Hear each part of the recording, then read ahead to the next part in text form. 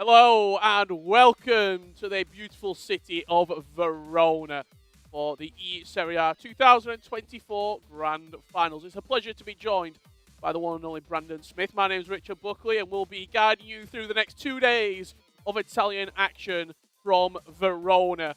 You're watching the international feed for this event, so we'll be keeping you up to date with all the goals, all the games, and all the proceedings as it happens. If you hear a little bit of background noise, there is another live stream taking place right now. You can find it online. That's the official Italian stream. They might have got a few more bells and whistles and a rap battle, but you're joining us here for the hardcore FC action. Brandon, it's a pleasure to be back in Verona, in Italy, for another eSerie A. That was a bit of a mouthful of an intro, was, wasn't it? It was. But yeah, great to be here, Rich. As we said, we were here last year, weren't we? We were in Lecce, a different side of Italy. Now we're in Verona. And look, we're excited to be here. There is a lot on the line across these next 2 days. Every club that took part in this year's eSerie A is involved in the finals today. Today they're playing in playoff matches, and then if they qualify for tomorrow, Richard, 8 teams will be there, and what is on the line? Yeah, huge implications. Not only FC Pro World Championship qualification, E-Champions League spots as well, and the future of your season could be on the line tomorrow. But today, it's all about qualifying. We have got 7 matches to guide you through. You're looking at all the big names are in action today. Danny Pitbull, Oberon, Hezzers, you name it, they will be here competing alongside a few non-Italian names for the first ever time. Oli Bolli, Darkley, they've come over from another country and they're looking to take home all the spoils of the eSerie A. When you talk about this competition in the grand scheme of things, we often talk about the domestic leagues. They're feeding into the World Championships this year. Why don't we keep up to date with people who's already qualified, who are already at the World Championships, and who's going to be joining? I mean, look, this is going to be the 4th time, Richard, as well, that we've ever seen an eSerie A champion. I mean, there's only been 2 players that have won this competition before. One goes by the name of Danny Pitbull. One goes by the name of Oberon, who you may have seen at different World Championships in the past couple of years. We can also say that we have got the Twitch chat open across the next 2 days. So if you are watching now, say hello. This states, told his commentators about big Rustic boys. I can see you in the chat. Thank you very much. That's a positive comment. We've got a positive comment, but we can see the chat. The lighting's off. Look, there's about 4 or 5 lights in front of our eyes here, right? We're trying to light this up as much as we can, but we can see the chat. But as Richie was saying, 13 of the 32 spots for the World Championships for the FC Pro season have already been given out. 4 of those were given out, as we said, at the end of February. I've lost the card that said who it is, but off memory, I'll be able to give you most of those, Richard, on another day. I can tell you. I think I've got them. Obviously, we've got the FC Pro Open finalists. Anders Vergang, looking at PH Zine. Levi David's in there as well. Absolutely. You're going through the domestic leagues, the E-Premier League, Hector Matthias. Going over, obviously, this tournament, we're going to find a couple more names. You were in the Eredivisie. Yeah, we saw Manu Bashir qualify through that. Obviously, Levy and Peter already had their spots. So Ajax won the tournament. So that spot went to Max, who was the 3rd player for Ajax there. We had the EMLS conclude. Jafonzo champion there. K1 John. We were in Brazil for the Libertadores. Gui Barrios and Nathan SR taking home those spots. And Abu Maka out in Saudi Arabia. Basically, in short, 13 spots being given out. There'll be 2 spots given out tomorrow. Then we're straight off to Germany to go and do the virtual Bundesliga there, where there could be a few more spots. Umit might go and get his spot there. We might see, obviously, Dula might come back through, or maybe some more surprises there. And then it's on to La Liga and so forth. So there's a lot more spots still to give out. But in case you've missed out what's been happening here in the eSerie A across the group stages so far, this is what's been happening.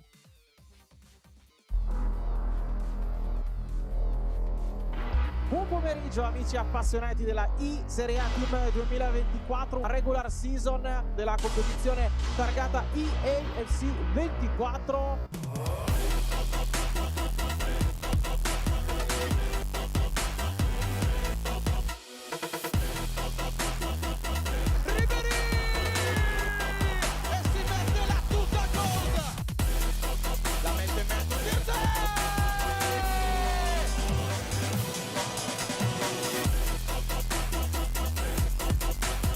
Ronaldo 1 contro 1 e lì non sbaglia.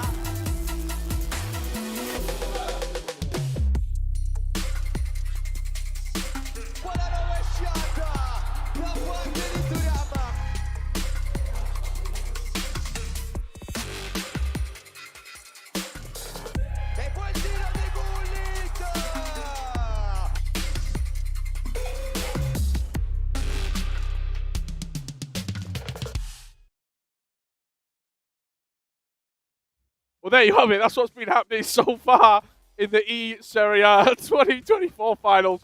What you might not be able to know, I'll give you a little behind the scenes. I'm getting a lot of noise in my ears right now. We see you in the chat as well. Get Ricky.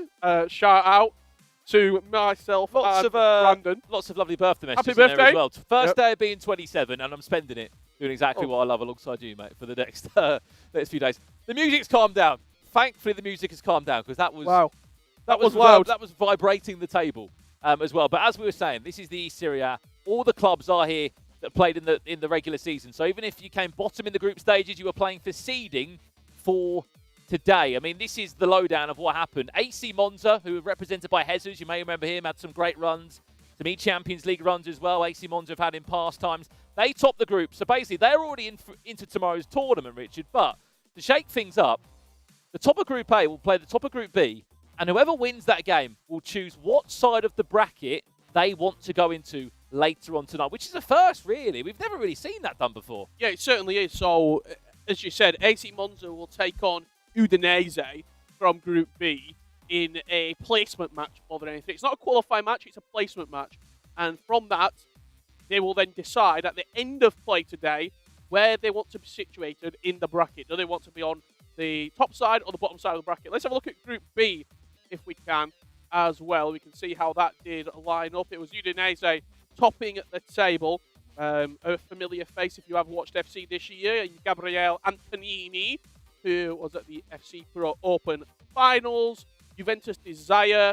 A lot of people are going to be looking at Danny Pitbull to potentially take a third championship. Verona next seed with Oberon. There's big names everywhere you look in this tournament. There is indeed. And while we have got the Twitch chat open, who is going to be involved in that Showdown SBC later on today as well? Because that will be the match between Juventus Desire and Empoli of who is going to get an upgrade. I mean, there's two players obviously on the line that could get upgraded. Let us know which one you are backing. So as we were saying, Richard, this is the bracket. This is today. Everything in pink on that left-hand side will be played out today. We will say goodbye to a total of 6 teams from the competition. We'll say congratulations, of course, to 6 that get through to tomorrow's Final 8. And this Monza Esports against Udinese game will basically decide, do you want to go at the top of the bracket or do you want to go at the bottom of the bracket? But looking right now, I mean, you could be playing Flo Cox. You could be playing Cosimo Guarneri. If you go towards the bottom of the bracket, at the top half of the bracket as well, you could be looking at a difficult match there against Virgil. You could be playing against Darkley,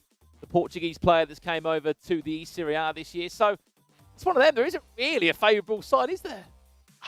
The potentially could be after the other 6 matches have taken place. Say if Oberon gets knocked out first round, Danny Pitbull gets knocked out first round, Ollie Bolly goes out, and then you start to look at where the bracket could take shape. But I think for right now, there's not really anywhere where you can look at and think, I want to be in this half or that. Well, we mentioned the Showdown that is coming up on today's broadcast as well. This is that Showdown, as we said. Caputo, 88, could go to a 90 rated, or Alexandro. I'm not going to beat around the bush here. But Empoli, Rich, they haven't won a game in the group. They haven't won a game in the group stages for the eSerie A. But it could all change today. Don't get me wrong. I thought there's going to be a lot of people hedging their bets on Alexandro. I am always a very non-biased commentator, presenter, and host. However, we are all Alexandro, are we not, for that game? I mean, on the SBC. I'm not. But let us know at home who you are backing. We can see the chat in front of us as well. We saw some love for Alexandro coming into the chat as well. So let us know your predictions as well. As we said, Danny Pitbull comes into this one as quite a strong favourite. So does Oberon. But that's not always the case in the FC Pro scene this year. I think we're ready to get our players out, Richard, for our first game of today. Again, this is a match that isn't an elimination game. This is just more of a seeding. You get to choose where you go in the bracket game. And why it means so much is because there is E-Champions League tickets on the line, 4 E-Champions League tickets, and 2 FC Pro World Championship spots. So if you can give yourself somewhat of an easier route to getting into a top 4 or a top 2, you're going to take it. Yeah, you absolutely are. As you can see, the 2 players making their way to the stage. Antonini Gabriele. Before that was Jesus. 2 players who we've seen on the global stage. They've been representing Italy very proud for a number of years now. Antonini really burst onto the market this year, and he has made a huge dent in this Italian scene, which for a long time was dominated by, all the way back when you look at sort of Principe, you're moving forward into 2019. I mean, we can't forget in 2018 that unbelievable moment qualifying for the World Championship as well for a number of players. So I think if you look at the names, Fabio Danuso, moving forward, Danny Pitbull and Oberon really took this scene forward for a long time, and now we're starting to see new blood coming through, which is always a real fascinating sort of matchup. Yep. The experience, the championships versus the youthful exuberance. And the one thing about Anthony Gabriel as well, like, he's still in school as well. I think when he was in the FC Pro Open, he was having to balance many different commitments there whilst trying to qualify, as you said, for the biggest tournament in the FC Pro yearly calendar. And again, look, he came out of that with a lot of experience from it. And I think it's clear to see he's gone and shown that form, Richard, in the group stages. He's topped the group, as you can see in front of you there. And he was very, very convincing throughout. Only lost one game, which we must add as well. There is a bit of context with these teams. No one's gone perfect in the group stages, and there's a couple of reasons for that. A lot of these esports teams and football clubs actually have a drafted player that came through club tournament. So there was an option for basically new blood, as you've been saying, Richard, to come through. Maybe not play all the games in the season, but to get 1 or 2 games. For example, I know Juventus decided something very similar. Danny Pitbull was already guaranteed to be second in the table. He couldn't get a top spot, so he let the last game play out for his teammate. Yeah, that's when Domenico De Vico came in and sort of made his debut and played in the draft format. And that is the draft on screen that we will be looking at. Let's talk about it, Richard. 15 million coin budget for those at home that don't know what we're playing alongside here. You're allowed up to 3 icons that you can choose. I don't know why we're giggling. We've got some music playing in our ears, and it's just very off-putting. 3 icons maximum. You are allowed to choose any icon as well as like a free token in your team that doesn't come off your 15 million coins. And if you've been around this scene long enough, you know that the goalkeeper requirement doesn't count towards anything as well. So that's 15 million coins to build the team you want. Let me break down. One of the big examples you can see, Rich, is have you got the coins for a team of the year Teo Hernandez, or are you going to go for a different variant of him? Yeah, that was the quick drafts there on the screen, and now we are underway with the first game of the day. I want you to break down the draft. It's gone in a flash. You are going to see, obviously, R9 in the squads. You're going to see Ruud Holly in the squads as well. They will be sort of the main attackers, you've got to say, in and around that area. Defensively, Vidic is a unit at the back, the newest version of him. Right back, a lot of players using Buchanan. And then in midfield, you're just looking for players who can link it up, who can give you a bit. I think that's where you're going to see a little bit of variety in the midfield. Well, that man on the possession now, Xerxes. I mean, before we went live today, Richard, I said, who's going to be the Haaland figure? Last weekend, I was in San Sebastian for the Liga FC Pro Cup, and it was Sorloth back then, who was a bargain for 25k. Now we've got Xerxes, who's got pace and a little bit more, just trying to drive forward to get this attack moving for Udinese. Little scoop turn into R9. And is it the breakthrough? Yes, it is for Ronaldinho. Made it look pretty simple in the end, didn't it? Slightly fortunate that the rebound fell to him. However, Antonino Gabriel does not care one bit. Ronaldinho putting 1-0 up in this placement match. As you can just see, a simple tap-in for the Brazilian.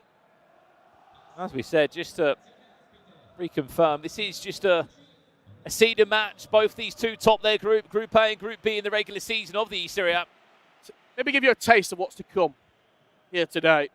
Well, we're definitely going to be seeing them tomorrow, Richard, in the quarterfinals. It's just, at what time will we be seeing them? They will be the first game of the day or the last one. Could be an instant equaliser. Yes, it is. Ronaldinho scoring down both ends of the pitch. That one a little bit more elegant. And just like that, Jesus and AC Monza bring themselves straight back into the tie.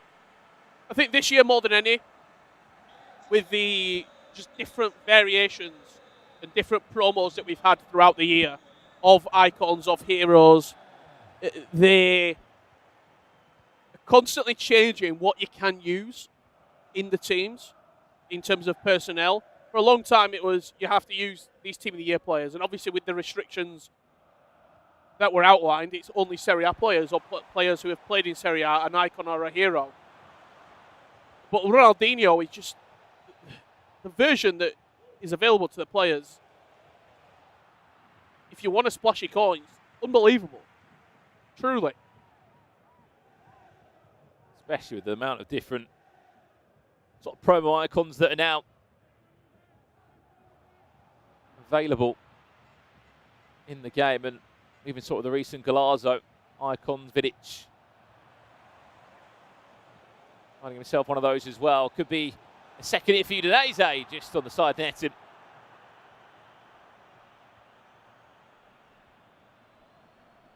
Nine-minute halves. One leg as well. One leg, exactly that. You lose, you are out of the competition. Not this game, as we said, both these two just playing for that all-important qualification places there. I mean, let us know at home. I mean, are you a fan of the drafting, the drafting requirements we've seen this year in the FC Pro? It certainly has changed things a lot. It's given teams a lot more flavour. It's given players a bit more strategy they've had to think about in terms of their spending of coins. The play styles that have come in this year have also questioned a few of those positions. Well, I think that's why you're seeing Çalhanoğlu, Barella, Candreva in these squads, because it just gives you a different coin value player that you can get in a little bit cheaper to get in the big lads, like a Ronaldinho, like a Ruud Gullit, an R9.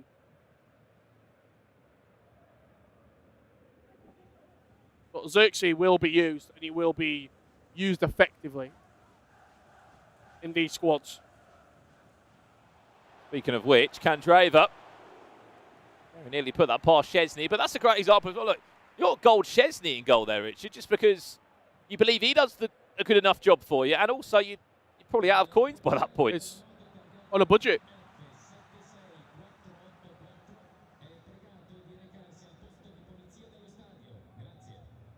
Lovely comment coming in there from GBuck55. Is that your brother? It would be something he would say, but I don't know if it is. You're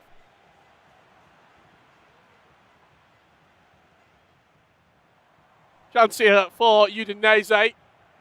Great interlink on the edge of the box, but Vidic steps in. Just cleans up any sniff of danger. Could be a ball over the top here for Jesus. Ronaldinho with the chance, lofts it over the keeper, but too much on it.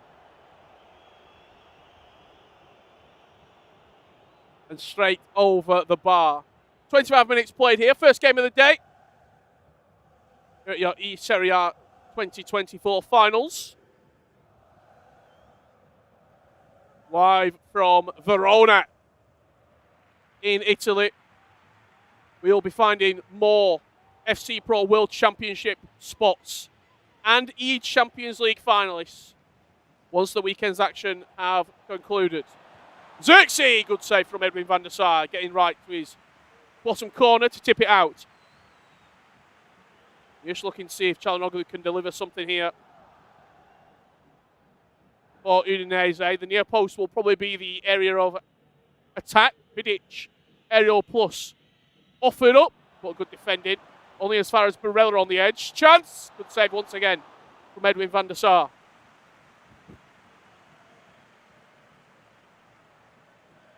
Been an end-to-end game so far, this one.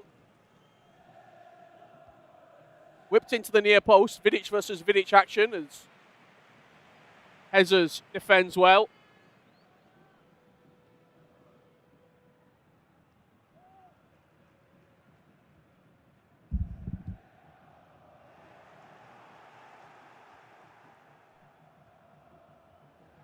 Xerxes linking up with R9. Free kick on the edge of the box and a chance for Çalhanoğlu maybe to hit it. He goes short. And I'd like to see something off the training ground there. Theo Hernandez slipped into R9. A little bit of goalkeeper movement just to nudge him to the left-hand side to tip it out for a corner. Well, then what can we see from this area for Anthony Gabriel? After he took the lead in just 4 in-game minutes. Towards it goes! It's just about saved off the bar. from Edwin van der Sar, who needed a hand or two. What I wanted to say before my mic cut out for a few minutes is that if you're tuning in for that Showdown matchup, it is on the way a little bit later on today. It's in match number 3. And you'll see Juventus, Danny Pitbull, jump onto the sticks to try and potentially get an upgrade, or will it be Empoli getting the upgrade for Caputo? Nice little scoop turn inside. Oh, she only runs as far as an AC Monza's shirt.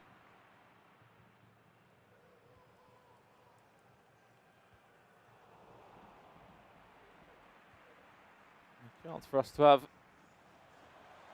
potential quick breather as Zirkzee looks to move this one around. 2 banks of 4 there. It's so hard to break down. Does find the gaps though, doesn't he? Got to score. Got to score. And that's how you break it down, that 2 banks of 4. You go wide, long ball pass plus players in the middle, spread the pitch as quick as possible. Vidic has done well on these defensive corners so far as well. Also offensively, Richard, he's been quite an outlet. It's a terrible touch, does recover well.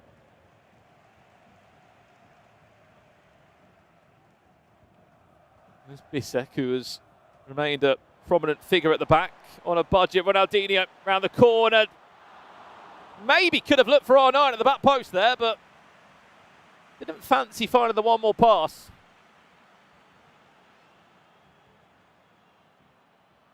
Last 4 minutes here. As we said, this match is for the 2 group winners, Group A and Group B, from the regular season of the eSerie A. They are just playing basically to choose what side of the bracket they want to go into tomorrow. They're already in the final 8. They're 2 of the teams in the 8-team bracket.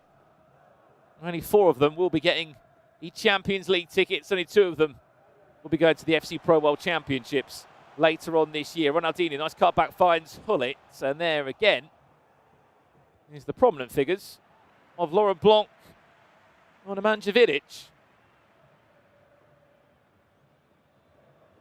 I think what we've seen in the game, just in general, since sort of the aerial plus attackers really took over in the attacking sense, is nearly all of the centre-backs that have come out in promos, especially icons, have got aerial plus on them. So in some domestic leagues where you have to use certain players, it is a bit of a downfall if those centre-backs aren't equipped. In the Serie A, he's on side. I'll tell you what, he's just about worked that one out, hasn't he? Renders into Ronaldinho. I mean, Jesus can't quite believe he got away with that one, but I thought we were offside. He looked offside, didn't he?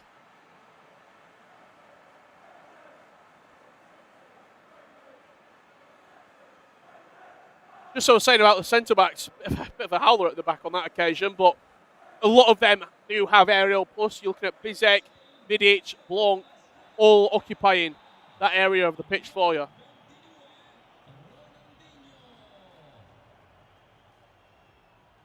Look at that stage. It's quite a special venue here, isn't it? In Verona, which will play host to this year's eSerie A.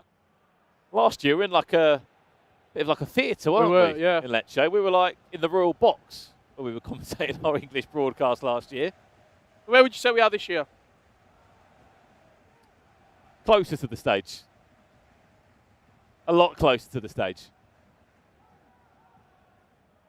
Of course, if you're wanting to cover or catch up with the action in Italian, the native language, you can.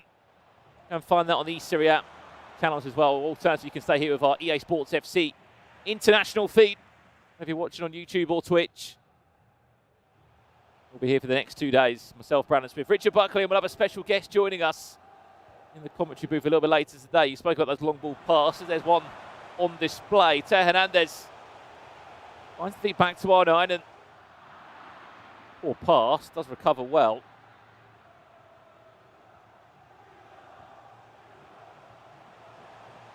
Ronaldinho, you've already seen how much of a nuisance he's been. Icons that have played in this league in their past time are allowed in the squad restrictions. I mean, you start going through the list. I'll see if the chat can guess a few of them as well, but Ronaldo and Ronaldinho are your first two, jumping off the page. You're not even looking. Had a sniff, but Zidane in the middle of the pitch. I mean, Ruud Gullit, again, another one of those players that will be in every single player's team. He's one of those free tokens that they can take in the team restrictions. I mean, I know he's not going to get a shout, but I mean, I said you've got Kaka, you've got so many icons that have played in this league.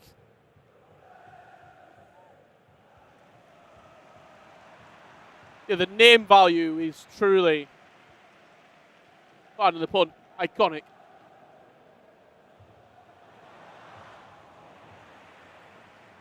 You're seeing in the teams where they're having to spend big.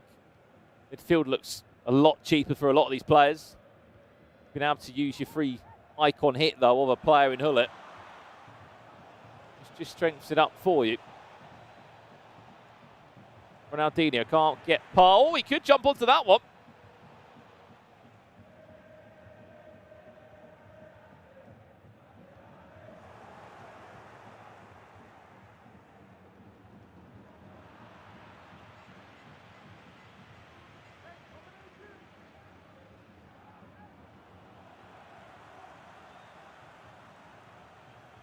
I'd love to speak to both these players straight after Rich. I mean, mainly the winning player, and find out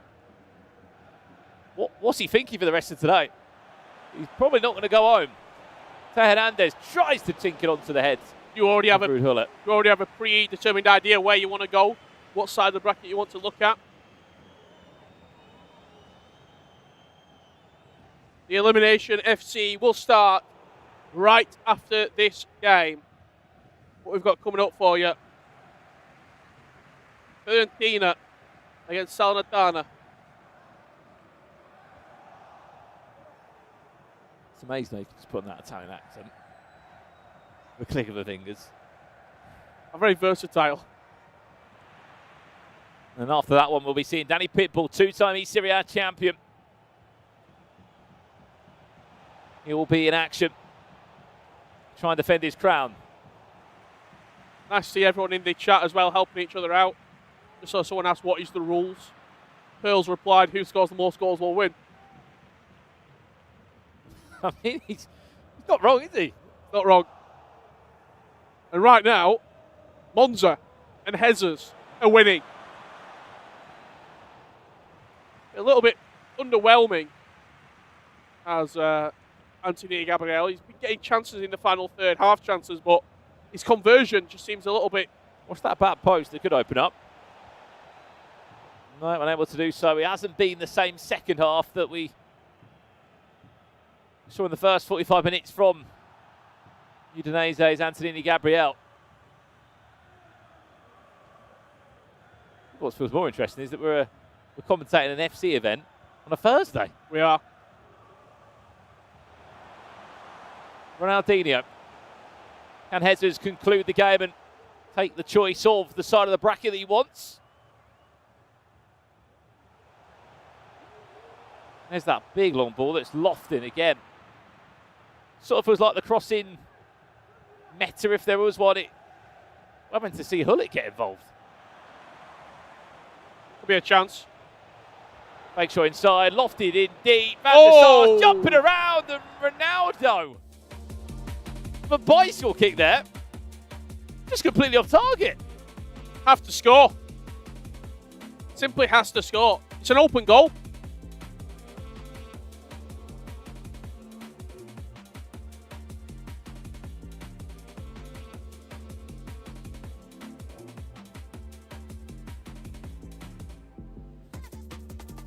I just can't believe how he's missed that.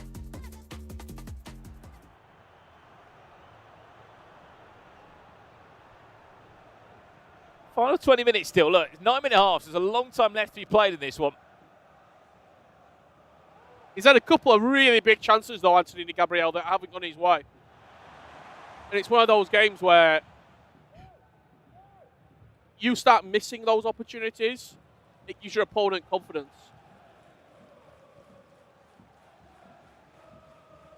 Massimiliano. Hi, guys from Italy. Come on, Danny Pitbull. He'll be in action later today. He's got a lot of love, hasn't he? Certainly does. Danny Pitbull.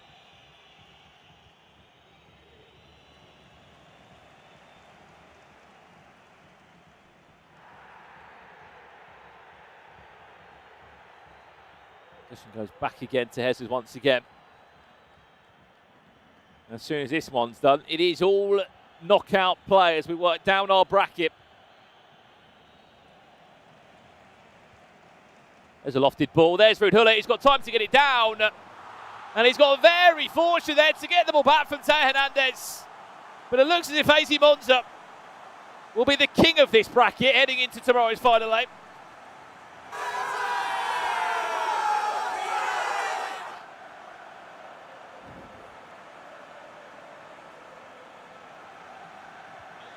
He'll be deciding his own fortune and fate.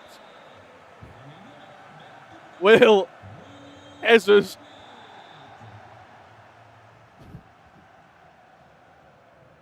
Oh. He has got time now, Gullit. One for Udinese. No, it's not. Couldn't get a ball rolling. Or even angle, any sort of finesse.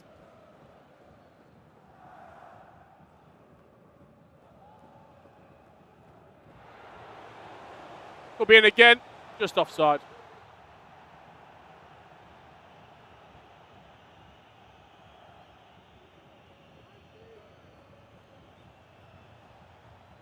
Hernandez looking for that Xerxes play.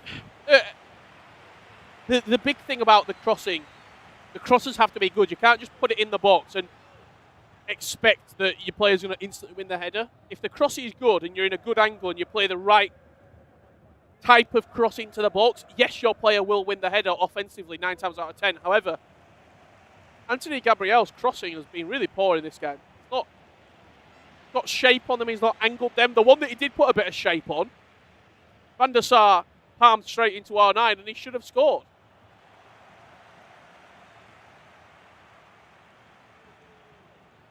Oh, it's a big win or not. It's a terrible touch from Hernandez.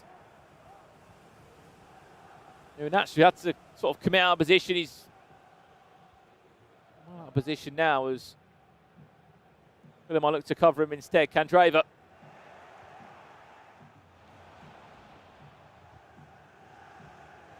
In a run and race. That could be a great ball to find Hernandez again. But Van der Sar, every single time from Jesus. Shoot. Shoot. You're going to shoot, Ronaldinho? Oh. He was back now. It's too much of a difficult angle. Fake shot into R9. 4 minutes. Game on. We're going to extra time and penalties in our first game of the day. Did well to keep his composure. I would have been shooting when it fell to me and the keeper's 25 yards out. However, took the byline, cut it back to Ronaldo Nazario and a good finish. And that's one of the big differences from a casual to a pro player there. And as you said, anyone would just naturally, you've got Ronaldinho there, you'd think he's going to have a shot from 30 plus yards and catch the keeper out. Antonini. Different ideas. 2 minutes left. Barella. Dispossessed by Vidic. Dispossessed again. On the opposite side, Barella not giving up on that one. Is this game swinging back to Udinese? Great press. Referee doesn't like it, a little bit too aggressive, and I think that will probably do us with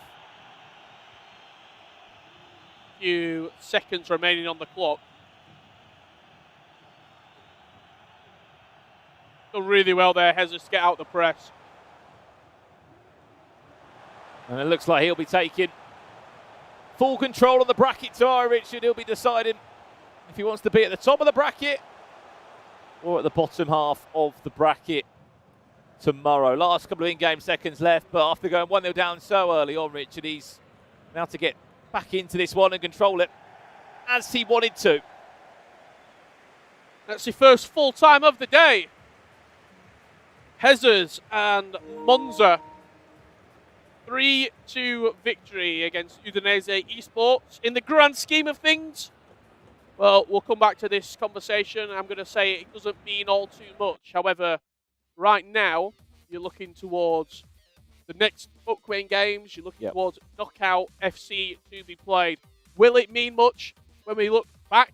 Potentially so. You could start to see the bracket take shape.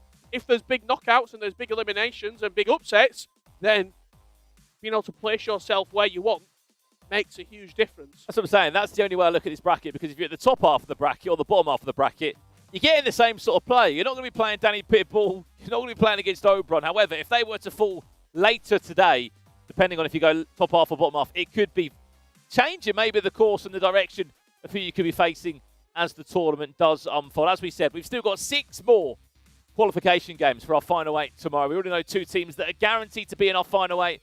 AZ Monza and Udinese are already there in the quarterfinals tomorrow. Different sides of the bracket. They might match up again in a grand final. I mean, that would be one hell of a story if they were to play again. But the good thing about all these games coming up today, Richard, they've never played before, these teams, because they were in different groups in the regular season. 7 teams in Group A, 7 teams in Group B. Yeah, and I think when you look at the potential matchups and you start to do a little bit of gymnastics with, if I win this, he loses there, and you start to plot your route through, it could be very interesting on where games take place. However, right now, when you're looking towards what's coming up, we've got some huge games right around the corner. The one that you're all looking forward to, Juventus v Empoli, that will be coming up not next. You're looking, if you want to come back to this stream in about 35, 45 minutes time from now for that matchup. Don't leave, though. You might have got things to do. Don't leave. But stay with us. You don't want to leave, because we've got potentially one of the favourites for the entire thing right around the corner in Darkley for Salernitana, a great player, a Portuguese player that is a real sort of, I'm going to say dominance in the way that he approaches the game, because when he gets going, I remember watching him last year at the playoffs, unbelievable. Like a real, say, dark horse last year, going towards the back end of the season, but I really do think he could go all the way, Yeah, he certainly could. Look, I'm excited to see him play. He made a big choice coming over to Italy to play in their league from the League of Portugal previously. We're going to go for a quick break now. When we get back, it will be time for our second game, but more importantly, our first elimination game here from the Serie A. Don't go anywhere.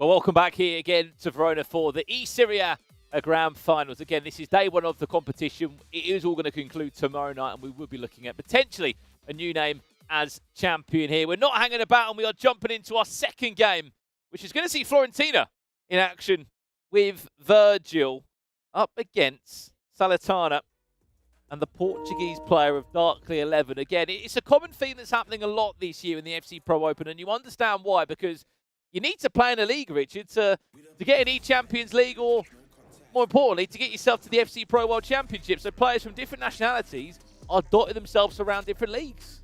Yeah, I'm not surprised, really, when you look at the so much on the line and the real potential season-defining moments in these domestic leagues. If you look at a league and you think, well, the Portuguese league, for example, isn't classed as a major league, so I don't know if it's worth me progressing that. Let me go to a major league. Let me go very similar to what Jafonso did when he moved over to the EMLS. And here with the eSerie A, you're looking at Darkly, who's seen an opportunity, and he's well in his right to take it.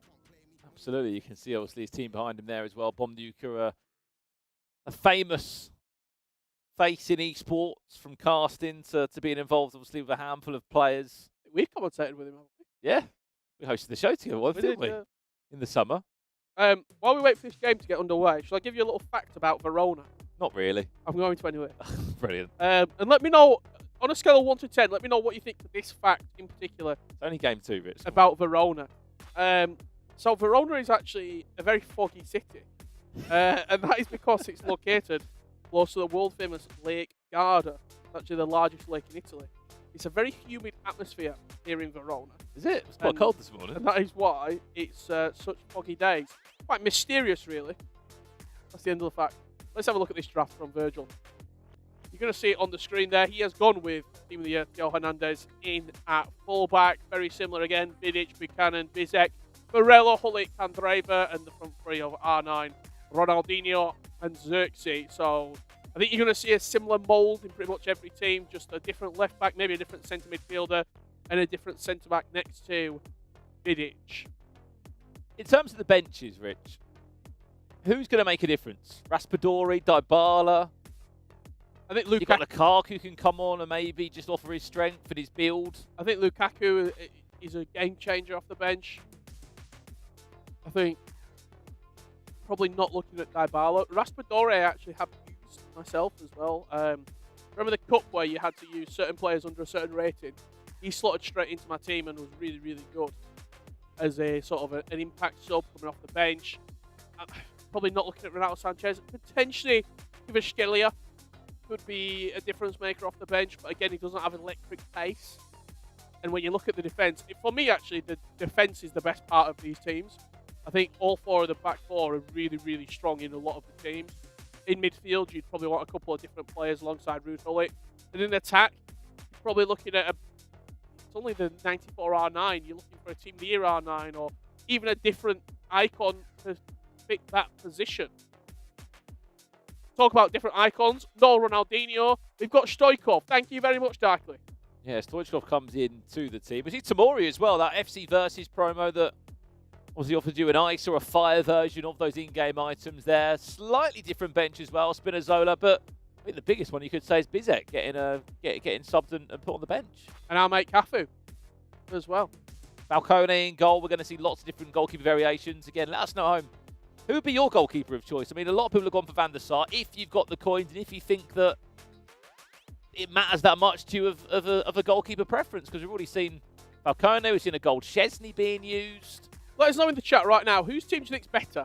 Darkly's or Virgil's? Which team would you rather play with? You know the 50 million budget, you know the restrictions, you're only allowed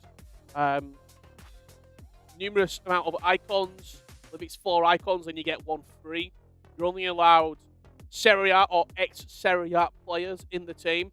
Whose team would you rather be playing with right now in potentially the biggest game of your season? Yeah, Virgil or Darkly. Remember, this is elimination games, so it really goes without saying, Rich, this is basically the end of the season for you.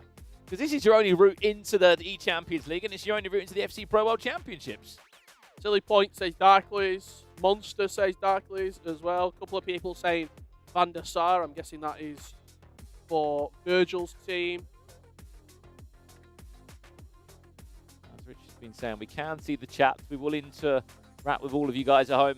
Across the next 2 days, it's going to be a crazy 4 days here on the EA Sports FC channels. Again, we're in the virtual Bundesliga in 2 days' time. All eyes here in Italy on the eSerie A to find the best player and the best club from Italy to join the likes of Obrun and Danny Pitbull on the winners list.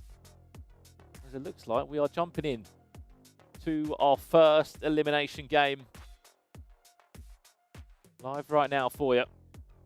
What's more important than this is the winner of this one, of course, will be playing against Monza or Udinese, depending on which side of the bracket they want to go. Look, we're watching the game through the stage here. We are. Pre-match warm-up. Feels very hyped. Let's get into it.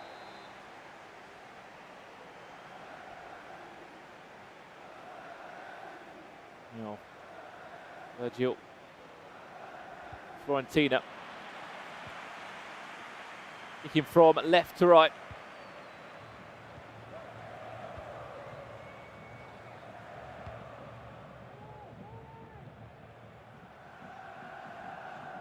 Alatana.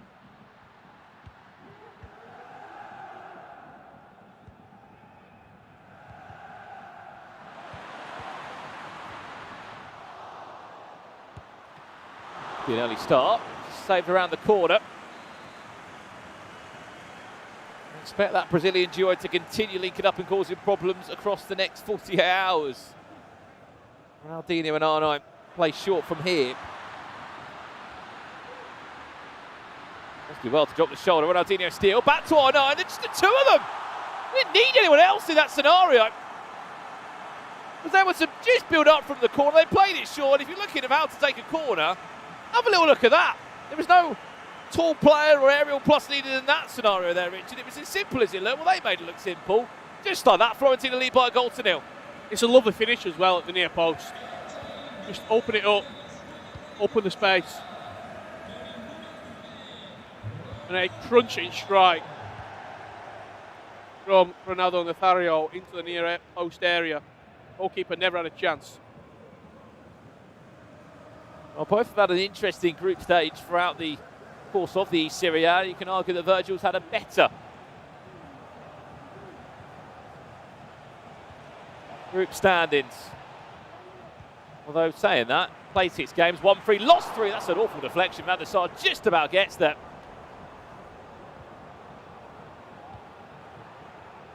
But you could argue a little bit with the format here in Italy, Richard. Like, even if you don't have a great group stage, you're guaranteed to get to today still.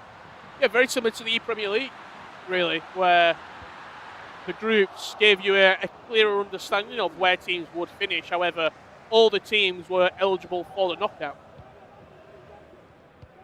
Obviously, the difference being is you could be coming up against a really strong informed Danny Pitbull, or maybe even Torino with Luca Negua. He's had a really strong performance in his group, getting second place. Ronaldinho around the corner. Can't find a way past Laurent Blanc. What's interesting is there's actually a way you can still get 5 icons in your team, even though there's a 3 icon rule in terms of the players that you can physically purchase with your 15 million coins. You also do get a 3 icon that you can choose in your selection. So, of course, you're going to go for one of the most expensive, being maybe Ruud Gullit. And then, as you know, a goalkeeper choice doesn't count towards that restriction. So, for a lot of these teams, I mean, they're halfway to being an icon team. Yeah, they are. And I think when you look at those icons selected, it's where you want to put the coins. Would you, for example, Cafu in at right back. Yes, he is expensive, but if you feel as though that's a position that's necessary to have a big right back in there that can do a job, you take it.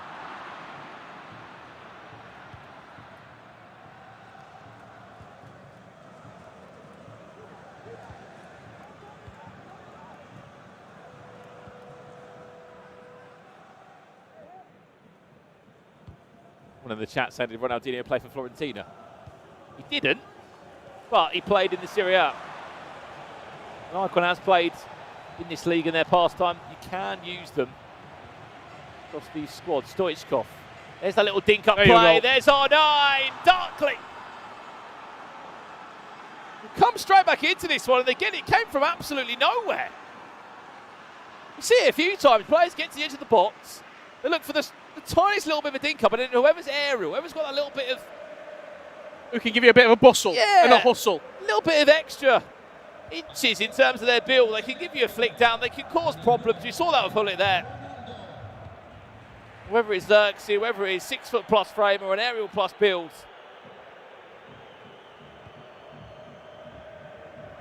Just like that, 20 minutes in. We are all square here in our first elimination game. Maybe not for that much longer, though.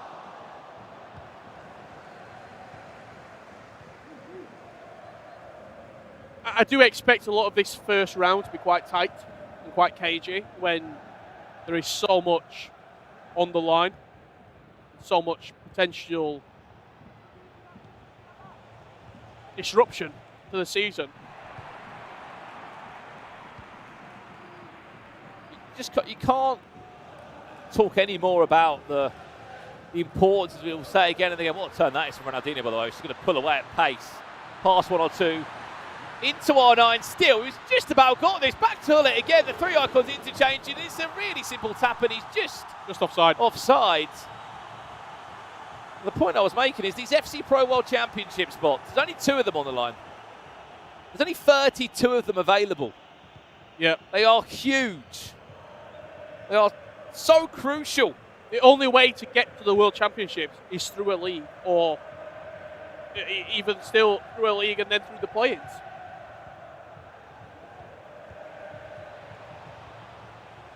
What people don't realise as well is that the Champions League doesn't have any link either for the FC Pro World Championships. It's its own tournament, its own trophy, and its own sort of prestigious feel. You really want to be in that top 2. In a few moments there, Rich, in the first 27 minutes where... He's in over the top. Virgil, he might be finding himself 2-1 down if Arline can pull away. He's got Vidic chasing him down. Ooh, that's well to recover there.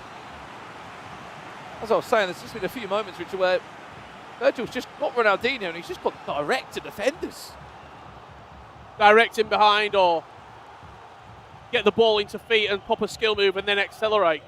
That's a goal. Flick on. Wasn't for Barella, it would have been.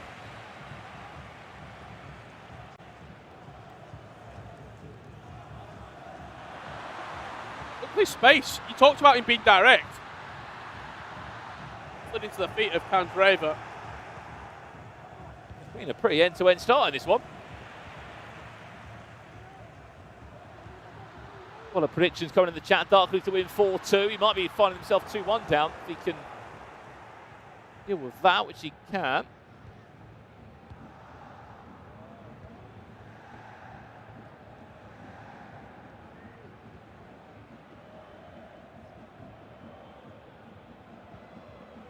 Izek, who came so close, dispossessed. And he's out of position as a centre-back. He allows space for Ronaldinho just to find the perfect combination there.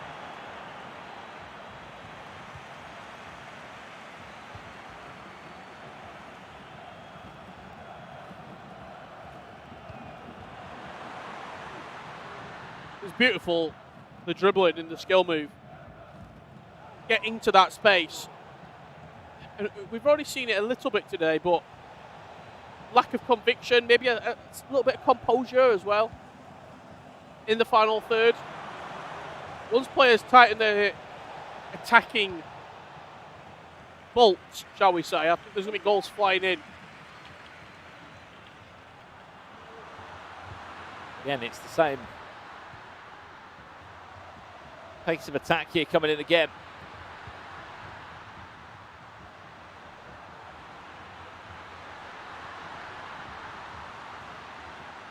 Ronaldinho.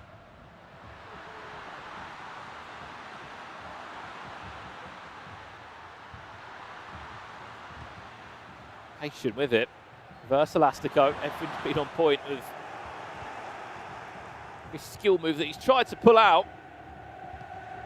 Question's always been, is the timing of that skill move being correct on point? Yeah. You can know all the skill moves in the book. You can have the manual learned back to front. However, executing at the right time in the right space to get the best result is the skill.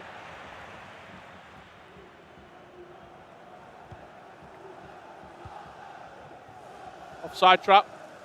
Players coming high. Stopping the ball in behind for now.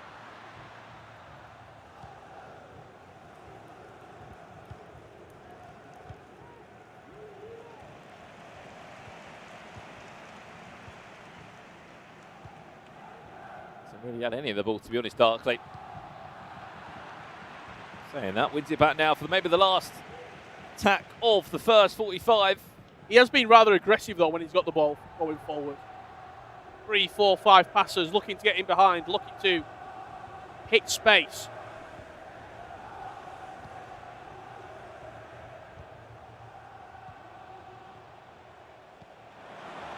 Xerxes around the corner. It's about to be a smash and grab end in his first 45 corner. Gone close already from a corner. Bizek was at the front post causing problems before. This time, Xerxes hull it all in there to Hernandez. Probably not going to be the player to flick it on. Edge of the box. Bizek. There's Bizek again there. At post, penalty area. Where's he adding to try and get him towards that front post? There he is. Bizek, flick on. And the sock. 2 hands on it, half time. It is Fiorentina 1, Salernitana 1 in our first elimination game here. It's going to be playoff stage. It's going to be cat and mouse. Whenever he was moving Bizek around the box, Van der Sar was following him with the goalkeeper movement on the right stick. As you're seeing words of wisdom coming in here from both sides of the stage. I mean, if you're on the side of Fiorentina, you're thinking, done quite well in that half, really. You're in the right areas. You're chaining skill. I don't think I've seen a single cross come in from their play style either, from Virgil. Finished 9 points. 4th in the group did Fiorentina in Group A. I was going to say 9th. Was there 9? The 9 teams in one group? Salernitana finishing 5th, so it's a 4-3-5 matchup, and that's probably what we've seen so far. Quite an end-to-end game, but neither player being able to pull away in front. I think in the grand scheme of things, the limited chances and even possession that Darkley's had, and the fact he's had 2 cleared off the line, and on another day he could be 2 or 3 and up in the game. A lot of people asking about the showdown, the upgrades. That's our next game coming live your way from Verona, where we'll see Juventus Desire take on Empoli in that showdown upgrade matchup. Alexandro or Caputo.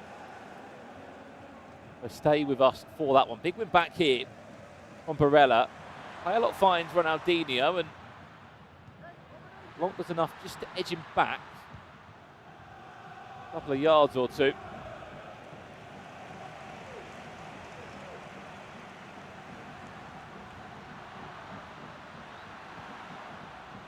Bullet. Oh, he disguised that one so well. Yeah, that was a beautiful pass into the space. Really unfortunate not to get anything out of it. That reverse ball.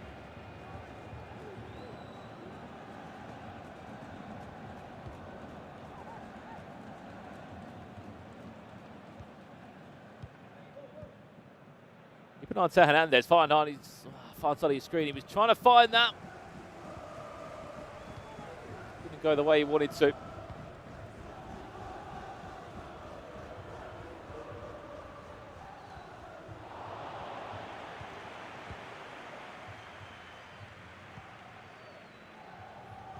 Darkley, during the groups of this tournament, he started with 3 points, and he actually finished the group with 3 points. He wasn't able to pick up any more wins in game weeks 2 and 3, just getting a draw for his troubles. Finishing with 7 points in the table.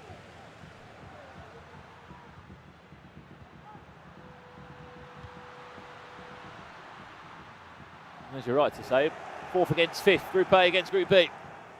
Depending on where you finish in the group, that is who you match up in the playoffs. Good to see a sub Dybala there on the pitch. And I've lost count of how many team of the weeks he's had as well, Dybala. He's been Good season, hasn't he? he's been in form, hasn't he, for Roma? Unfortunately, 2 in form when they played against my beloved Brighton of Albion in the Europa League. Bullet. It's possessed there. Remember, we will go straight to extra time and penalties if we need it. He's trying to take matters into his own hands here, Ronaldinho. Player lock. Back to our 9. Big save from Falcone. The 85 team of the week, that is. It's a great save. It was really nice, the build-up play. As soon as you, again, utilise the width, get the ball into those areas where a fullback can attack and get forward. Looked like they could have been across to the back post. Did well to move the keeper, pull him out, stop that cross from coming in, and then you're just thinking, okay, what's next? Where am I going to go? Elected to play short. If you have that chance again, you probably think you score it. It was one of those.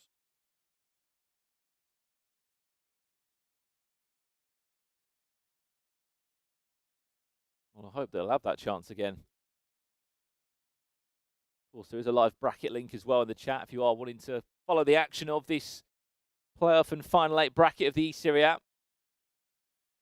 You can find out who will be playing, who the winner of this one will be playing, as we said, at Jesus of Monza.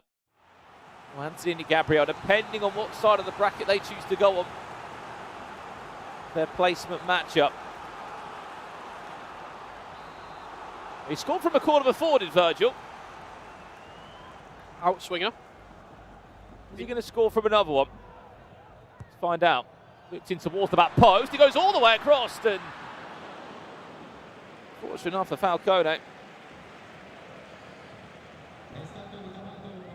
Get 2 hands on it. Very tight these games so far. There's really not been anything to separate a lot of our players.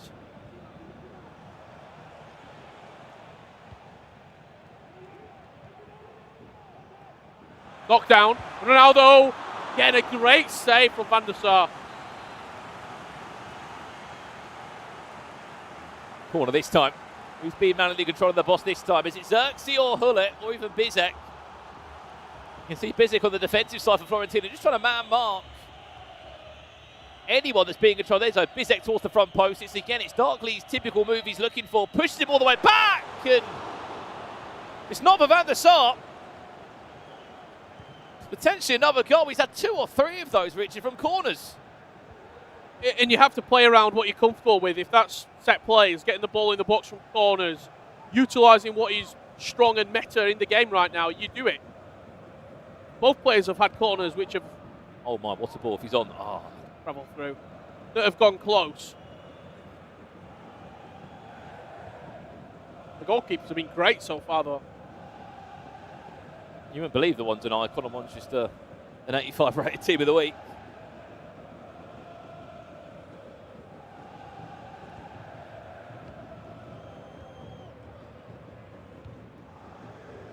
Lofted ball, Hernandez. Could pull away. Referee. Always a difficult place this for a free kick. You almost have to play short, but defensively you're in a great position. You'd much rather have a free kick there than a corner.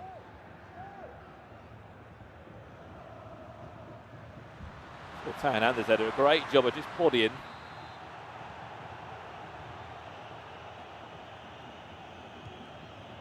The ongoing runner there of R9. Hernandez, can he get round for an overlap? No, he can't. Big switch of play. There it is. Finds Cafu. Hernandez runs off the pitch.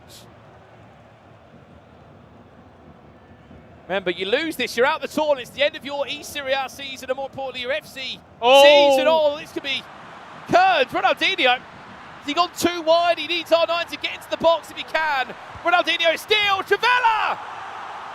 R9 was stood on the keeper. Did he not let him dive as much as he wanted him to?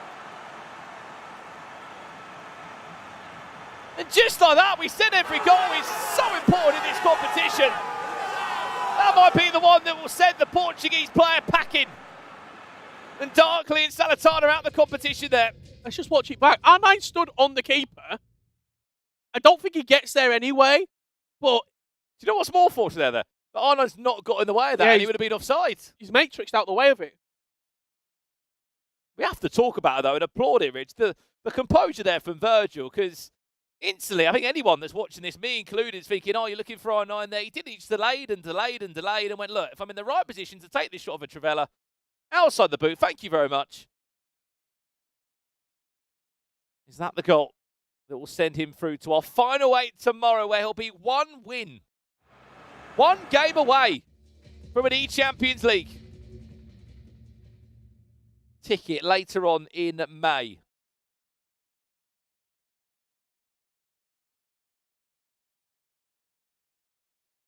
It's a tough goal to concede. You've got to think if you're in that situation, but offensively, he marked the space really well. And then it's just all about the composure. What do you have in the locker? Is it a skill move? Is it looking to extra play? Just cut inside, ball roll, and then a Trivella. We've not seen a Trivella for a few months. He whipped it in the bottom corner.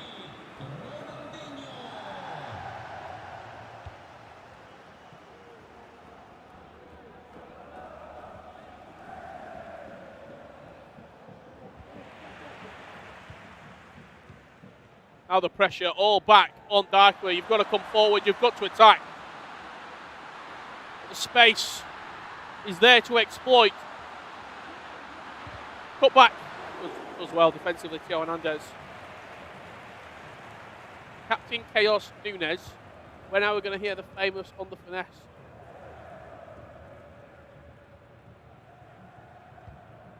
I mean, the finesse play style pluses. When you see a finesse shot. Yeah, it is there, but I haven't seen any today so far.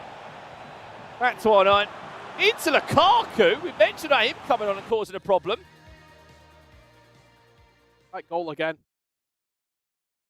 It makes you think that, doesn't it? Does R9 get in the way? But you can't really say he does. No. Keeper was just too far over.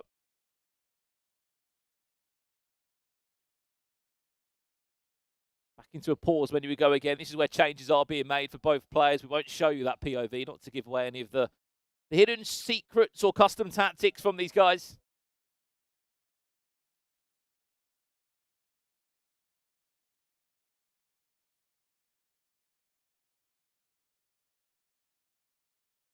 Over 10 minutes, I believe, left of in-game time. And straight after this one, you'll be over the moon to know it is that showdown matchup that's taking place. Juventus Desire against Apoli Esports. 15 minutes, just under. If he's going to get a goal, does it come from a set piece? Does it come from a corner? He's been dangerous and knocking on the door before. Keepers all day long.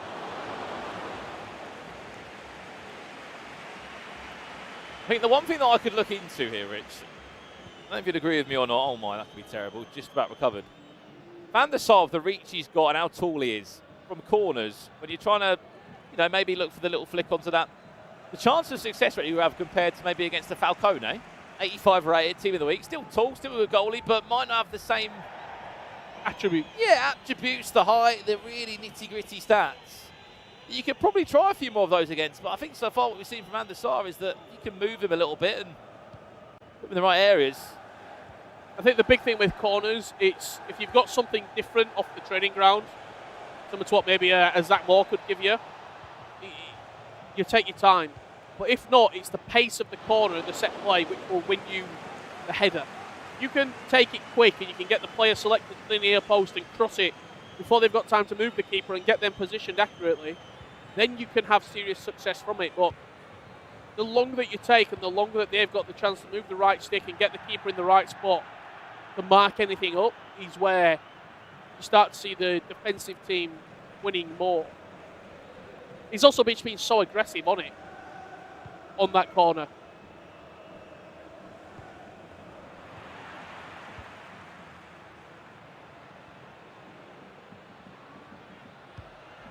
7 minutes to try and see this one out and soak up all this pressure that's going to come his way.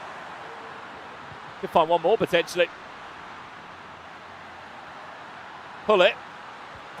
Ooh, goes for a corner again.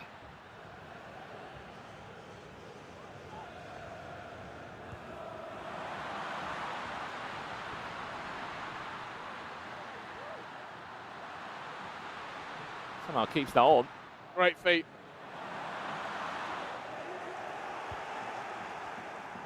But it's not great enough. Does he go direct? Does he go slow and look for a cross maybe? The bottom of the pitch is where it could open up. He's also got Lukaku in the box that can offer you Aerial plus. an aerial stance too.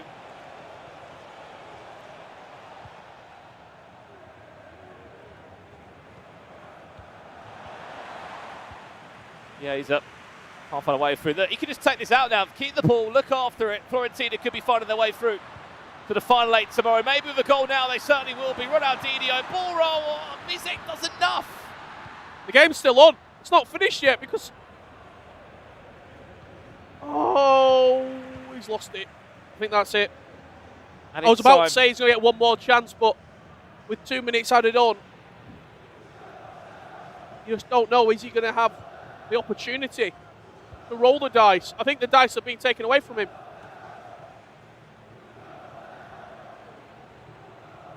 He's found the dice. He's got it back. He's found them. He's rolling it.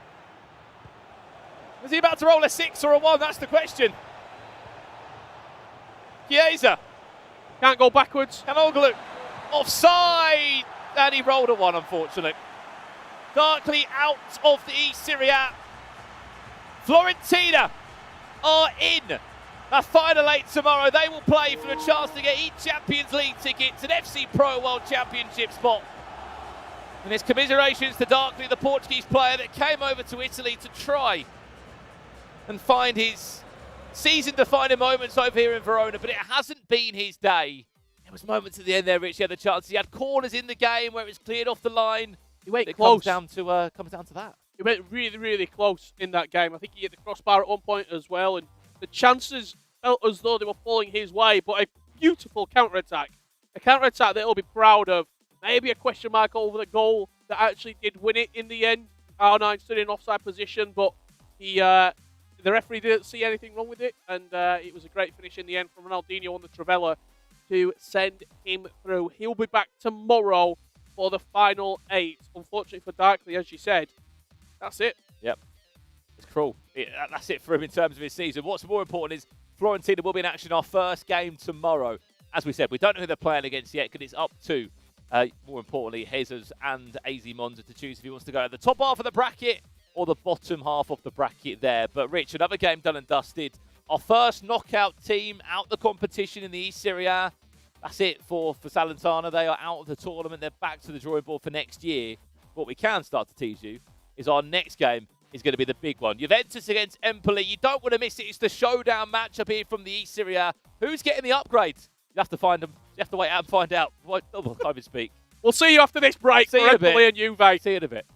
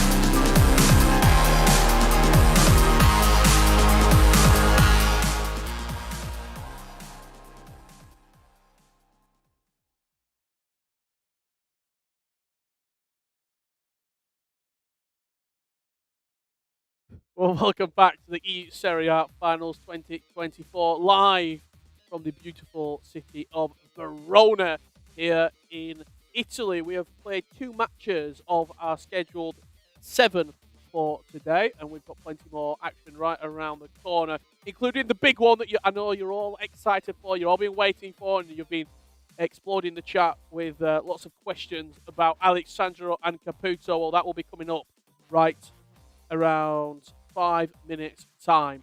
Juventus, 2-time champion of Danny Pitbull, will be in action. However, before we get there, we want to show you a little bit of what you might have missed so far, and this is the top goals from week 4 of Group B. There'll be a poll in the chat right now in which you can vote for the best goal. Let us know out of the 5 which you think should take the top spot.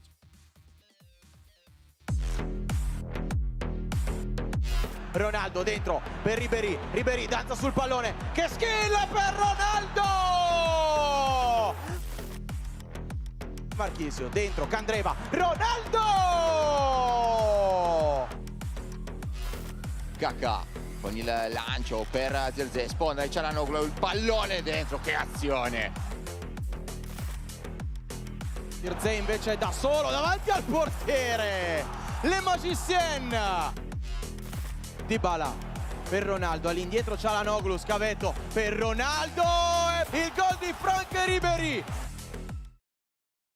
5 fantastic goals right there. Let us know which you think will be the number 1, and let us know at home as well. You've got Oberon, you had Danny Pitbull, you had Antonini Gabriel, Darkley, and Muzzle with their 5 best goals of the season so far. Absolutely. I think we've got player walkouts happening. We do. Should we get to it? Should we get to it if we can now and show you what is going on? It's the Showdown matchup. Let us know now wherever you're watching from. Alex, so what SBC have you done? Because there's a right to say, Richard, it's a +2 for whoever wins this game. Yeah, no draws because we will play to a win. It's either going to be Caputo or Alessandro, Juventus or Empoli. That is what will be happening right now. Let us know in the chat which you have done and what you want to see very shortly indeed. Let's talk about Danny Pitbull because he is Mr. eSerie A, you would say. He's won it twice this tournament. It means so much to him, but I think last year we saw his first ever victory, which was remote. And then last year he came in probably like 2nd or 3rd favourite and ascended all the way to the top spot. Do you think this year he's in that similar position, or do you think he is an odds-on favourite?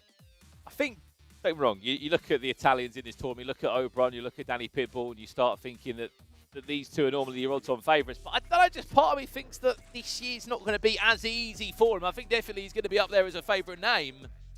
But the talent in this league, Richard, like Ollie Bolly's in this bracket from Sweden, who's coming from to represent Genoa this year. So many top name players that have come through. He is going to be in for potentially more of an easier game. I mean, you can't really look past the group stages. For Empoli now, it's a big ask for them for their player. I mean, look, 0 points. He hasn't won a game. 0 points, 6 games, 6 losses for Empoli. Sales 98 is their representative. As we said, a lot of these teams had 2 or 3 players that could play. Next sales have been the player to take that spot. For him, other than he's got the FC community behind him, both have, trying to upgrade their in-game items of Caputo or Sandro. But he's got nothing to lose as ex-sales. The pressure's on Danny Pitbull. Lose and everything to gain. He could knock out a 2-time eSerie A champion here. Yeah, Danny Pitbull has got everything to lose because this is his season-defining moment. You win this game, you are then 2 matches away from extending, whether that's with an E-Champions League semi-final guaranteed or even a grand final and an FC Pro World Championship spot going to your name. We got the opportunity to spend a bit of time with him last year in Riyadh as well, Brandon, and I think especially with Italy, their journey throughout the tournament, and you're looking at him as an individual, got there in the end. He's just a larger-than-life character. I think he's in a really good mindset as well. Just completely off topic here. I think he's like 10 kgs down in weight. He's been really working on himself coming into this tournament. tell you one thing. He never understands anything I say every time we speak to him. So when we did speak to him, Richard, it was more... Always smiling. Yeah, he's always smiling. He's always smiling. But a great opportunity for him, as we said, to get that Alexandra upgrade for all of you at home that are watching. But more importantly for him, to be back in the final 8 again. If he was to win three eSerie A's out of the 4 seasons this is run, that is consistency that we're seeing over in the French league. J Vertigo 94. Which showdown did the commentators do? I didn't participate. Richard did. I did. I mean, guess which one Richard went for. What Showdown SBC he went for. I mean, you can probably guess where he's going. Better question is, will this player actually get in your team, or will he just be on the bench? I'll give him some minutes. I've got a very, very relaxed policy at my club. Play well in training, we get a few games, play a couple of champs games, and they'll sub you out. No one's ever getting benched, getting rested. John Barnes told me that quote. You never get benched, you don't get dropped, you get rested. Must be quite a long rested players list, though. Alexandra was the answer. If you did, luckily, if you did Sandro and he's not getting upgraded, I blame you. But that's fine.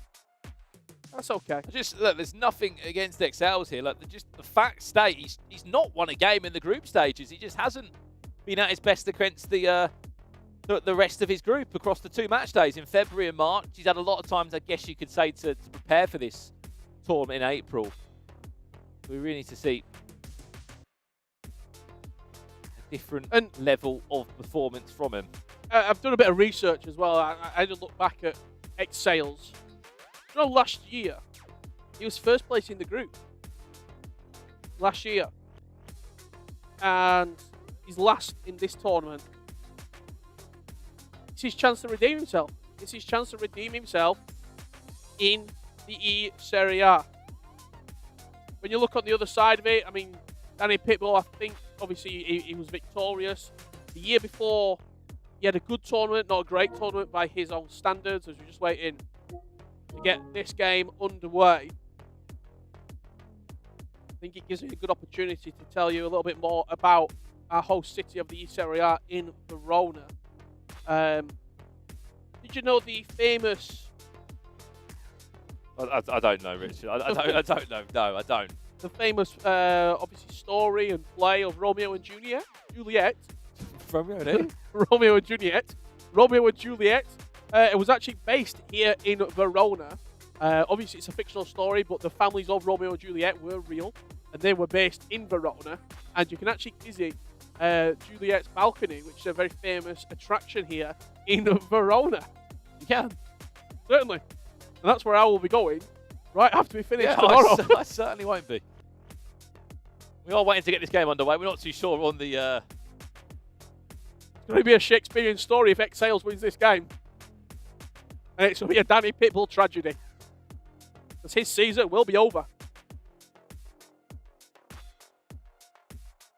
The game has not been played yet for those that are predicting in the chat about upgrades or showing upgrades.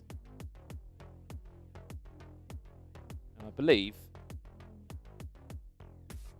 we are jumping into this. Codes are being sent. Matches are getting ready.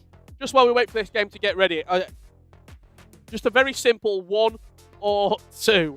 1 being if you think Juventus, Desire, and Danny Pitbull will win. Type 1 if you think he will win. If you think Excels and Empoli will win this game, type the number 2. 1 for Danny Pitbull, 2 for Excels. Let us know in the chat right now. I want a very quick poll just by numbers, and it will give us an indication of which way you think this game will be going. There you go, Vinicius. Thank you very much, my friend. Right, we're getting a lot of ones in the chat. We are underway. Here we go then. It's the Showdown matchup. Juventus against Empoli. Who's getting the upgrade, and more importantly, who is remaining in the final 8 tomorrow? Lots of love for Alexandro and Danny Pitbull. He will be a player kicking from left to right in that white strip of Juve, and from right to left will be Empoli. Pull it, Candreva! Danny Pitbull! It's only been 2 minutes! And he's already moving!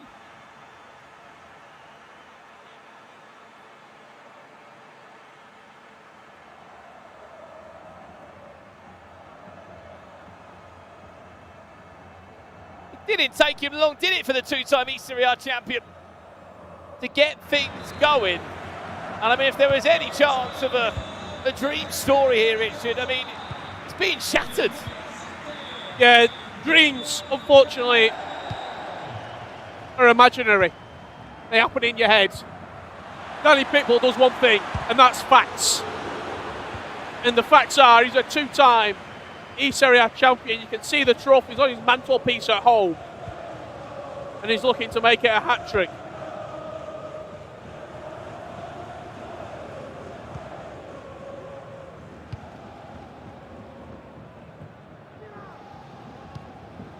Fun fact, actually, he's actually got the number 33 on his back. And earlier today, I just pointed at the 3 and went, is it third time? Third time for an Serie A championship this year? He said, no, you've just cursed me now.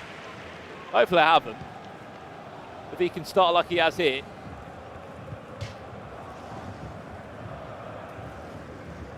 What a start it will be for him.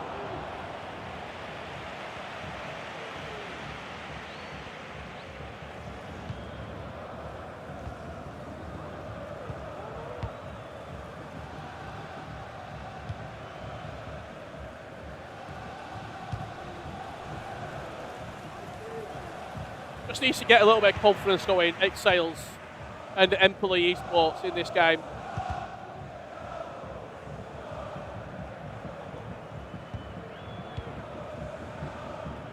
Someone in the chat just said they need some more XP on EA FC. I say, you've got a lot of games to play, mate. It's got a lot of games to get through. I mean, one of the exciting changes that are coming up for all of us is that Ultimate Team Champions, he's been changed around a little bit. Weekend League as we know it. Starting in the evening now on Friday. For the exciting team of the season.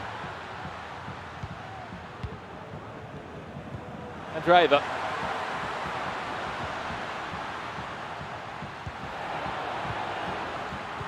To be honest, at the moment, it's all been Danny Pitbull. All Juventus.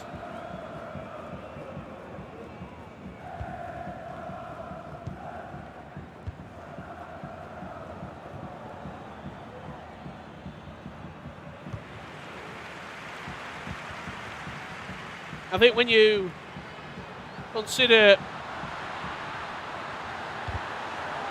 Danny Pitbull's season this year, he's probably a bit disappointed not to have made it to the FC Pro Open or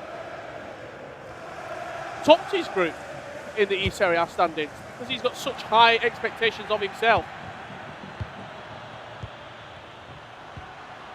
What a pass. Cheeky. Just non-stop pressure. He's onside, steal back to Arnay! Juve! And Danny Pitbull makes it 2-0. I mean, look, it's what the stats were expecting. They were expecting Danny Pitbull to come out flying. He just took his space. The step overs, a little bit of speed boost, accelerating away from the defender, and you give a player of Danny Pitbull's quality a chance like that in the final third, he's always going to score. And if you're an Alexandra owner, you're going to be over the moon right now. Unless Sales has got another idea. He tries to get his first real attack going in the game. It's defended well.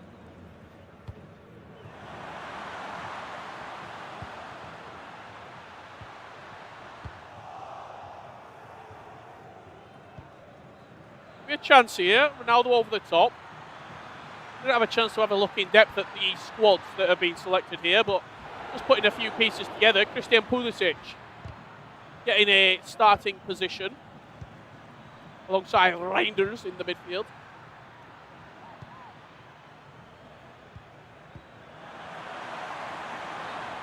Just a Offside R9. Possession goes back again to Danny Pitbull. Vidic, Çalhanoğlu, Johannes, Game of the Year.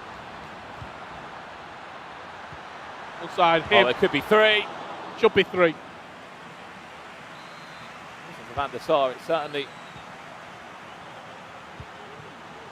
would have been.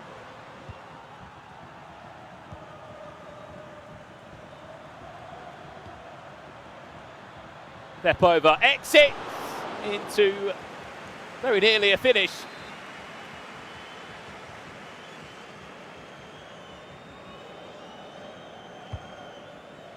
Lofted in.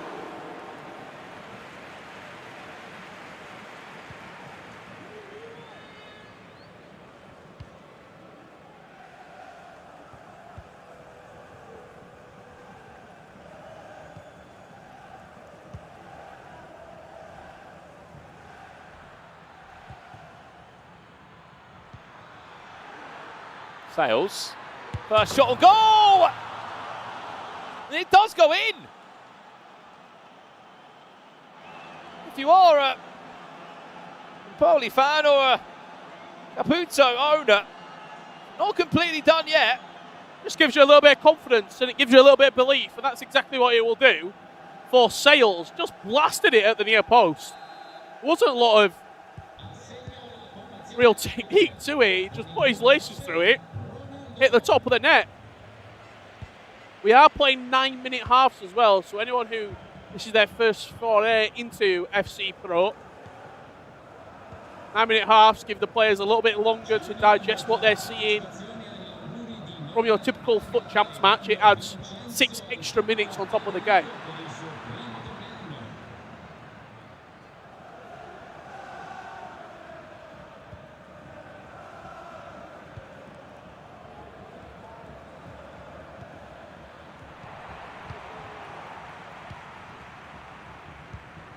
Nice to break. Look at the space that Uli's got. It's so open. Has to score. Surely has to find a third. Wasted the chance. There's 2 chances now he's missed where he's been pretty much one-on-one. R9 with the first one, Ruud Gullit with the second. Danny Pitbull's finishing for as good as the first 17 minutes was. Since then, he has been quite poor.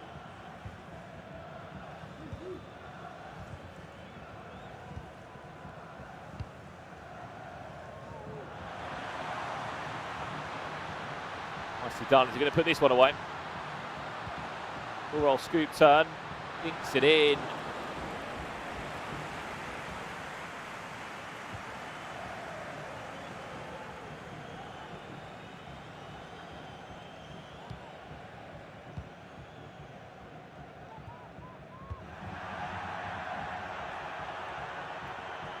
Let's give it back again to Juventus Desire. Can't keep giving him. Waves of pressure.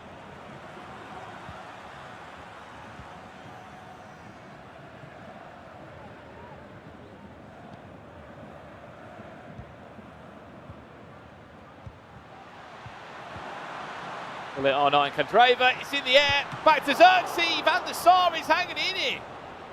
He's gone to slot it near post, which I'm surprised by because it looked like the shot across the keeper into the far post, maybe even a Travella.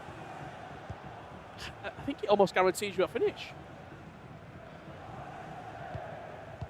Well, 5 minutes from half time, I'd love to see the stats. See how many chances and the XG that Danny Pitbull's been able to create.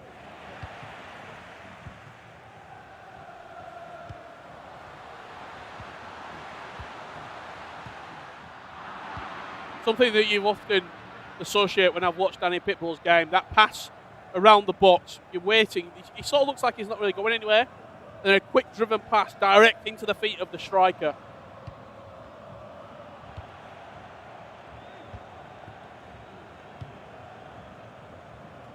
Candreva. Around the corner, has to play him. Linked to where he wanted to go. Still might make it work. Oh, La Croqueta. Into a finish from R9. A beautiful finish. He scored, 3 minutes into the game, and he scored 3 minutes before the first half closes. We were critical of his shooting, critical of his finishing. But that right there is beautiful from Danny Pitbull. The lack of Questo to open up the space and then the finish before the skill move's even completed.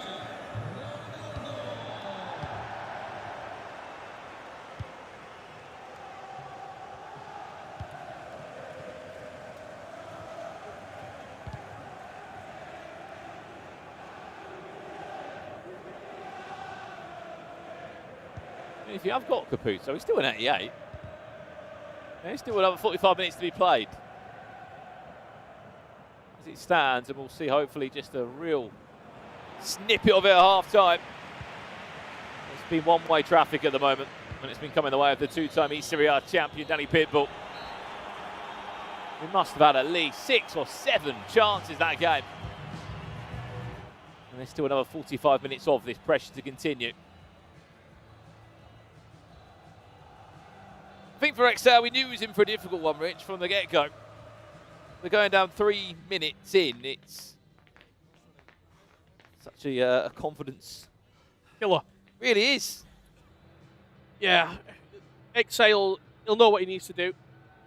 He'll know the job in front of him. However, he's got a man in Danny Pitbull who, yes, he knows that he's playing for Alexandro. He knows there's a lot of people, thousands, wanting him to win. However,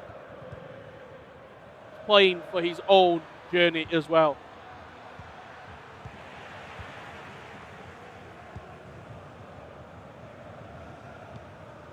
One step closer to his season continuing.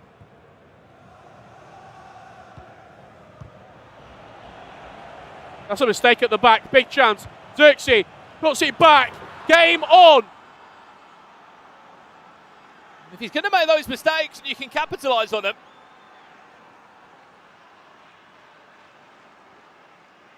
And suddenly this game becomes a lot more interesting, but he's not going to make many of them. And every time we keep saying, oh yeah, it's pretty much job done. It's Poli just come back and get another one. Lapse of concentration, good press, whatever you want to call it. To gift her a goal for Empoli and a dagger if you are Danny Pitbull.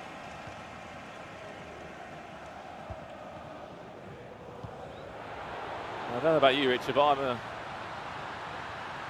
suddenly slightly trembling of what could be coming back the other way for Danny Pitbull, because as we know, every single time he's conceded one, he's just created 2, 3, 4 chances. Big switch of play could be on if he fancies it.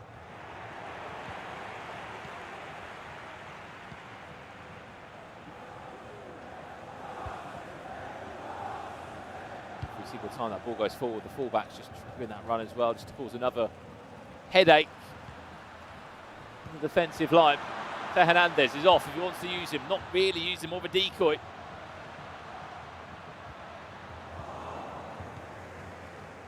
Remember, a loser of this is also eliminated from the competition too.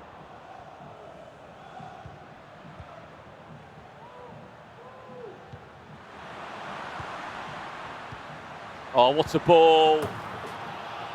Just offside, but it's beautiful play. It really is. Big exhale from Excel's there, because he thought for a split second he was in an even worse position. Taking a look at his restart there.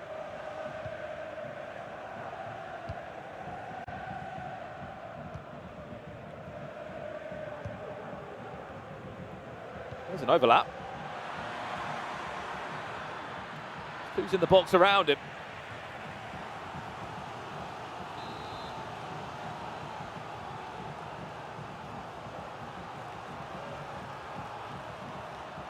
Xerxes selected.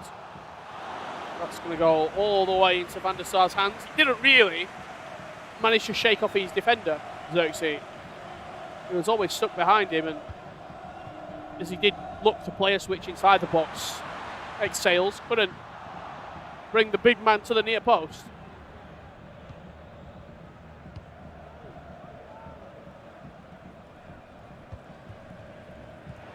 I feel as if Danny Pitbull just wants one more goal just to give him that 2-goal cushion again.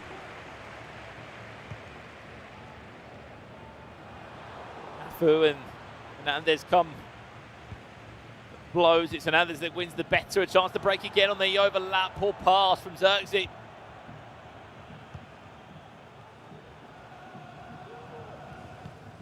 just keeps falling back.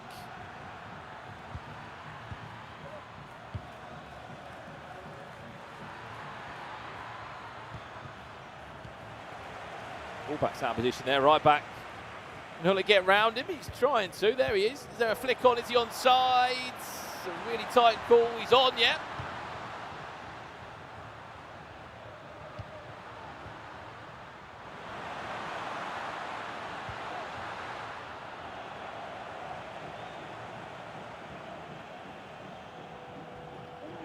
And possession given away again. Probably going to go into a pause any second now. 25 in-game minutes left. As it currently stands, Alexandro is on his way to getting himself a +2 upgrade on that showdown. It'll be a 90 rated fullback and most definitely a very usable defender from the Serie A and in your ultimate teams at home. You never know as well down the line with what evolutions could be coming out. Could even get a higher rated Alexandro.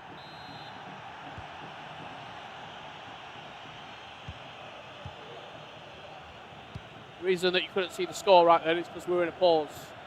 And to maintain the competitive integrity, we don't show the tactics and instructions being employed.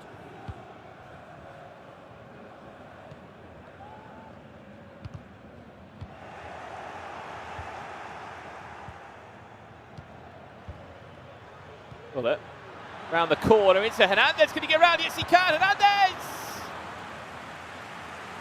Another day. We're looking at a 3-3.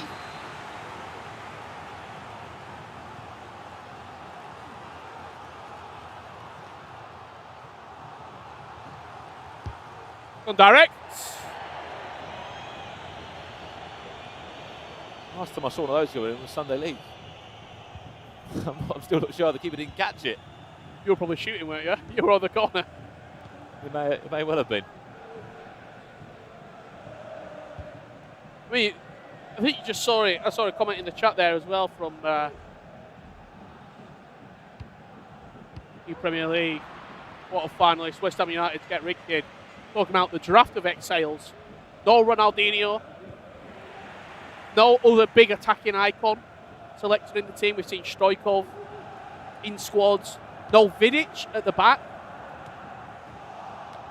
SAE and Laurent Blanc is what he's gone for. And the coins have been spent because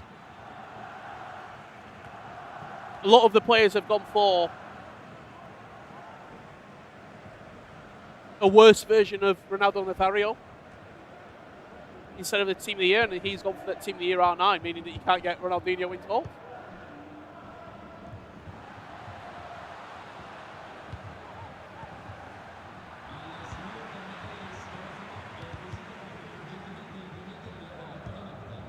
Danny Pitbull needs a goal now. There's been a few moments of pressure which have really questioned him defensively. For a player that hasn't won a single game in this tournament in the group stages. Rempoli, I mean, look, as much as he's been trailing throughout this whole game, he's still not out of this. Stamina on a lot of his players, he's running low. He has been pressing, he has been throwing bodies forward. Kvaratskhelia off the bench. But Laurent Blanc is in a running race with Xerxes, and that's not where he wants to be. Some of the space was open for a split second there.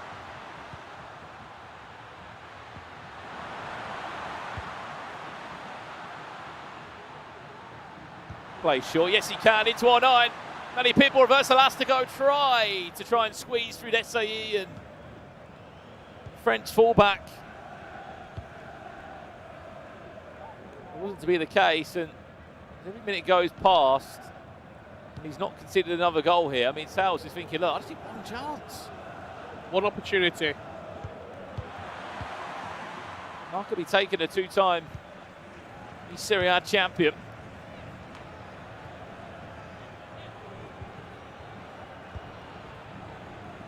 For an extra time penalty shootout potentially.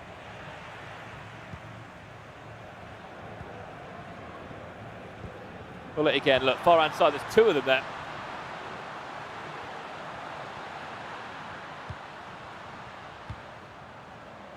Xerxes. Steals Xerxes. More minutes taken out of the game. Danny will be happy with that. And so will those Alexandro owners. As he could be on his way to an upgrade. If he can hold this out. 5 more in-game minutes.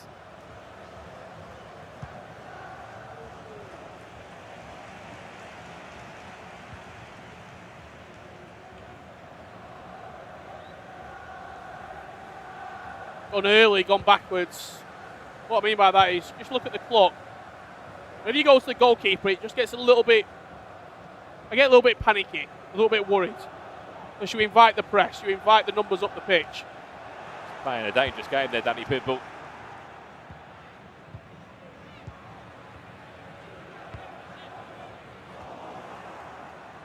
As the stamina just continues to drain. He's obviously had to go for the game. Becomes an even harder task. Into a pause we go again for the last roll of the dice now, where you can imagine everything's going forward. The pressure's going completely up. And so is that depth. Just have a quick look at his bench, who he could be bringing on. We've already seen Kvaratskhelia introduced. Raspadori.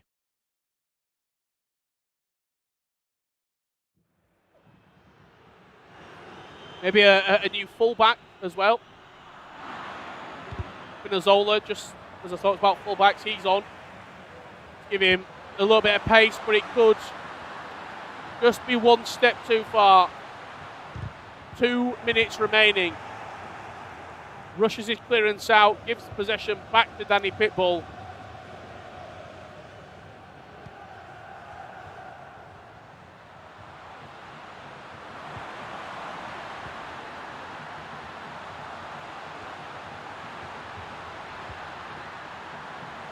And the two-time champion will be on his way to the top 8. He is indeed. Alexandro gets that +2 upgrade, but more importantly, the story could still be there for Danny Pitbull to become a 3-time eSerie A champion. As Juventus desire, we'll be going through to our final 8 tomorrow. And Empoli are out of the competition with their player in X-Sales. Caputo still remains as an 88 in the Showdown, which is still a very healthy upgrade. But it's that man there, Alexandro, that will be getting himself a decent upgrade in the next couple of days. I mean, look, it was cagey. Very. The game started frantically, and at one point in that, Richard, I'm sitting there thinking, Danny Pitbull by half-time, it could be 3 or 4 up, but with a handful of great saves, and Excels still keeping in the game, still making the most of those mistakes that were coming his way from Danny Pitbull. Made it a really tightly contested game somehow. I don't think Danny Pitbull will be pleased with what he had to do. Obviously, he kept the ball, he knocked it around the back, and when there's so much on the line, when there's potential FC Pro World Championship sport, when there's E-Champions League, when there's hundreds of thousands of dollars that could be on the line, you will do whatever you need to do to get over the line. But I think he'll be quite disappointed with how he played. In spells, he was really, really good, and in spells, he looked like a potential eSerie A champion. However, there was also spells where he looked really poor, and he will have to smarten up as the competition gets further on. Absolutely, as we said, look, that's another game done and dusted. Juventus do go through, and Empoli out the competition. We're off for a quick break now. When we get back, it's time for another elimination game here at the eSerie A Grand Finals live from Verona. We'll see you in a few.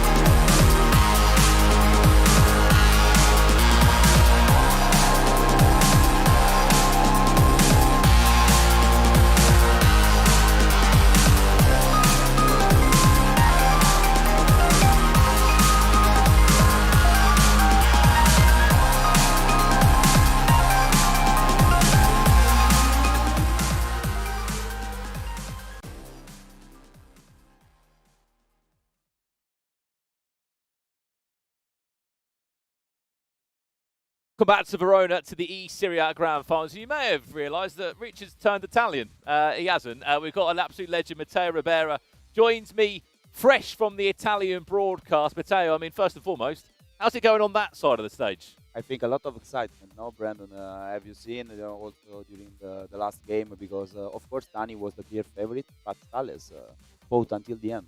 Absolutely. Well, look, you are a former pro player, content creator now, analyst, commentator. You've done it all. You've been at a lot of events live as well. I was looking through the archives. You were actually on the same team as Danny Pitbull back on 22, was it? Yeah, but in my early stages. Early stages. Yeah. So you've experienced this competition. Where is this competition now to where it was a couple of years ago? No, now it's a completely different player, and I think that during his first eSerie A, when he won with the Benevento, Yep. I think he made a massive step in his mentality and has become a totally different player. Now it's composed when he has to attack. It's stronger in defense, so I think it's now clearly one of the best of the best. Well, let's turn our attention to our next game, Matteo. I'm going to try and pronounce this. You can give me the exact. Frosinone. Yeah, Frosinone calcio. Yeah. Is that good enough? Yeah, Up against Genoa. This is an interesting one because obviously we've got Fabio Rabbi on the screen right now. But the player that sits opposite him for Genoa, I mean, it's Ollie Bolli, Matteo. He's come all the way from Sweden to play in this league, which shows how serious he is about. I mean, I've got to ask you the first question. How do you feel and how do other Italian players feel when there's players from outside of Italy coming into this league? Does it annoy people, or is it more of like, okay, this competition's getting stronger? No, I think it's more challenging. And of course, Oli, it's the only one remaining because we have seen that Darkly has been eliminated by Virgil before. And Oli as well, it's one of the most known face in our esports scene. And representing Genoa, it's for sure an honor for him because one of the players that Genoa had in the past was Montax, another top player, another Italian top player that now is playing in La Liga. And, we have the teams. Well, this is the teams then coming in. This is Ollie Bolli's draft as well. We've also got the Twitch open as well, Roberto. There's a lot of love coming in from you today. We'll be doing our best to interact with everyone. I mean, if you were building this draft, Roberto, with 15 million coins, give me 3 players that are a must. A must. Maybe a defender, a midfielder, an attacker. I can already guess the midfielder is probably going to be Ruud Gullit. Yeah. But in our draft, we have a free one. So Gullit, I think, will be there always. For me, in my honest opinion, in the attack, R9 has to be there. In midfield, I will have choose Zico, the future star version, yes, because I like him very much.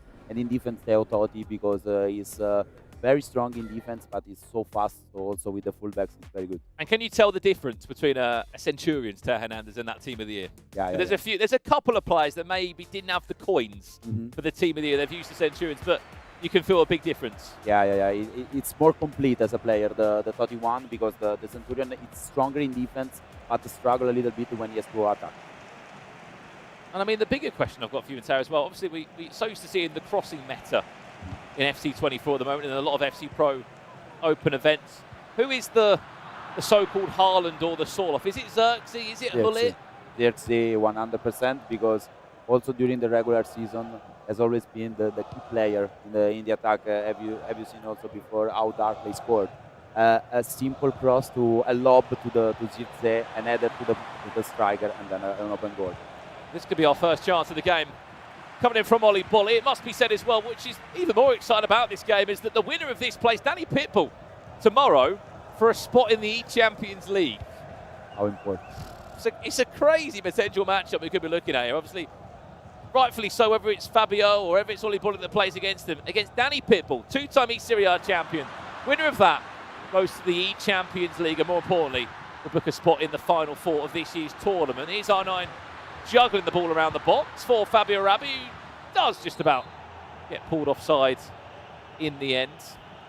I mean, Bizek's been quite a familiar face. I think he played in a couple of the group stages for a lot of players where there was lesser budgets, because correct me if I'm wrong, Matteo, in the group stages of the eSerie A, there was weeks where teams had to be built with 7 million coins, 5 million coins and 10 million. Yeah, but Bizek, it's amazing because it's very cheap, but it's very effective because he has a big body type, the aerial plus that help to defend the meta situation. So it's a crucial one And it feels like that's a big key part, isn't it? Your centre-back has to have that aerial plus play style, because otherwise they're just not going to be able to compete.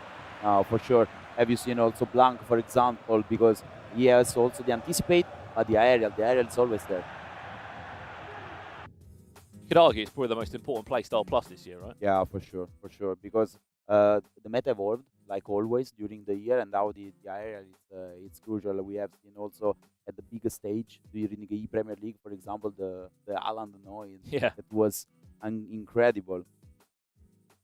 We're into a pause. We are early doors here on the side of Abirabi. Might be just making an all-important change. Ollie Bolly, as we said, made a huge decision to come out from Sweden to play in Italy. I spoke to him earlier today and he said this for me is the most difficult league there is in the FC Pro ecosystem. And look, he's got to try and do what he can to battle to get those top 2 spots for the World Championships. Yeah, I think our league, but also the E-Ligue are very tough as it's at the moment.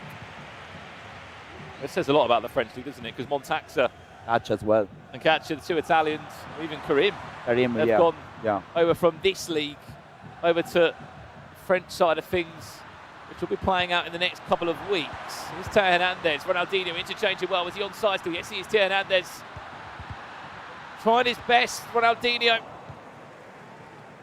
eventually wins the ball back. I mean, as someone who's been in the space for a long time, I say, how have you found the difference of going into 9-minute games this year, 9-minute halves? Because it's a lot more time. There's no second leg to fall back on that maybe players were used to, and there's no real double elimination brackets either. It's just, you know, losing you're out.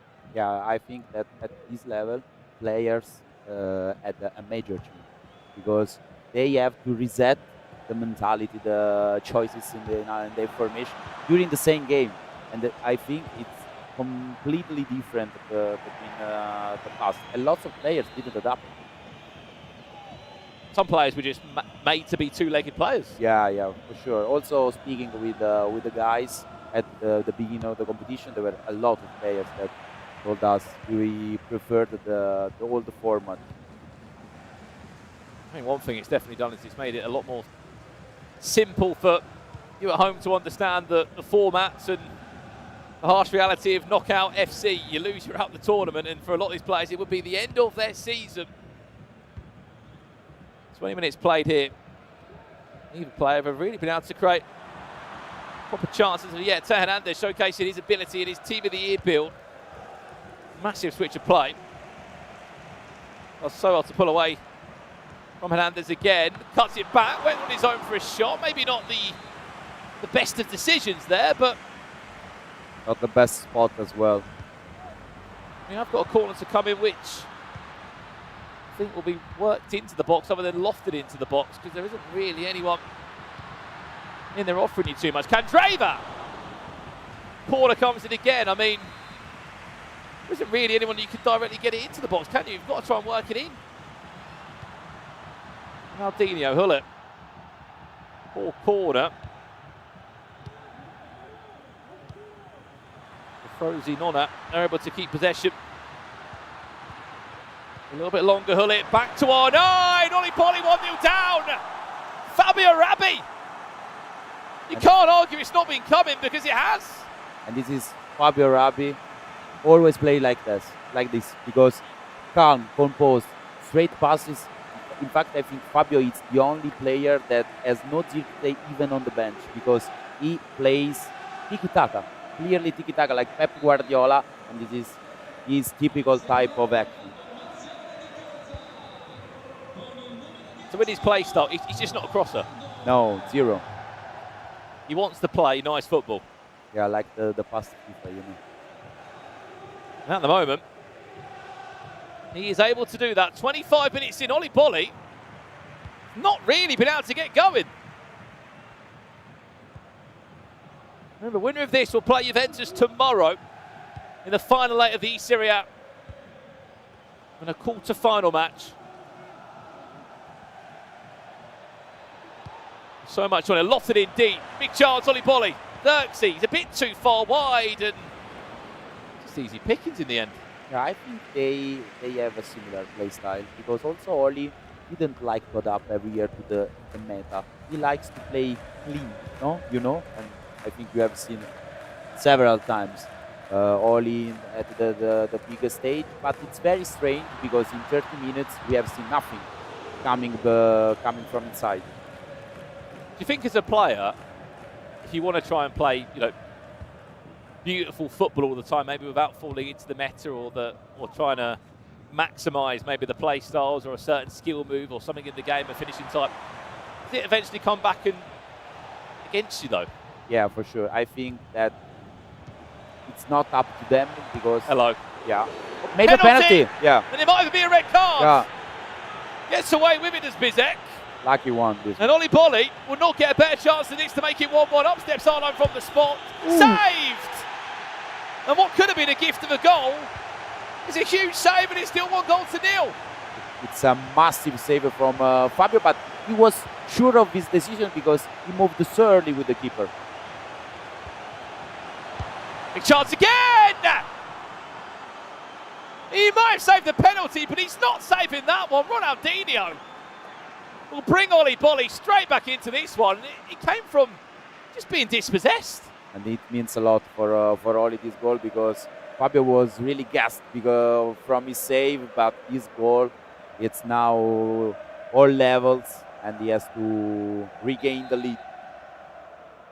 There's a tiny little bit of goalkeeper movement there, which Yeah, for sure, as well. allowed Oli Bolli to get that shot in.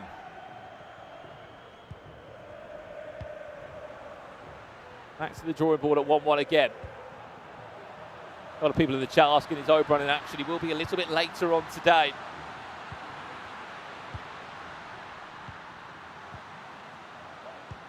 Playing in match number 6 against Bologna and Lone Wolf. An historical one for us. It is. Yeah. Lone Wolf's got to be one of the more older players in this competition, but more importantly, one of the most repped and capped players. Yes. Oh, big chance. Reverse Elastico on 9. How about that one? Clip it, save it. That might be goals of the day. What a goal. This is Fabio Rabi special with the reverse elastico. He loves so much reverse elastico in that 1-versus-1 situation. We'll see again on the replay. It just gives you an inch, doesn't it? A little bit of room. And you've got a player like R9 that can go on his left or his right foot. You're playing with house money in the box.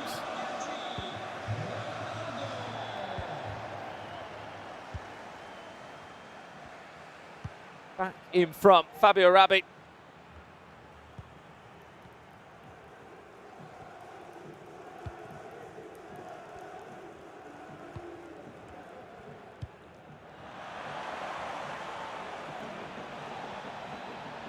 Oli Bolli. On a penalty, missed that penalty, replied seconds after with a finish from R9. Might be able to get another one with it. The Brazilian. Almost another penalty. Almost. Do you think that's an angle where Fabio's got to be a bit more careful, not diving into tackles? Yeah. Because, a referee always loves to blow the whistle in that type of situation. Especially when you've got Oli Bolli with R9 causing all sorts of problems. Heads it down on a half volley. Still back to Ronaldinho, who will try and move it onto his left boot.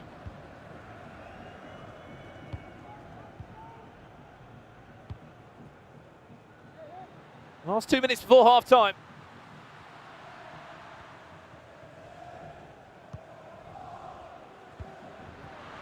Can he turn? Hull it? Yes, he can!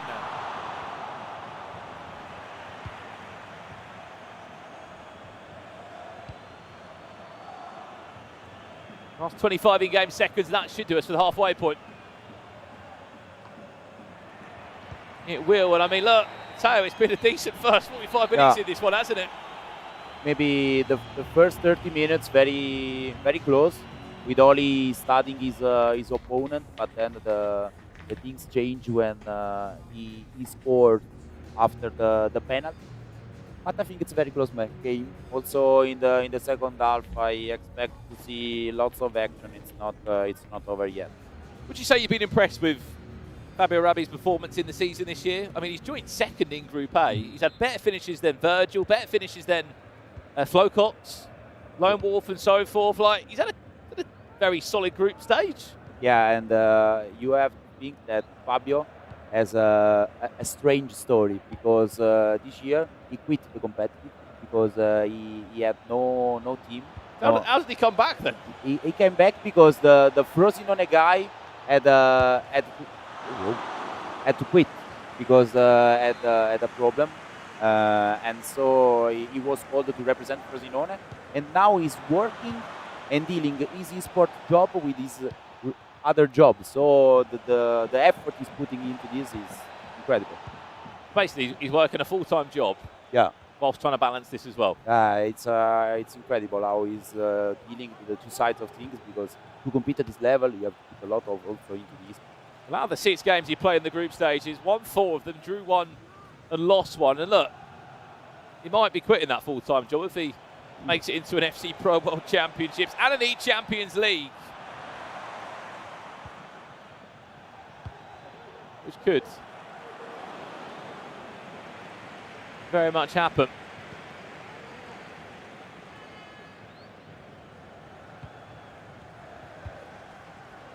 This is Richard play.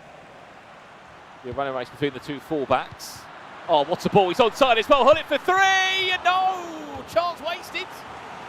Yeah, because Oli was good with the keeper movement, but maybe Fabio took the shot too early. Had a lot of space to attack.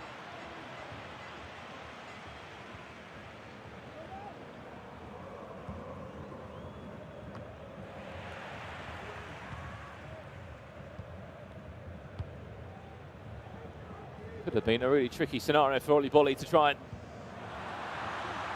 navigate his way out from. Back to Candreva, Vidic, who has been brilliant. It seems like the first half. Now it's all Fabio attacking and Oli defend.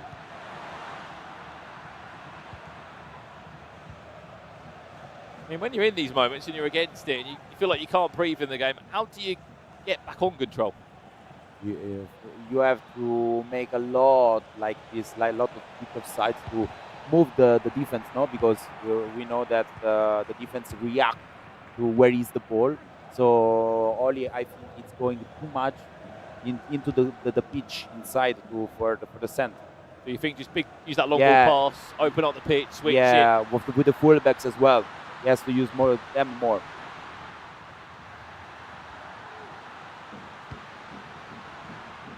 He's possessed. Fortunate enough that Izek is there. Be a running race here for Arno. Can he get round Izek? Yes, he can. The future stars. Big chance for Oli Bolli. Can he bring someone else into this attack? They just run away from him. Step over still. Times it green. And that's a fullback scoring. Roberto Carlos. We called it. Or we jinxed it. Oli Bolli. How on earth? No, it was R9? I thought it was Roberto For Carlos. a second there, But you questioned me. I thought if Roberto Carlos on the pitch there, I was worried. But it was from the from wing. Right. It was from the wing. Right. Yeah. But even still, what a finish. Yeah, amazing goal. He just used those runners as a decoy. Didn't need them, didn't use them.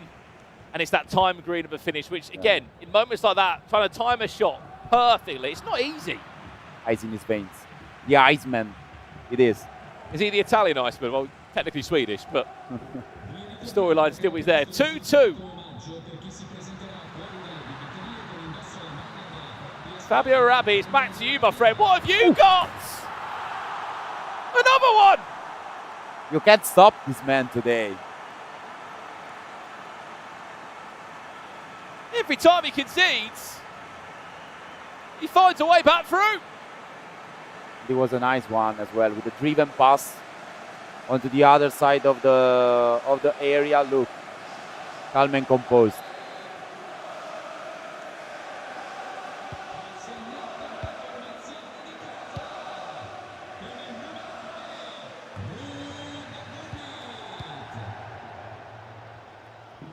3-2 again.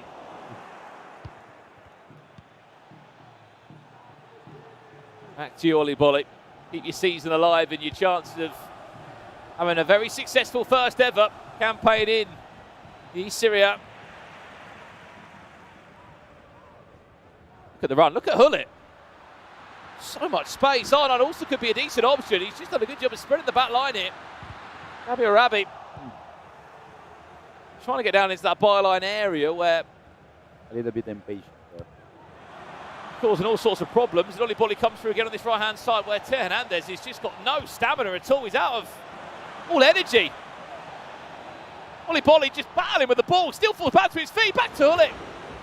Goes for a corner. Look like the previous one. R9 with the same skill, the step over.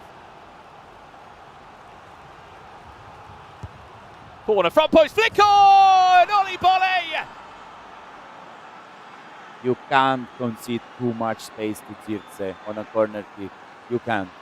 It's the first time I've actually seen Zirkzee do something, I'll be honest. Yeah. He hasn't really done too much in terms of scoring goals from aerial positions. And it's very strange because during the regular season, he was the main guy. Scoring from everywhere. Corners, left foot, right foot. Oli says checkmate. It's 3-3 again.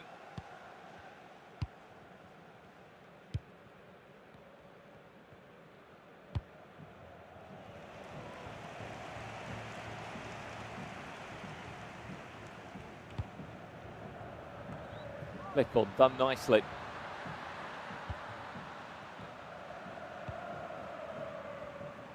Canan's been a important figure on that far-hand side. Haven't got the coins, want to spend them out on Cafu. He is the man for the job. Hullet makes the sting out the shot. Van der Sar, I mean, not sure what's happened there. You've given away a corner. Oli just scored from one a couple of minutes ago. See what's coming back, lofted deep into R9, headed back across Vidic. It was a good idea then. And his hands full.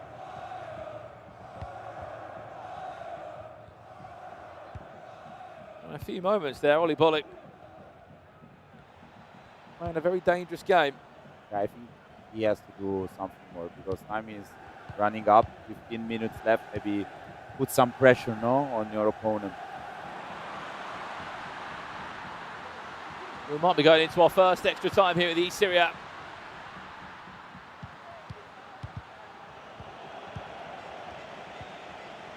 Such a high line he's playing though, which we've seen a few times.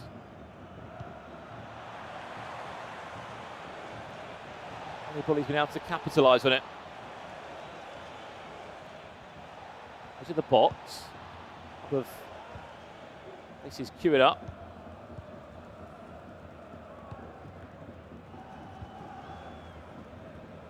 You just see the little player switch now at the back line, just getting players in position like Vidic, moving them across an extra couple of yards. It stops that through ball, it stops that threat. Look how high his defensive line is right now. Now quickly, the pressure's coming at him. Oh, it's a harsh foul potentially into the pause we go again. I mean, me and Richard were speaking about this from a few of the drafts we saw earlier. Who are the substitutions that are going to come on and make a real difference? Because you spent most of your coins on your starting 11. You're talking, what, like 30, 40, 50k players on the bench? Not really big. Yeah, basically, in fact, we usually don't see crucial substitution. Maybe it's more like a stamina factor. So you try to put into the pitch faster players. So sometimes we have Quadrado or, for example, the winter card of della, because he also has the Dybala trait that maybe not effective as the past, but it's still an option to use in a tight game because Fabio is defending very good.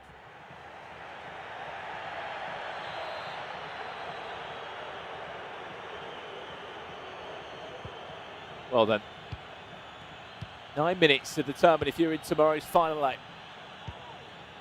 Up against Danny Pitbull in our second match of the day it will be.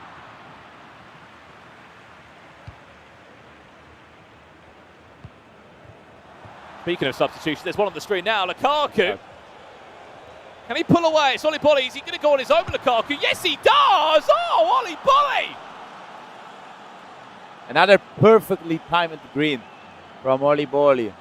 It's one of those, though. If you're on the opposite side of it, Matteo, you're thinking, he's not going to shoot with Lukaku, is he?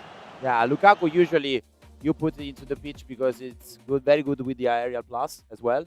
But he has a strong body type. When he speed boost with the step overs, it's like unstoppable, and we have just seen it. Well. Ollie Bolly, you could honestly argue, may not have even had the better of the stats in this game. He hasn't had certainly the more chances, but he has been clinical when he's needed to be. Clinical as well. Yeah. And if he scored that penalty, it could be a very different game. Yeah, but I think that not just from this game, but also during the regular season, we never seen the real Ollie Bolly. I think that is. You think he's in like sort of stuck in gear 4? He's not really giving you his full performance. Yeah, I don't know why. Maybe FC24 it doesn't fit perfectly his play style. But if I think to the prime Ollie Bolly, it's a player that constantly attack you, that defends like his defense is like unpredictable because it's very tight. The opponent struggle a lot to break it. Well, he only won 2 games from 6 in the group stages, which just goes to back up your point, Matteo, of how he's not been at the races. Oh, that didn't fall nicely, did it, to Gonzalez? So close. That should have been a tap in, and we could be looking at a 4-4. But there's things that maybe Fabio Rabbi doesn't have, like from Ollie Bolly's point of view, just seeing out a game like this. He's been to so many tournaments in his career all around the world. Maybe 1 or 2 attack. But is he going to be able to contain Fabio Rabbi with these last few attacks of the ball, or are we on our way? The 30 more in-game minutes. Oh. Venezuela just about won that. Gives away a corner.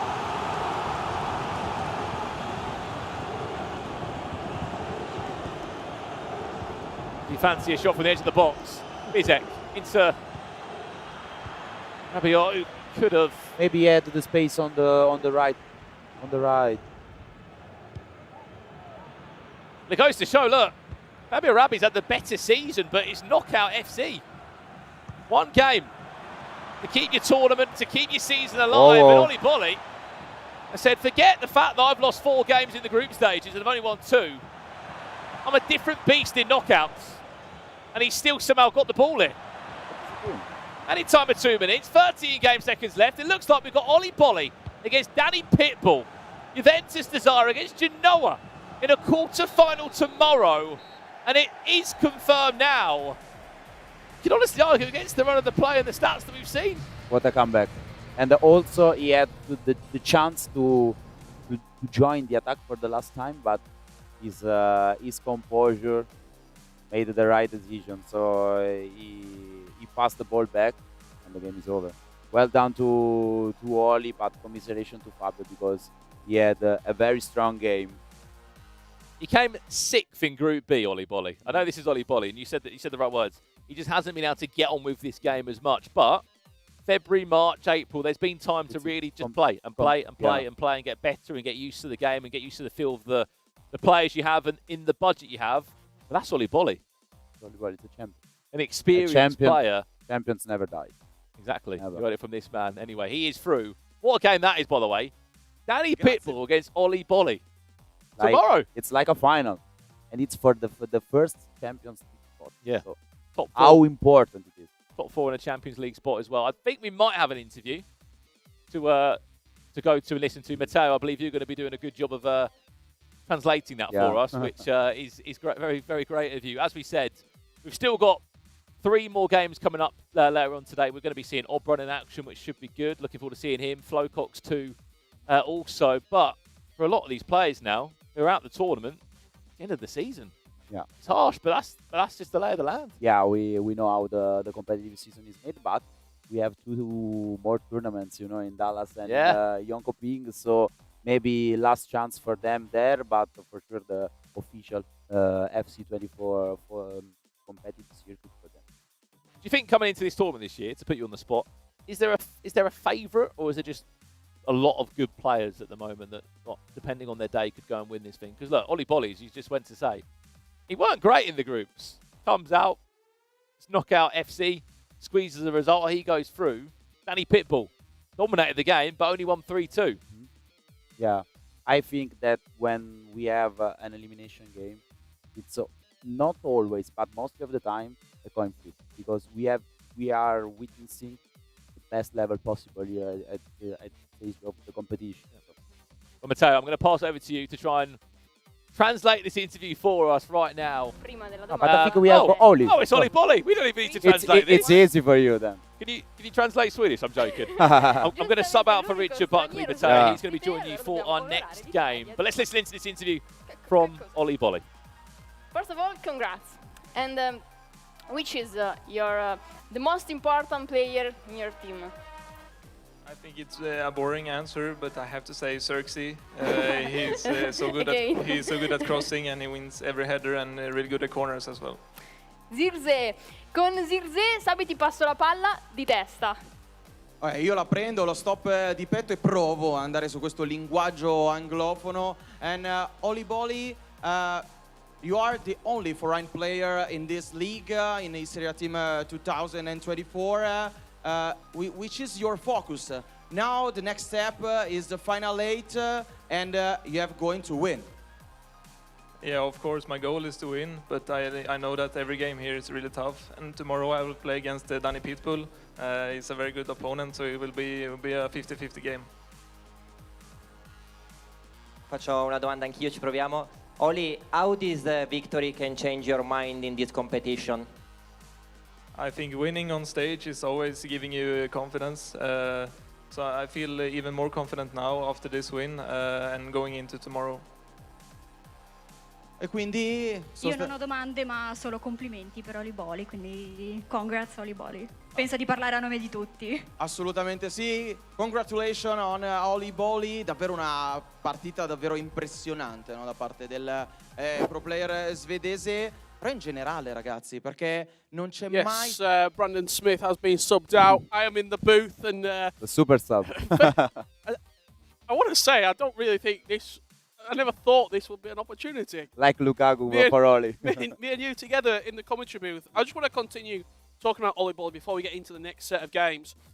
Brandon was talking about the group form and how poor he had been in the groups, but there's certain players that I would never back against in knockout play. Yeah, for sure. And Ollie Ball is one of It's those one players. of them, yeah.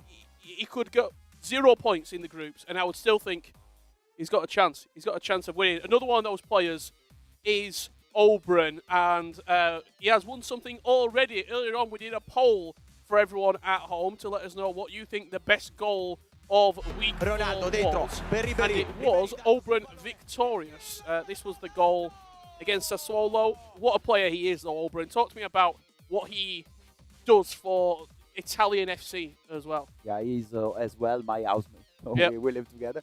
But he always liked for a goal like that because he's his second best goal award from this season.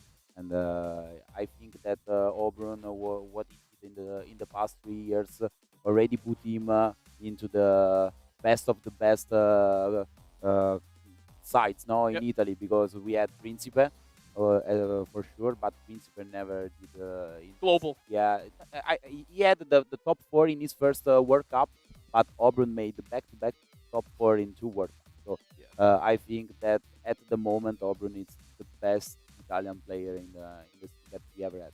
Well, we're going to be seeing potentially him lift another eSerie. It could be Danny Pitbull picking up his third, or it could be a Swede. Those two will be going head-to-head against each other tomorrow. But the action doesn't stop here on the eSerie A 2024 finals, because up next we have got Torino versus Sassuolo. A really good game when you look at these two players. Obviously, Sterari and Luco.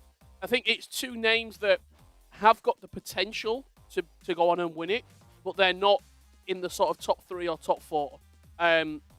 what are you expecting coming in from this game as they make their way to the stage? Talk to me about Torino. Yeah, Torino, I think that you may know Lucone from last E-Club World Cup because he was playing for Napoli Esports and they had an incredible tournament with Dani Top four. Hulk. Yeah, Yep. top 4.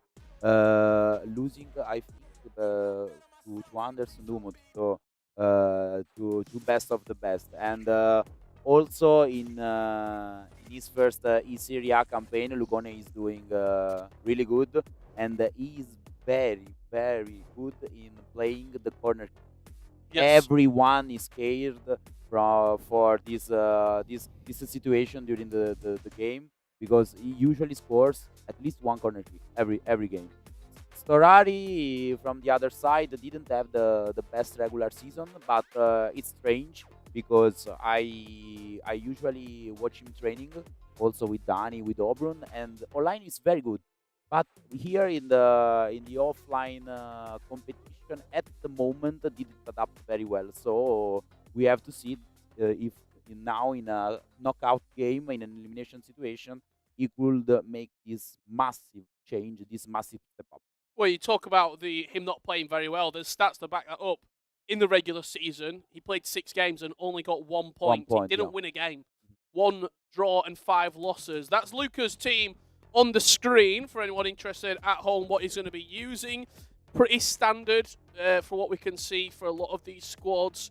The bench looks quite cheap when you look at the bench and the 15 million coin budget that you're offered. It's the just base version of Ronaldinho, future star, alongside Ruud Gullit in the midfield and attack. And then you look at the rest of the team.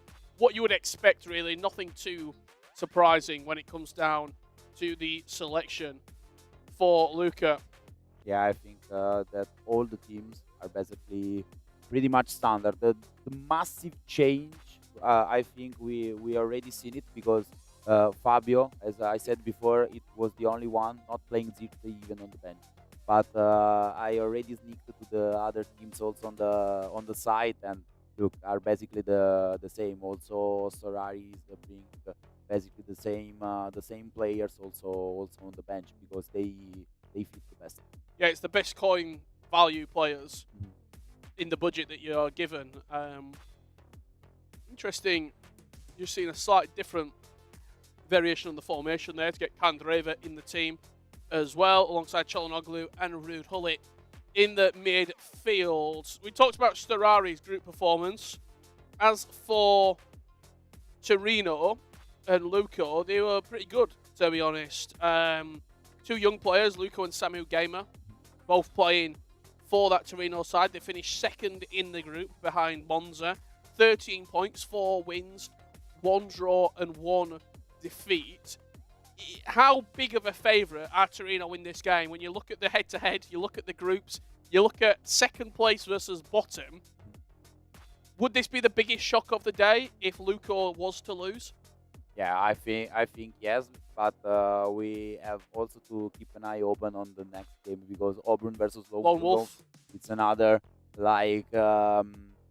match between a top seed and a lower seed, but for sure Lucone made a massive performance during the regular season, and they had a perfect chemistry because when you have two stronger players like Luco and Samu, maybe you are in difficult because you don't know how to choose the right players for the right game because in this format for the final and also for the playoff you have to choose only one player, and Samu accepted the choice and he said, Luco, I am with you, I'm back behind you, and I can give you good advice. In fact, they bring 2 players behind, and I think that Torino has one of the best chemistry into the tournament, and I think it's a key factor because for sure the player that wins the whole thing, it's one, but at the end it's the team that helps you in achieving this one.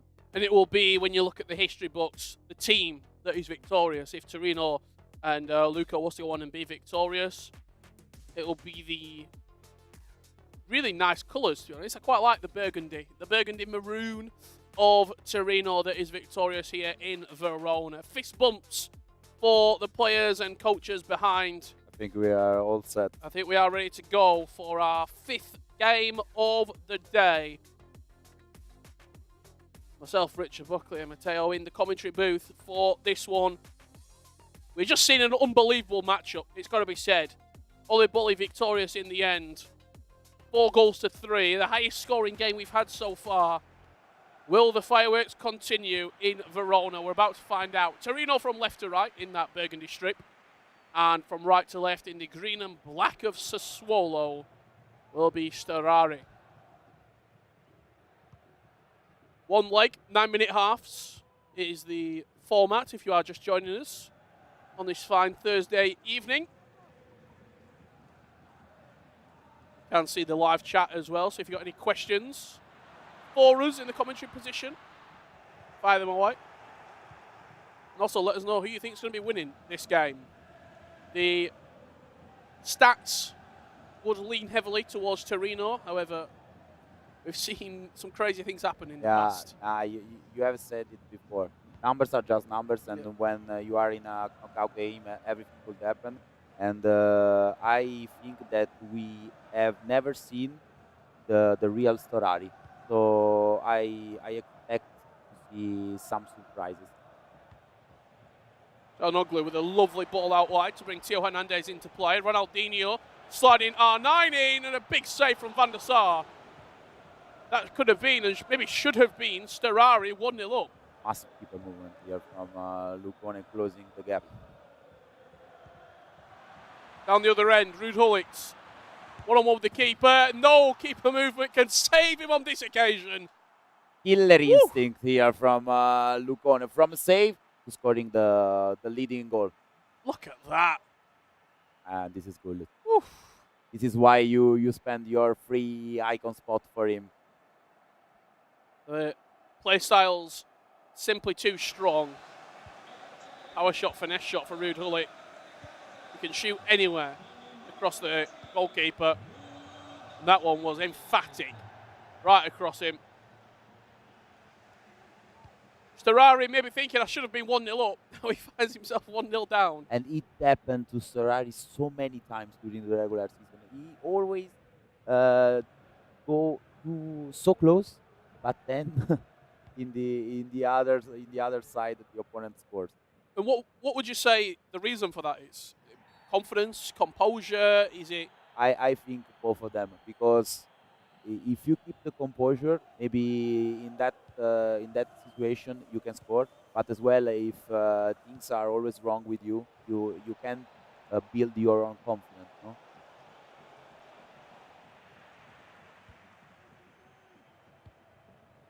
You just look at the top side of the pitch there. Theo Hernandez with a lot of space. He can be a catalyst for attacks. Into Xerxes, Ronaldinho, R9 on the finesse. Good save from Van der Sar on that occasion to tip it wide. Let's see what an aerial presence can do in the box here. Bizek. First corner kick. Let's see. Bizek selected. I don't like he's not brought the keeper that far out. Yeah. To me, this opens up the near post. Yeah, for sure. What did I say? We called it or we jinxed it once again. You have to be more aggressive with the goalkeeper. Yeah, because you have to bring him closer to the corner kick. He stayed into the middle, opening the first post. And I think the problem is the goalkeeper can do great things. He can almost like jump through players to get the ball. But if there's too many bodies in between the goalkeeper and where the ball's going to land, he will never, ever get to it. Yeah, the defender stops the keeper in the situation, and it was too easy here for Lucone, and we are already 2-0. The Swallow just getting in behind here.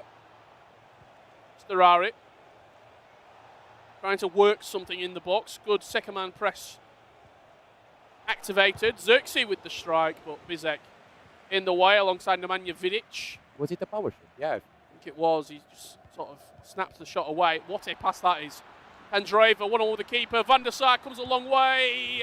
3-0, and you could say game over already. it's very strange to commentate on it because you know when you play a knockout game during 9 minutes per half, you can't act like that because already 3-0 it will be like a mountain to climb here for Storari. Saw some mountains flying into Verona. I didn't know we were that close to the mountains. Beautiful Yeah, skyline. We are not that far. That's a penalty. Yeah, that is. Could be a lifeline. You said it's 9-minute halves. There's a lot of time. Rude Hullet over the spot kick. He gets Sassuolo back in the game. Maybe it's just not Storari's day. No, I think it's not.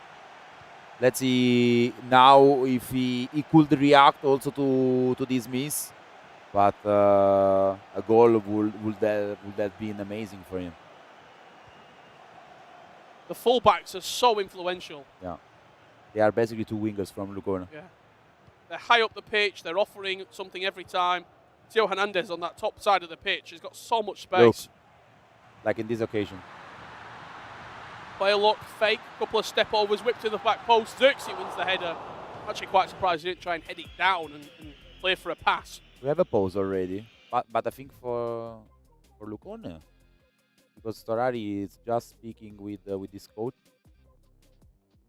Yeah, no, maybe Storari. I'm 3-0 up inside 22 minutes and my coach is saying pause the game. What is wrong? What are you doing? You can't change anything. I'm literally all over him. I've saved the penalty. I've scored 3 goals. Now maybe because I know Lucona's coach and it's like a perfectionist. So maybe spotted one yeah, thing. conceding a penalty for him it's a big mistake, and he wants to bring back to the right mentality his player. But you said it well. 3-0 up. But I think maybe we have technical issues. Maybe.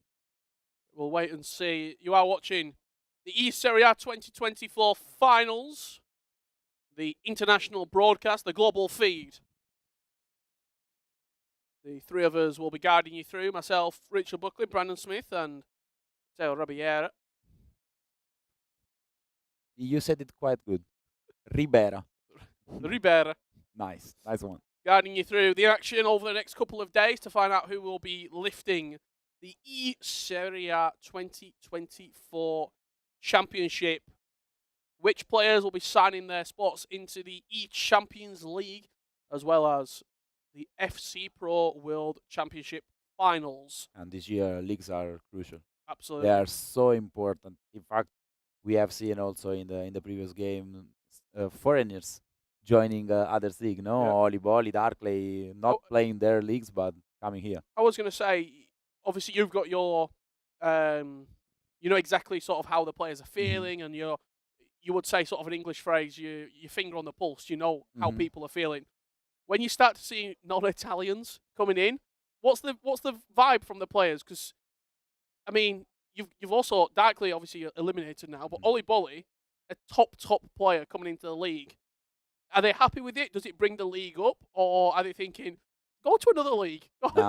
I think that from my side, so I am a caster and I want to see that the competition grow, no, and it's growing a lot. And Oli and Darkley's presence, of course, it's a clear sign of it.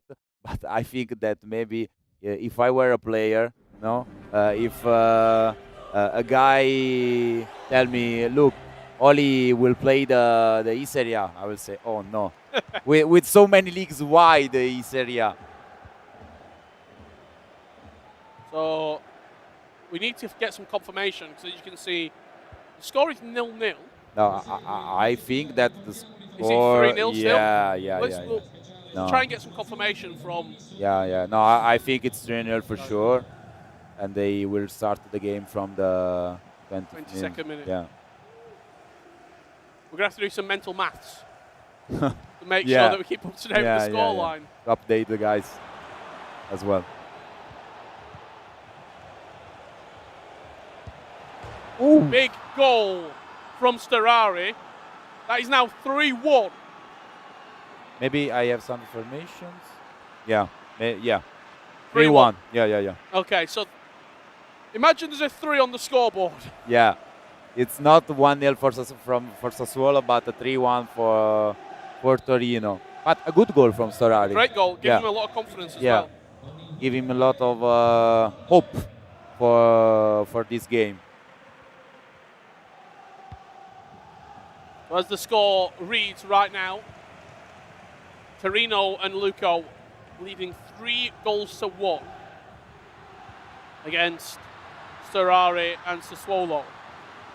Hernandez once again floated to the back post. Xerxes with the header. I think he was just offside. Yeah, but once again too much space on the far post. Storari needs to be more aggressive in defense because Luco at the moment has so much space. Theo Hernandez has got the entire pitch. Yeah, he's carrying so much for the attacking side for Luco. Mistake there in possession. Saw Nate in the chat as well. Hello, my friend. Hope things are well. Got a great climax coming up to all the different leagues around the world. Ooh, beautiful. Ronaldinho looking to cut inside, but and another corner kick. So let's see if he's more aggressive with the goalkeeper. Still, I think you've got to be more aggressive. It's making the same mistake. Same mistake. You're offering way too much at the near post. Same mistake. On back post. Another corner. Not on this occasion. Maybe not. But he was lucky here because he made the same mistake. The keeper was two in the middle and the defender was his way. Okay, we had a confirmation. Just got confirmation from people behind the scenes and the admins that the goals that were scored before are valid. So, as we said, the goal that Sassuolo scored is active and counting. But also the Torino's one. Yes, so 3-1. 3-1. Chance, Ronaldo inside the box. Great feet. Big goal, 3-2. Hello. And this is Storari, as I said. This is the real Storari that I wanted to see in this competition. The one that was hiding maybe during the regular season. Two identical goal also. From the same side, Ronaldo with his left foot. Which makes no difference for him with his 5-star skill, weak foot.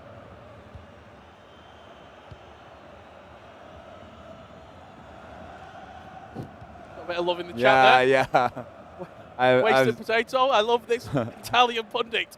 I love you guys. I've seen it. Coming forward here, Ronaldinho linking in with Hernandez once again. Ronaldinho, green timed. Nice one. Let's see that near post. But another corner kick. He's not even moved the goalkeeper. A little bit, but it's... Storari, please don't do this anymore. Just offers the entire the near post. To goal. You have to move the goalkeeper more. Bro. Move him. Please. Sorry, I'm going to tell him. Come on. The same mistake again. You can't defend like that with Lucone. Lucone is a killer on the corner kicks. It has. We saw a game earlier on today. I've seen so many games today. I'll try and find exactly who it was. I believe it was Gabriel Antonini versus Hezers. And there was so many corners, but none of them were scored because each of them were so aggressive with the goalkeeper. They weren't only moving them once, but moving them 4 or 5 times. Yeah. If you just make one movement with the goalkeeper, you will concede corners. Also when I commented on Virgil's game, it was a question that I asked him because he improved so much with the keeper, and it's a key factor. He told me.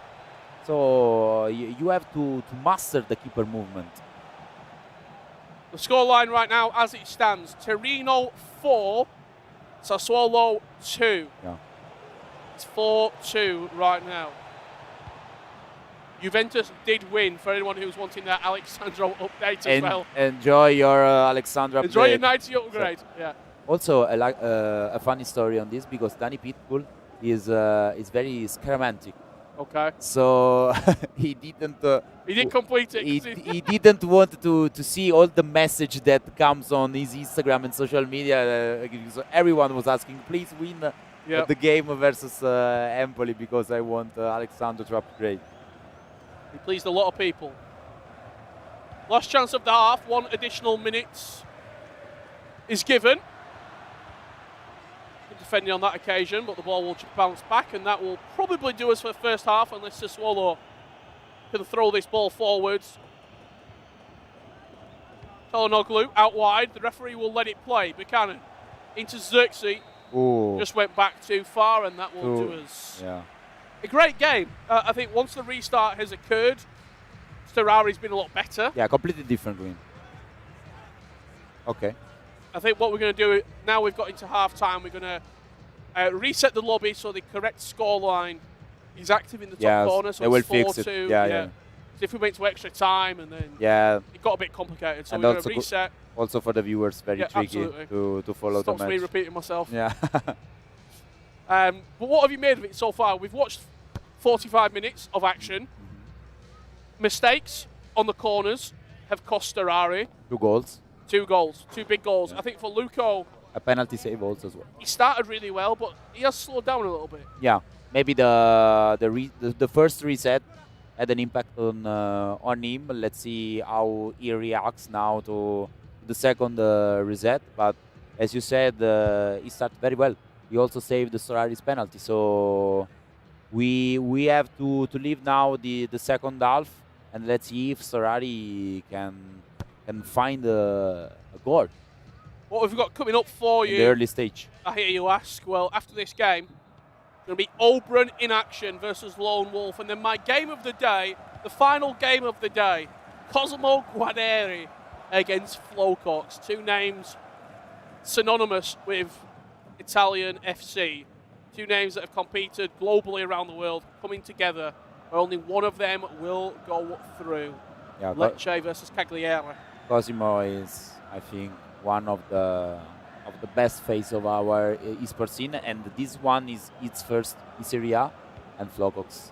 I think everyone knows Flowcox in Italy because he competes at high level, but he's also the 3rd biggest creator in Italy on FC. So it's incredible that he managed the both sides. And competitive so well. I mean, there is a few players that I can think of that do that. I think Stokes. Yeah. Stokes probably is the best example because last year he went to the World Cup as made well. the biggest tournament of the year, as well as doing content and being streaming, daily every streaming. Day. Yeah. But it is important for players to be able to make sure. their brand bigger, and you're probably thinking as well when you do that, like you might not see the long-term investment. However, it will continue getting you opportunities and contracts, and for sure. you're putting money in the bank for later down the line, not figuratively. We're back underway. You can see the score is updated in the top corner now. But I think it's updated manually. We don't say that. We don't say that. We don't say that. No, I love the passion. No, it's crucial because I think so. They didn't reset the lobby for stamina reason. Yes. Maybe.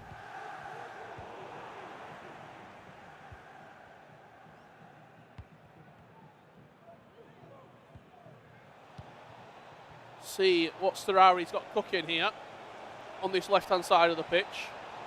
Nano Nazario. Corner of his own. But I think that Lucone... Look how more aggressive he is with the keeper. It's constantly moving the keeper. It floated to the back post.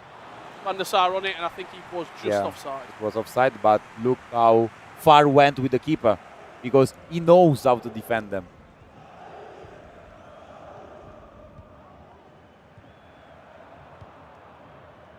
A lovely pass to Ronaldinho. Once again, Hernandez.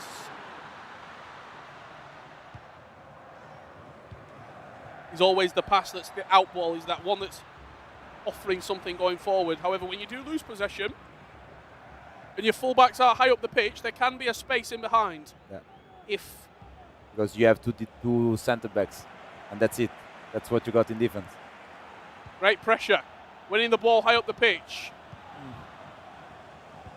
Just looks to be playing a little bit too fast at the moment. There's still loads of time left. You've got 9-minute halves. You've got a decent chunk of the clock left to play with.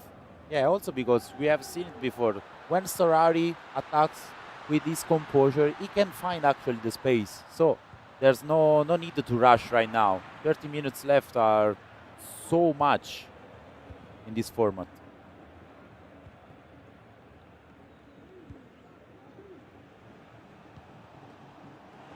R9 getting in front of Vidic. Bizet comes across. Ronaldinho on the finesse. It's going to fall. Great save from Van der Sar. Also nice dive. No goalkeeper movement on that one. Offers the near post. Got away with it there. But it's how quick he's taking the corner as well. And it is an easy one from Lucone. But I love the timed green on the headshot. Yeah. The header.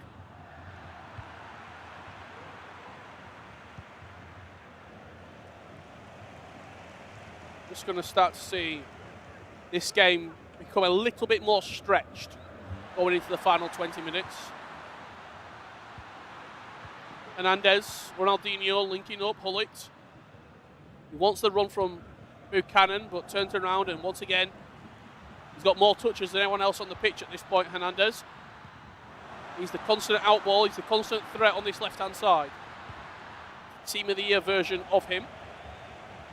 But he's out of position at the moment. Just slots back in and you're going to see a slower approach to attacking. Yeah, Lucone is slowing down a lot, maybe managing the time. Dribbles straight into a red shirt. Just Storari. Cross whipped in. Hernandez touch. Good defending. Got a bad pass out the back.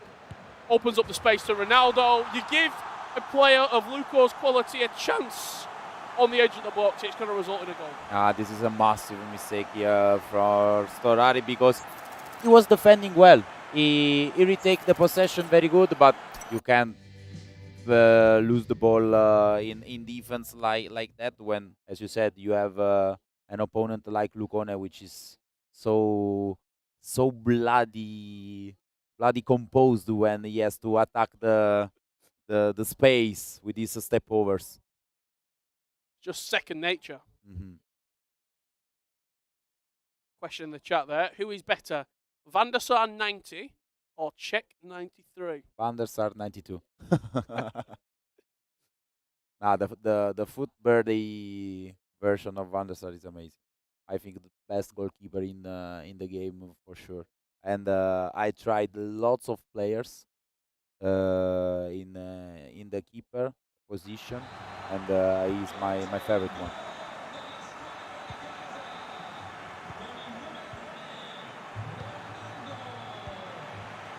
Five goals to 2, Luco leads. Game's not over yet because of the time left on the clock, and it just gives you that little bit of breathing space if you can get a goal back. However,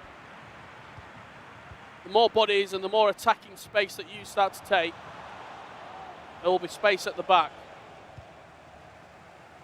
I think it's maybe time for the full pressure for Storari. Yeah, it looks. Yeah, it looks like he's gone for that. Yeah. Oh, it was a good chance, this one.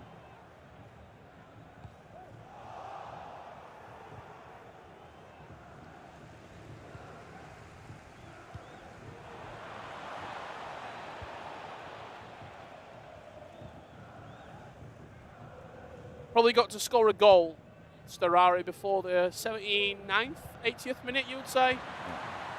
To have a Mobacha Sean Allen situation, if you remember. That's very tough for him.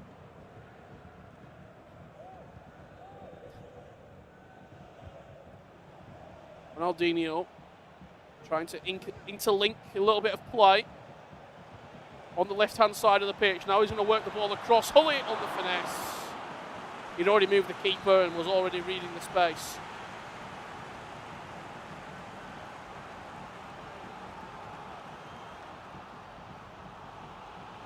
Corner. Played in. Not very aggressive with the goalkeeper on this occasion. Hullet wins it, and when you're not aggressive, it just opens up the goal for your opponent. Yes, but Lucone here bring the keeper back. So when gives him a chance. Yeah. It wasn't stuck in the middle like previously.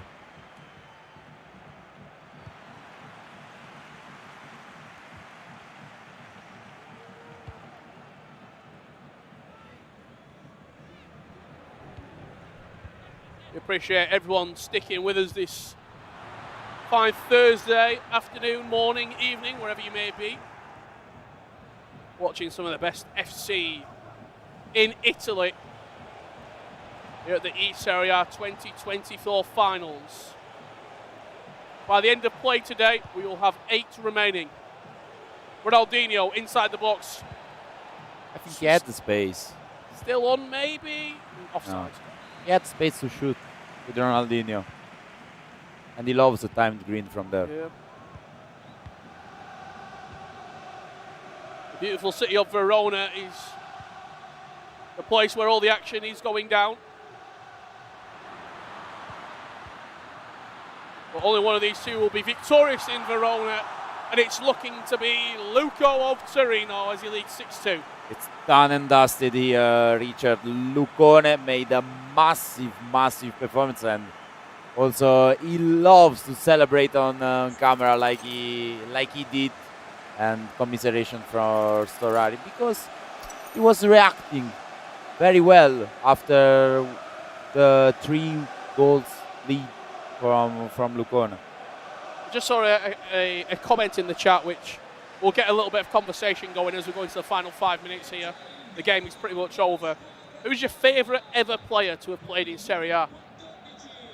You mean the real player? In the real players, yeah. It's a simple question for me. Who is it? Francesco Totti. It's a good answer. It's a good answer. I want him into the game. Maybe next year? Let us know in the chat as well. Who's your favourite player who have ever played in the Serie A? I think mine. Which is yours? It's a bit of a weird one. Really? I'm going to go Chiellini. Oh, Giorgio Chiellini. I just think Giorgione. Why? It's just so like such a presence. Okay. In defence. Wow, Nate with a Mauri. Wow. It's a vintage one. I can tell Nate's getting up there in age. Wow, it's a vintage one. Maldini, Del Piero, Zlatan. Zlatan's a great answer. Yeah. I met Zlatan 3 weeks ago. Really? During Verona Milan, here in Verona. Nice guy. Yeah, he spoke with the father, with his child, for like 20 minutes. Wow. Yeah, he was amazing. Buffon, Rui Costa, Jonathan. Buffon. Well, there you have it. Full time.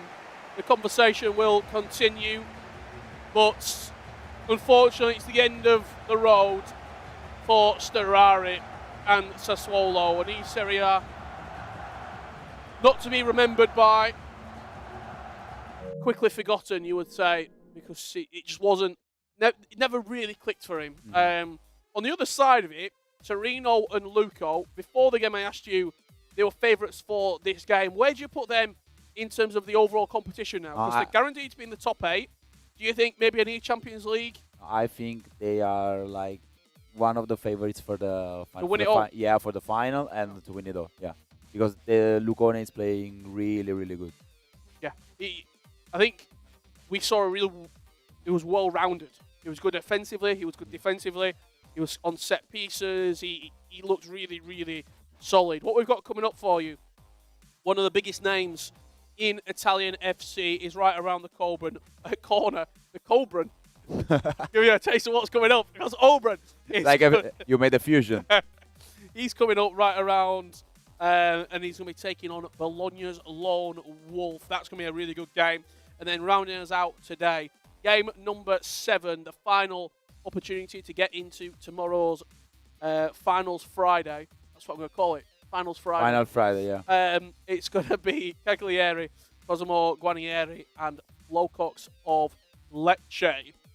Just before we go to a break, I believe we've got an interview, which you're going to have the opportunity. I'm going to sit back because I don't know Italian. But I've got you want me to translate it? If possible, when you start hearing some questions coming through, to Luco, if you would be so kind to tell us how he's feeling and what he's got going on, because that interview is coming up very shortly indeed. The eSerie A 2024 finals. 2 games remaining for today. We'll be rolling on very shortly indeed. I think that interview is ready, so take it away. Sure. Insegnami com'è. Aspetta. Una M. Una? M. M? Oddio. He's explaining his celebration. E It's an M and a V. di Vittoria? I think it's for MV di Monteverde, il Ah. quartiere dove ci sono tutti he celebrates like that for his friends that lives in his Quello è un applauso. neighborhood. So which is the name of his neighborhood. Quanto sei soddisfatto di questa vittoria? No, ovviamente sono soddisfattissimo perché ogni partita adesso è una finale, è un dentro fuori, però domani iniziano le vere finali, perché ogni partita poi ti permette di accedere a un qualcosa, quindi domani sarà veramente durissimo. Lisa asked, "Are you happy for this win?" And he, of course, he replied, "For sure." But the actual competition for me begins tomorrow. Cosa ti danno in più e come influiscono e quanto influiscono sulla partita? Allora, influisco veramente tanto, c'è Francesco che è il mio vero e proprio coach, che dal punto di vista diciamo anche mentale mi dà una carica assurda e con cui abbiamo lavorato tanto, e poi accanto invece c'è Samu Gamer che vabbè è il mio compagno, ma Supporto. È un supporto più dal punto di vista tattico perché lui è un player fortissimo. Lisa asked, quindi "How può important sicuramente is dare to una have mano da behind you Francesco and Samu?" And Lucone replied, "Francesco, which is my actual coach, it's very important because I trained with him every day, so he knows me very well and he knows the right words to say to me in the right moment. And Samu helps me a lot with tactics substitution because he's very young, because Samu has 17 and this is his first year competing, but he plays like a veteran, so he knows every aspect of the game, so also he has helped me a lot." There you have it. Thank you very much. That's really good, that. Yeah. Yeah.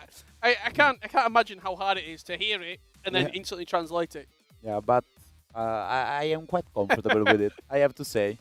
Well, make sure you give him a big GG as well. Our resident translator / interviewer throughout the next couple of days.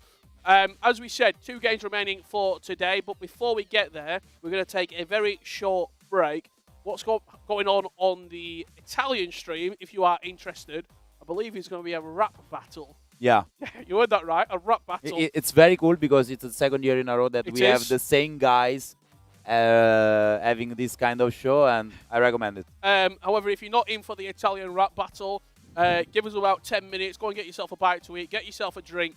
The final 2 games kick off in 10 minutes' time. Oberon is in action at the eSerie A. We'll see you in a few minutes.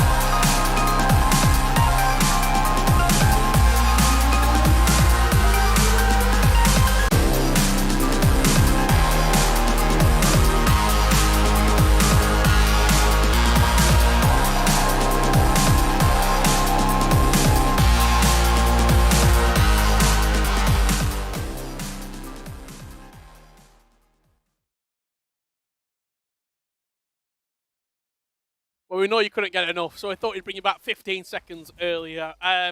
Your new favourite commentary duo taking you through the next couple of games. Big game coming up here at the eSerie A 2024 finals, because we've got a former champion stepping in. We've got, you said your own words, the best Italian player ever. At the moment, yes. At the moment. Numbers are numbers, also in this case. Facts speak for themselves. Oberon stepping into the booth. If you are joining us back from the Italian broadcast, we hope that you enjoyed the rap battle. However, for right now, we're getting back underway with the hard-hitting bars of FC, and making their way to the stage, the one and only Oberon. Talk to me about Oberon. You know him very well. Is he just that guy? Yeah, he's, I think, one of the most complete player here, because he knows how to defend. He knows perfectly every kind of mechanics when he has to attack. So, as you said, he could be the guy. On the other side of the stage, the lone wolf from Bologna. A crazy story when you look at his sort of career and his aspirations. He is playing. He wants to play. He didn't play all the games in the group. I think he played half. Yeah. They're all thereabouts of the group games. He's obviously got other things going on. He doesn't play all the time, but he always seems to make it. And he always... I don't really recall too many times where he's been blown out the water. He had a really good run at last year's eSerie, if I remember correctly. Yeah, he lost versus Caccia. Yeah. With the versus Monza. But as I was saying behind the scenes to you, Lone Wolf for sure is one of the guy that helped this scene growing in Italy, because he was the first player to sign for a professional team, Sampdoria, back in the days. And basically, he's competing since 2010. So wow, it's been like 15 years of competitive FIFA and now FC for him. And I was saying, maybe you don't expect a lot from Lone Wolf during the regular season, but when Lone Wolf is in a knockout game, surprises are coming. So I think that this game could be a massive blow-up, like 5-0 for Auburn, for example, or a tight game like the previous one between Danny and Sales. Do you see any worlds? I just saw someone in the chat, Heisenberg, this game can finish 10-0. Yeah. It could. Do you see any world in which Auburn doesn't win here? I don't know, honestly. I think would he have to play, sorry to cut you off, would he have to play the worst game of this year he's played? Of his life. And Lone Wolf would have to be the best? The best one, for sure. And also, as you can see in Auburn's back, for the first time, he's now joined also by Feraspe, which is for sure the Nicolas coach. Yep. The very well-known man behind lots of Nicolas' important trophies. And for sure, on his left, there is also Hollywood backing Auburn for the 4th season consecutively. Yeah, I remember Auburn. I mean, it's always at the end of the season. It would be a shock if he was to lose here. Yeah. Not progressing into an Champions League, not progressing into a World Championship, because he's become a staple. He has become a name that is at big events and usually going far in big events. You talked about those two people behind him, should I say, in Hollywood, who's been with him every step of the way. Why bring Fur in? What is it with Fur? Why bring him in? I think because maybe he realized that a more technical help could help him more, no? Because as I think Lucone said previously with the Francesco, Hollywood makes more a mind job. So it's more like a mental coach. So you've got one more mental now. Yeah. I think now he has the perfect coaching staff, because I think Fer, it's one of the best in technical aspect. He plays the game a lot, a lot. So he knows every kind of aspect, and Hollywood for sure knows how to say to Auburn in the right moment. So you've got Jurgen Klopp and Pep Guardiola together. Yeah, basically, yeah. Let's see if that management team and that coaching staff can pull him through against the lone wolf of Bologna. What you've seen so far today, there's been some huge performances. I would say for the most part, correct me if I'm wrong, a lot of the favourites have won. Yep. Danny Pitbull, victorious. I think basically all of them. Maybe Darkley. I thought Darkley might have beat Virgil. I think that was a bit of a 50-50 game. Yeah, also Frosinone versus Genoa, Fabio and Oli. Those two games were two 50-50s. So I think that usually today we have seen always the favorite going through. A couple of interesting selections there. Patrick Vieira for Lone Wolf. Rafael Leao getting a start alongside Zambrotta and Locatelli. Locatelli's going to play at centre-back. Yeah. Swap with Vieira in-game. And then you'll have a back four of Zambrotta, Vieira, Bissek, and Hernandez. Powerhouses. Yeah, interesting. No Vidic in sight. As for Auburn's team, more standard procedure with what we've got. Ronaldo Nazario, Ruud Gullit, Cafu, and Vidic. Team of the year R9 is selected. One of those two free icons would be Gullit or Ronaldo. Probably Gullit, I think, is a bit more expensive. Yeah. At the back, Vidic, Cafu, both Golazo and Van der Sar. Future birthday, should I say, ultimate birthday version of Van der Sar in goal. So there are your two teams. I've seen Auburn also testing a Cafu into the midfield. Okay. During the game, and I think that Lone Wolf is the only one playing the road to the final version of Leao from the beginning. I've not seen anyone else use Vieira. Yeah, also as well. Yeah. So there you have it. They're the teams. They're the players. You know what's on the line. We're underway. It's going to be Verona exceed Auburn from left to right. And representing Bologna will be Lone Wolf 92. The 92 goes with the date of birth, 32 years old. 10 years difference between the two of them. And is now also a father. Bullet on the finesse early doors. That's for Auburn, just teasing Van der Sar off the line. We are pleased to be live here in this fantastic arena in Verona. We hope to have kept you company throughout today's action because we do it all again tomorrow. 4 quarterfinals, 2 semis and a grand final, all taking place on Finals Friday, as I've coined it. For sure, it's also trickier for Auburn to play an opponent that maybe you don't know much about him, no? It's whipped to the back post. Theo Hernandez just nods it away from Ruud Gullit, but yeah, the unexpected. Yeah. Because also Lone Wolf, he might not play the quote-unquote meta. He might be a little bit different. Yeah, I mean, even with the team selection, it's a little bit different. It's a little bit strange, and sometimes strange and odd can be really, really tough to play against. Yeah, and also maybe if you are Lone Wolf, you know how to find lots of information, no, about Auburn's play style.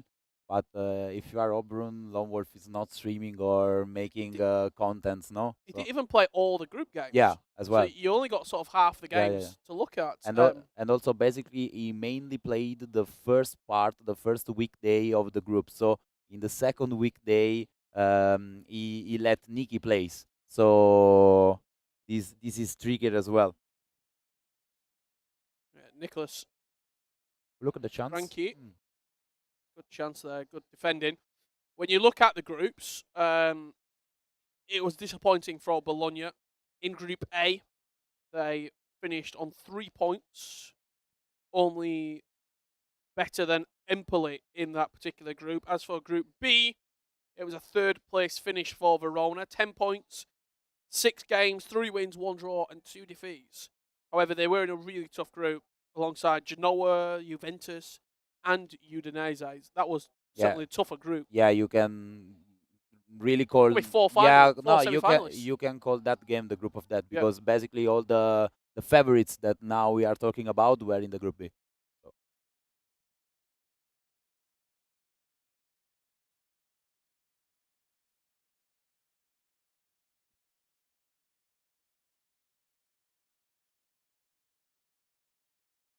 is a little bit quiet at the moment. We'll try and get you some game Maybe sound. maybe a chance. Hullits on the power shot. Rifles it in the bottom corner. Nothing the goalkeeper can do about it. And a great finish and a great start to the game for Auburn. The same opener that Danny had before versus Sales, a power shot with Gullit left foot, 5-star weak foot also for Rudo Gullit, and that's why you play him also in the attacking positions. That's why he's so expensive. Yeah, as well. I think he's still on the cap, 15 millions. Crazy. That's your first goal of the game. Said it could get quite ugly for Lone Wolf. Well, that's the first of potentially many. As straight from kickoff, the ball's turned over and Auburn has the chance to come forward. You can see all the results from today's matches there, scrolling through at the bottom of your screen as well. You've just missed the highest scoring game so far. Torino's Luco beating Sassuolo Esports 6-2. Chance to Hernandez inside the box. Could strike at goal. Hits the post. Auburn looks to be in one of those moods where he will not let up. Candreva looking for the extra pass. Çalhanoğlu defends well. I loved the Al1 speed boost that Auburn did with Hernandez. Probably not the best timing because there was no timing for Hernandez. Maybe the green would have been a good choice, but another good opportunity for him. I really don't like the team selection of Lone Wolf. I think when there's so many players who have selected such similar teams, they're not just following the same code. That's clearly the best team to select. Yeah, sure. So when you go so far out and you use such different players, someone like Vieira, Rafael Leao, Zambrotta. That's something strange going on. Yeah. Yeah. Maybe you are not on the point. And unless you've seen something in those players that you think, I have to have them in. I mean, Vieira doesn't even have aerial plus. Yeah. In a 50-50 in the air, 9 times out of 10 against Xerxes, he's going to lose it. So I don't particularly like the way that team's been put together. Could prove me wrong as he comes forward here with Zambrotta. Scoop to the back post, R9 up. But he's not gone for the Team of the Year version of Ronaldo Nazario, who does possess aerial plus as well. Yeah. Just the regular version. Yeah, because the Totti version of R9, maybe it's not that big in terms of body type, but the aerial sometimes helps him to win some chances. Lovely pass. Switching the play to Cafu. Just keeps it in play as well. Candreva, first time pinged pass over to Çalhanoğlu. He looks to scoop it back in, but it will only fall as far as R9. Cafu scooped back into the box. Hullit with a touch. Offers Hernandez the overlap, but I think it was just offside. Yeah. Played out quite nicely there. Yeah, Auburn loves so much switching the plays from side to side.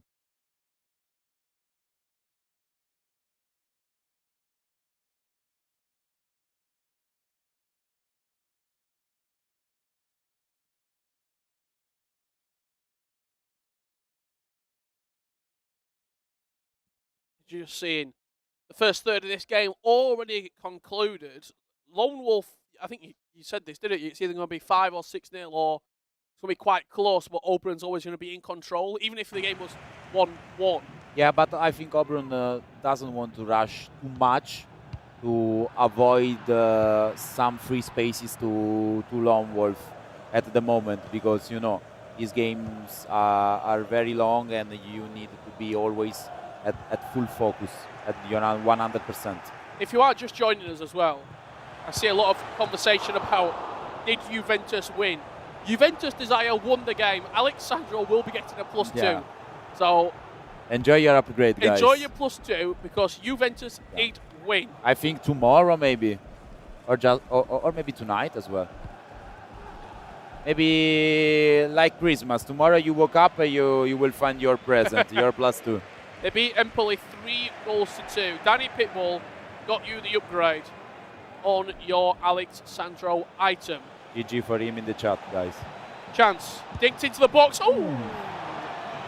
could have been something special, but in the end, Because you know these acrobatic finishings are more manual, no? So you have to be super precise with them.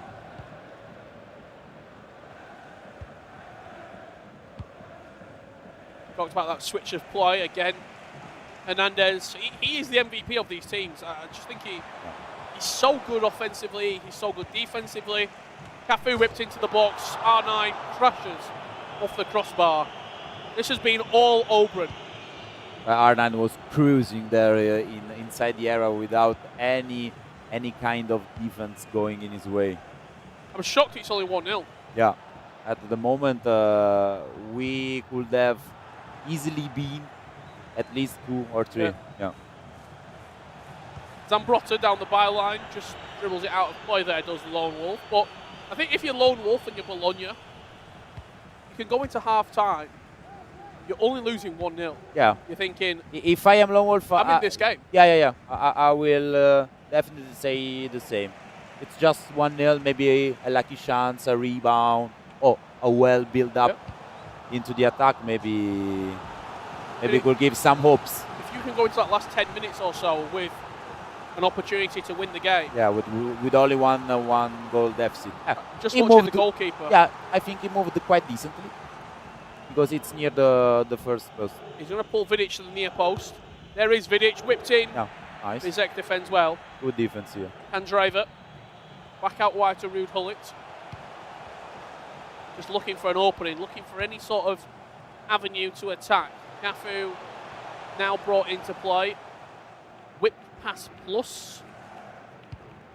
He's not going to cross on this occasion. Looking for Theo Hernandez, but he's nowhere to be seen at the moment. He's on this near side. Cafu down the byline. Went to drive it into the box. Last chance. The last chance of the first half. He's going to fall to Oberon to double his lead from the corner. Hullet. Maybe now it's two into the middle, like Storari did previously. Vidic pulled to the near post. Oof. That's going to do us for the first half of FC. A pretty one-way first half. However, it's only 1-0, as you can see. Oberon getting lots of conversation from Hollywood. The right words into the right moment. Is that a notepad that first got behind him? Yeah. I think, yeah.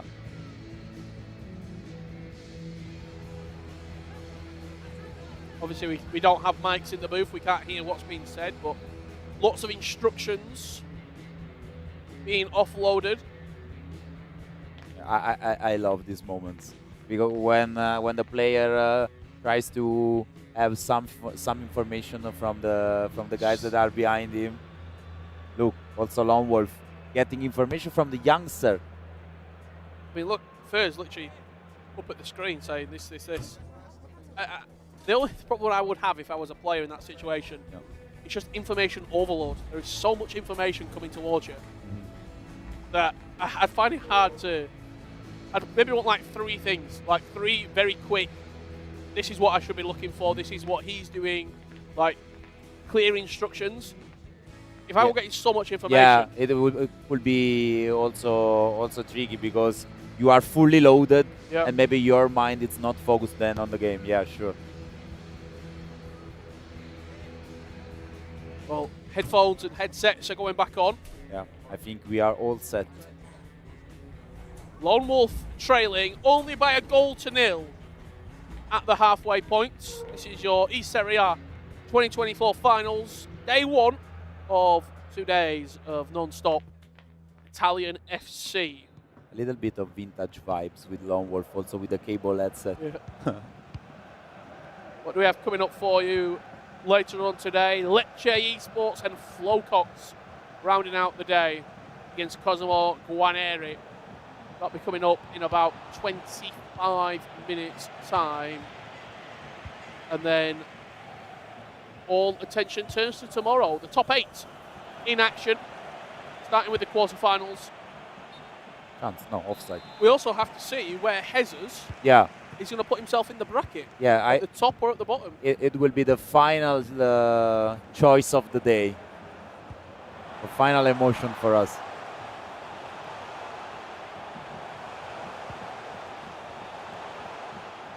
Ruud Gullit twisting and turning. So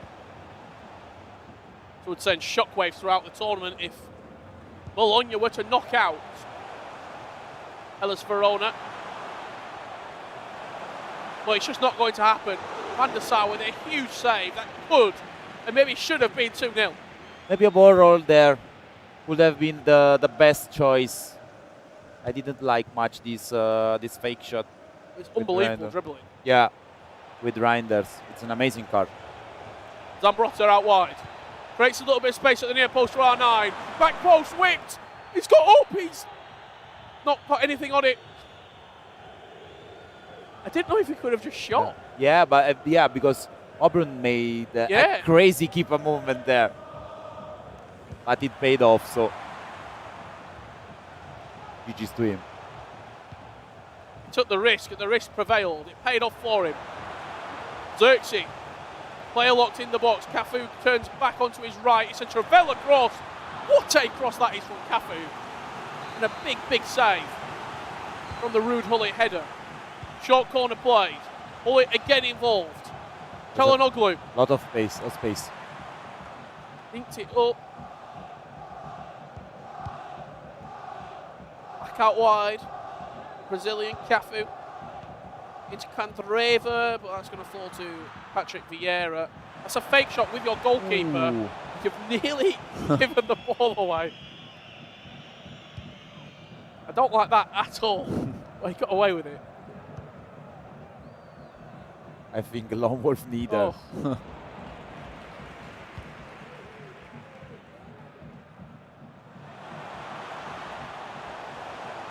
Nice.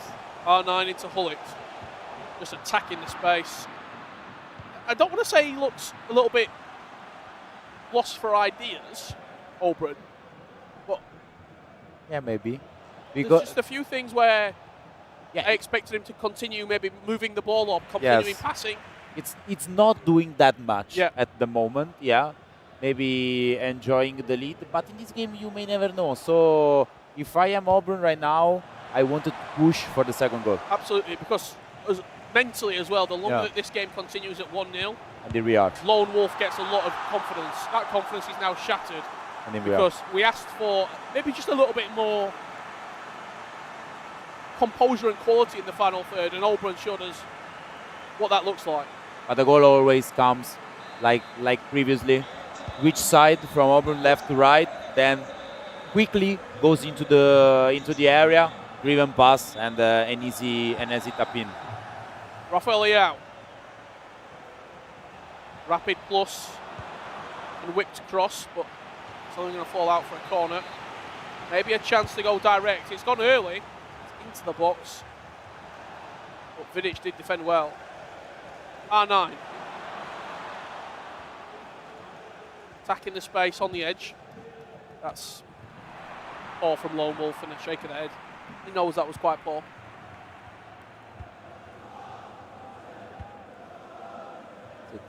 Minutes. What a switch. Ooh. Maybe Gullit is offside. I think he is. Yeah. Oh, I don't know if you saw it maybe on Instagram. Auburn made a crazy goal with this first time switch side with the power shot with Theo Hernandez, like 35 yards outside the area. It was crazy. I will show you later. Here is Cafu getting forward from right back.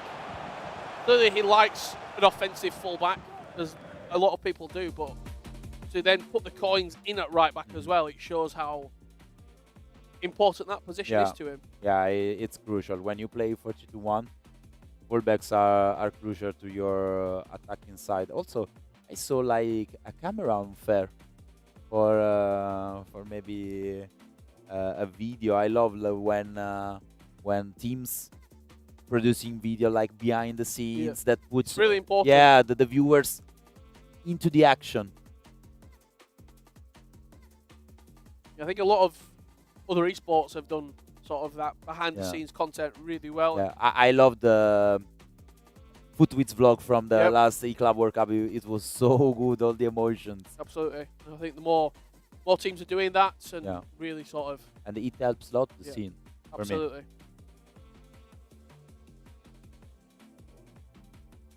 You are watching the eSerie A finals, a 2-day event here live in Verona, Italy.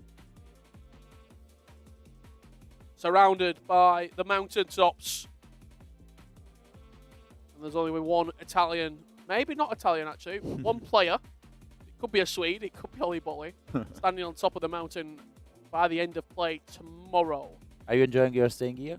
I am, it's very nice. Like the food? The city? Did you know that the Verona has the 3rd largest amphitheatre in Italy? Yeah, tomorrow we will visit. Are we? You know? Yeah, tomorrow morning. I didn't know Are you, that. yeah, it's scheduled. You will come with us. That's my plans. Yeah. It looks like the Colosseum in Rome. It does, yeah, 30,000 seats. Oh, what a finish. Wow. Antonio Candreva. Wow. Oberon, a warrior in the Colosseum. And usually we don't see much Trivelas right now because they have been nerfed a little bit, but this Candreva card is just amazing. What a goal. Flicking the right boot into the top left corner. And Oberon, with 20 minutes left to play, booking his spot into the top 8.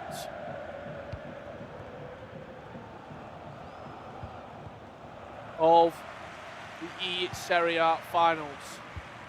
Lone Wolf, unfortunately, has just not had the quality to hurt Oberon. Yeah. Basically, he didn't show us a single good occasion into the attack.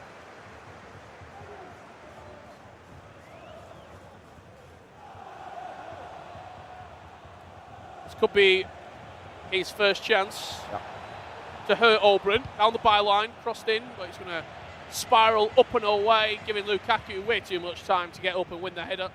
And Oberon comes forward for a 4th. I think also this Leo card for Lone Wolf didn't play as expected for him. You've put Vieira at centre-back, Yeah. and Vieira's been Useless at the moment. Yeah, really poor. I said it in the first half, and I think it's not helped him, but the draft has been... It was a poor draft that he selected.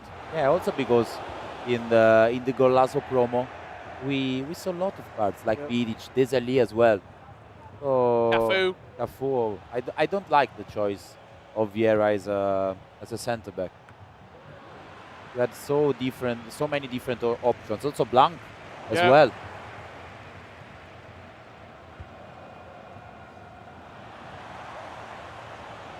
Zambrotta trying to slide Liao into space, but Tomori. way too much to ask. With 10 minutes left to play, looks to be simply too much of a task for Bologna's Lone Wolf. Lukaku attacking the near post, slots it in the near post, and that is game, set and match. Oberon will be going through to the top 8, and maybe this could decide where Jesus wants to put himself in the bracket, because you would be going away from Oberon. Yes, but I think that after Virgil's game, I would have be afraid also of Virgil, because he's playing very good. Of course, I will try to avoid Oberon mainly, but we should keep an eye open also on Virgil. You're going to get an Oberon versus Luco quarter-final, which plans to be a great game. I mean, the only reason I say that, if you put yourself in the bottom, probably going to have to play with Oberon or Luco. Oberon or Luco. In the top, Danny Pitbull. Yeah. Who would you? It's practically pick basically it's basically the same. And even the last game of the day, Cosimo and Flocox. It's a good game. He's a great opponent, so it's going to be a tough ask whichever way you paint it up and decide where you want to play.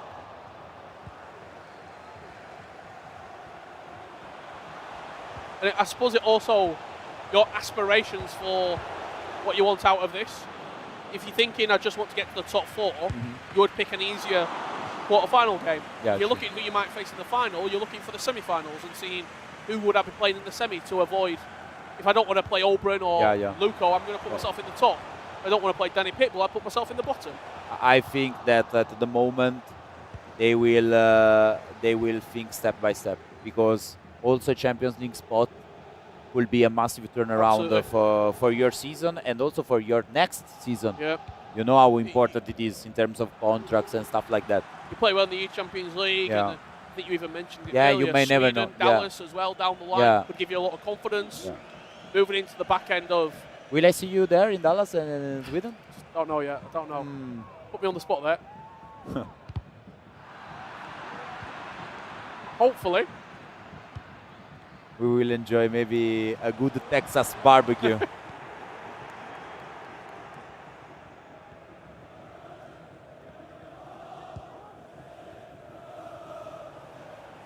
Oberon cruises through. It was what many people expected to happen. However, you've still got to go on the pitch and perform. We said it'll be something like 5-0. He didn't want to give this. Didn't want to give you the satisfaction. This satisfaction to us. Looks like it's going to just be 4 for the former eSerie A champion. However, this could be the 5th. Bikini cancel. There you go. Thank you, Oberon. It'll be something like 5-0. Well, it's exactly 5-0. And Oberon steamrolls his way into the quarter-finals with an emphatic 5-0 win. I think it's the biggest goal margin we've seen all day. I think it's the only clean sheet as well. Yeah, it is. What a win from Oberon. What a player. Is he your eSerie A champion? Let us know in the chat, actually. Have you just seen the champion for 2024? Do you think Oberon will go all the way? There's a lot of people who do think he will. Show us some prediction, guys. Who do you think is going to win it? Because that was as emphatic as it comes, I've got to say. Lone Wolf, unfortunately, just never got going. He didn't ever put himself in the game. Oberon was just cruising throughout, even at 1-0. Yeah, also, like, he's never in danger. I think that maybe if we read the formation choices that Lone Wolf made from a different perspective, maybe he wanted to play more defensively and try to maybe use that single occasion in the attack. But basically, he had nothing to use because Oberon was perfect in defense.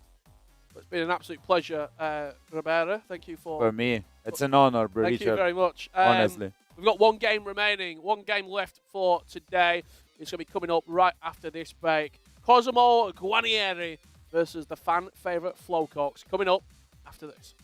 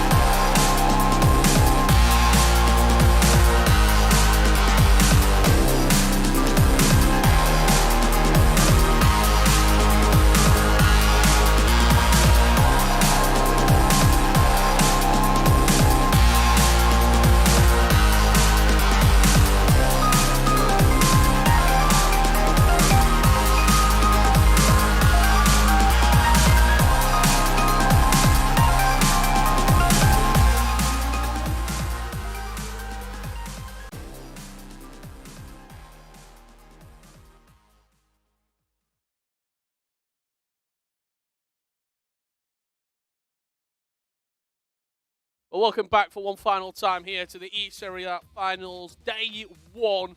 You might have seen we've gained someone, and I thought we were going to lose someone, but we kept him. So there's 3 of us, 3 long.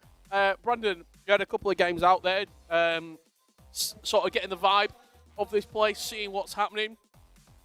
Really, really convincing win from Auburn. Absolutely. I mean, look, he's changed his coach for the first time in feel like forever. The Hollywood's not sitting behind him, but first Kamenu, 10 days ago, won the La Liga Cup with Nicolas out in Spain. Like, he's in fine form. I didn't realise as well that he speaks fluent Italian. I also have to say this is the first time we use this mic for today. You're incredibly loud. Yeah, I feel loud. I feel really loud. I'm also on what feels like a so booster powerful. seat. Yeah. So I'm actually not this tall, but I'm apparently the tallest man on set right now. So this is good. But look, let's turn our attention to our final game today. Cosimo Guarneri, he's still competing, that man. We saw him for quite some time. I felt like he peaked for a bit, then went pretty quiet, then peaked again. How's he been getting on this year in the eSerie A? I think he Is it too loud? You're so loud. Yeah, a little bit, but we could deal with it. Cosimo had a slow start in the season because he is playing with Kekova. You may remember him from the... I'm surprised he's not playing. Yeah, but when you have like a stronger team like Cagliari has, it's difficult. So they choose the experience, you know, and Cosimo paid this trust because in the second part of the regular season he had a crazy impact. He was the man behind the Danny Pitbull loss. So he was the man behind Udinese first place in Group B, and I expect a lot from him because you may remember him very well. Of course, no? Especially in that online era. Yeah, he was incredible as he comes out in FIFA 21 onto the stage live now. I mean, on the other side of things, Richard, Flo Cox, I mean, content creator, pro player, He can do it all. He gets some crazy numbers on streams, doesn't he? Yeah, he can do it all. He's also a former Wicked Wednesdays player as well. He's been quite active during that, but he always gets the invite because of the numbers and the performances that he puts up. I'm a big fan as well. There's no bias in this. I love the kit for Lecce. I think it looks like pear drops, and that was one of my favourite sweets when I was younger. I really, really like the red and the yellow. And we were in Lecce last year. Great place. I enjoyed it a lot. Got to see the architecture. Did you know that you're coming on a tour tomorrow morning? No. So we're going to the amphitheatre. Yeah, tomorrow we're going to the Arena di Verona. Right, okay. Yeah, on a visit. What time are we going? Early in the morning. 9 a.m.? No, I think 10. Okay, bingo. That's a shame. I'm busy at 10. Of course you are. Well, there you have it. That's our morning sorted, and this is your evening sorted. We've got 1 game remaining. When is the show game happening? Well, Elliot, you're about 3.5 hours late. It's already been.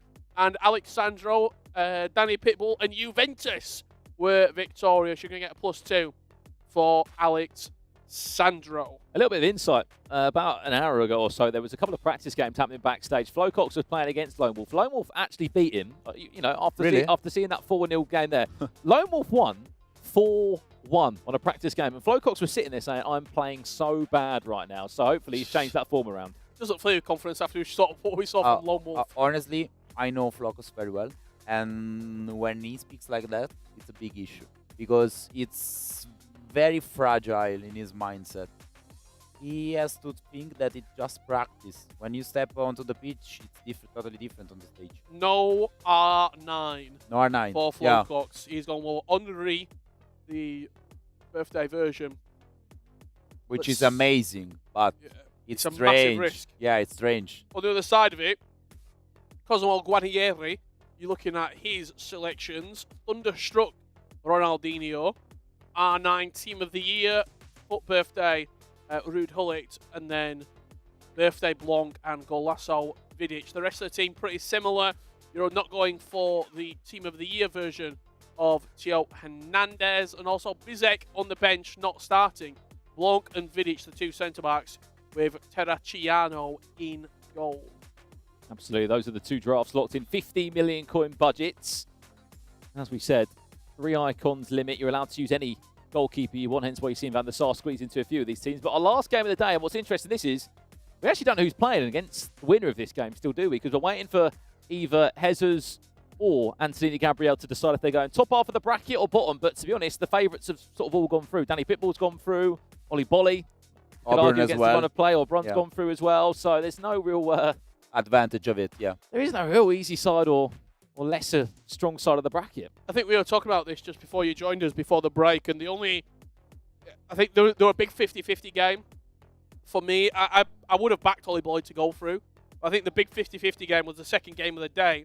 Fiorentina and Salernitana, and Darkley not winning. I think Darkley I probably would have predicted to go through, but Virgil's also a great player.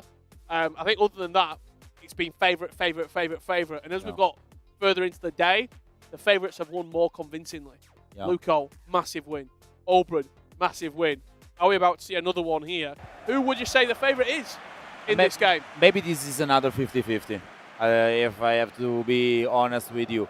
But if Brandon said his Flocox issue in training, maybe it's more like a 7:30 if he doesn't regain his composure. We'll have to wait and see. I mean, a question for you, Matteo, as Cosimo Quineri looks to have his first chance of the game. When was this decision made about who would be playing in the grand finals? Was it off the back of the last group game, or was it recent? Was it a week ago? Or no, it was made like 2 weeks ago. But they had the chance to change it until the last day. Was you surprised?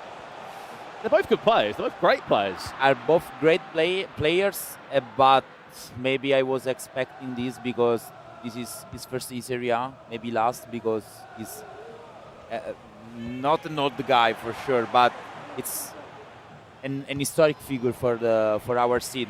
Keiko is a youngster, a newcomer, so for sure he will have lots of chances in the future. He actually substituted him in for the match versus Danny Pitbull and Juventus, and they went on to beat Danny Pitbull. So with a crazy performance, it was perfectly played by Cosimo. I think that's the only game that he lost as well in the groups, Juventus. Cost him first place. Yeah, cost him the first place, because Danny had his destiny on his hands, and Cosimo literally stopped him. If you have just joined us again, this is our playoff day here at the eSerie A. We are going down from 14 clubs just to 8 for tomorrow's quarterfinal bracket play. This will be our last spot going at the bottom half of the bracket. This will be our last quarterfinal to play out tomorrow. You know Flocox pretty well, would you say? I saw a couple of people in the chat saying he's not a pro, he's a content creator. Do you think that gets to him? No, I think it's not the case because, for example, in the last week he reduced massively his streaming hours to focus mainly on the tournament. So I think he found the right way to deal both part of his job, as you said before, and also Brandon on every social. Try to remember how important it is to build the brand of a player. And this could be a chance for Cosimo Quineri. Vidic stands in the way again. He's been so impressive today at the back. Got a feeling we're going to go to extra time this game. The first extra time of the day. It could be, maybe. Cosimo usually loves to play in defense and try to counter-attack. Let's see what we can do now. It's his first real chance of the game. Oh, didn't last too long. Teo Hernandez just offside.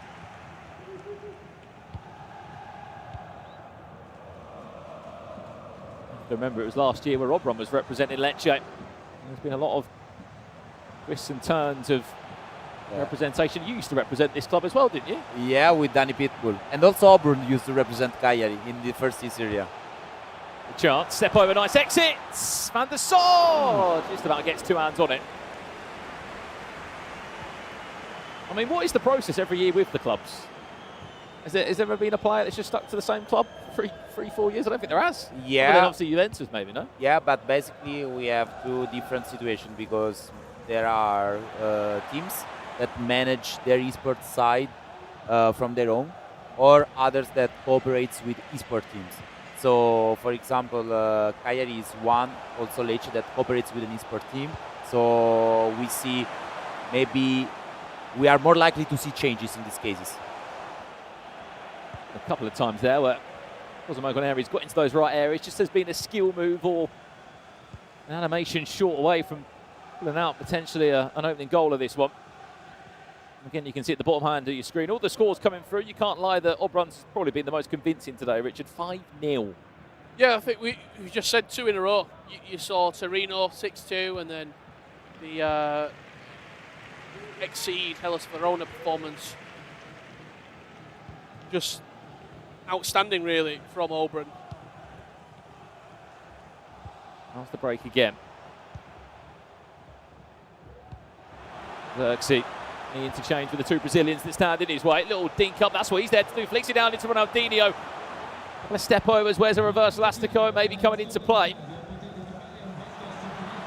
Cosimo Guarneri just waiting for the perfect time to strike. Is this going to be it now? Around the goalkeeper. Oh, he went down to ground and very nearly, Matteo. It could have been either a penalty or... Wow, he was dancing with R9 into the area. But yeah, it was risky for Flocox because with Van der Sar he went too far. He was sliding into R9 legs. Again, it's another wave of pressure. Flocox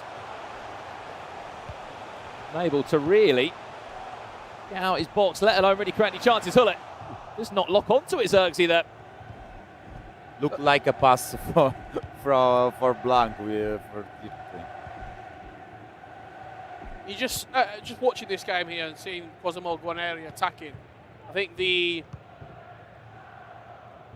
quickness that he's attacking, if he just takes a little bit off it, and it sounds weird, but reduce the speed of his passing and the dribbling in the final third, I think he'll walk through this defence. I really do. Yeah. He's getting in the areas, but he's almost a little bit too frantic. Yeah, a little. You're just seeing a third of this game already completed. Buchanan coming forward. Could be a chance, whipped into the box. Van der Sar always going to be favourite for that.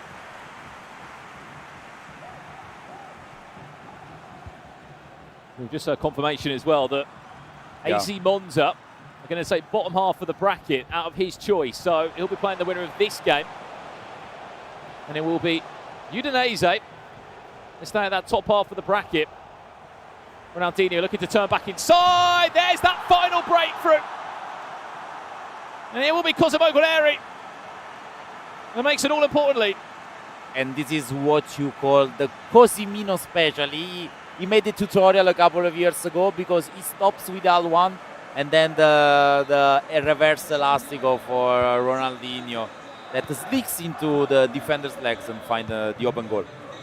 Beautiful, beautiful finish. And I don't want to say I told him to do that, but he just took the pace out of the attack a little bit. Yeah. Just slowed it down. Yeah. And Cosimo is a master of this. Absolutely.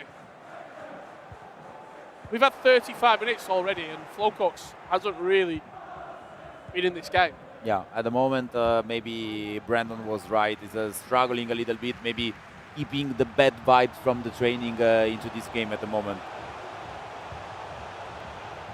Just in that news we heard as well, it looks like it'll be Udinese against Fiorentina in our opening game tomorrow as well.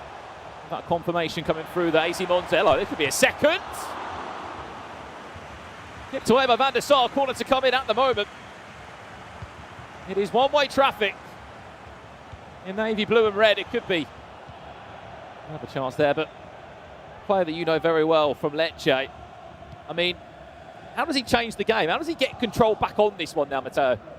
I think he has to try to find his mechanics because he plays a lot of lobs to the Zirkzee or Henry to find the header and an open partner in the attack, and it's not even trying at the moment.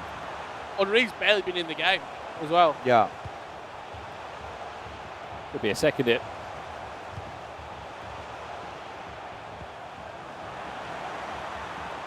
Pull it. With all the control in the world. Still, it just finds its way back again. Pull it into Xerxes. Massive save here from Brown. And Flocox just hanging in this game. There is so much pressure on him. Again, possession. Find its way back. Tries to break away now. Thierry over the top. This could be a chance for Flowcox, who hasn't had too much in this game. Was a shot on there, or was it a good idea to pass it? I would have shot from there, honestly. I don't think he backed Xerxes. And that's the big thing. If that's Bullet going through, if that's Henri going through, even Ronaldinho, you might take the shot on, but I just don't think he had the confidence in Xerxes to have it.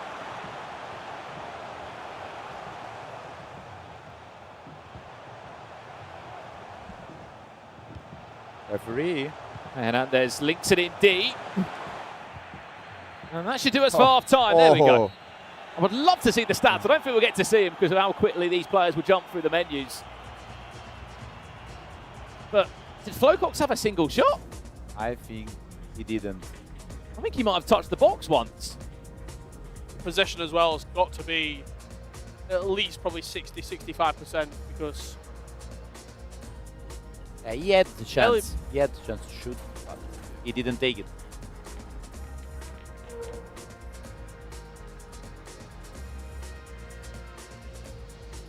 Well then, changes being made. Yeah. Conversations have been made also on Lecce's side. Let's see what happens in the second half. How tough do you think it is for a player like Kakova that, in the nicest way, sits out in this grand final but still sits next to his teammate? Because at the end of the day, he's not going to be the player that gets the Champions League ticket, is he? I think it's tough. It's really tough, but it shows how the team spirit is so important as well. Because in the end, as I said previously to Richard, maybe it's one who may win, but it's the team that celebrates in the end altogether.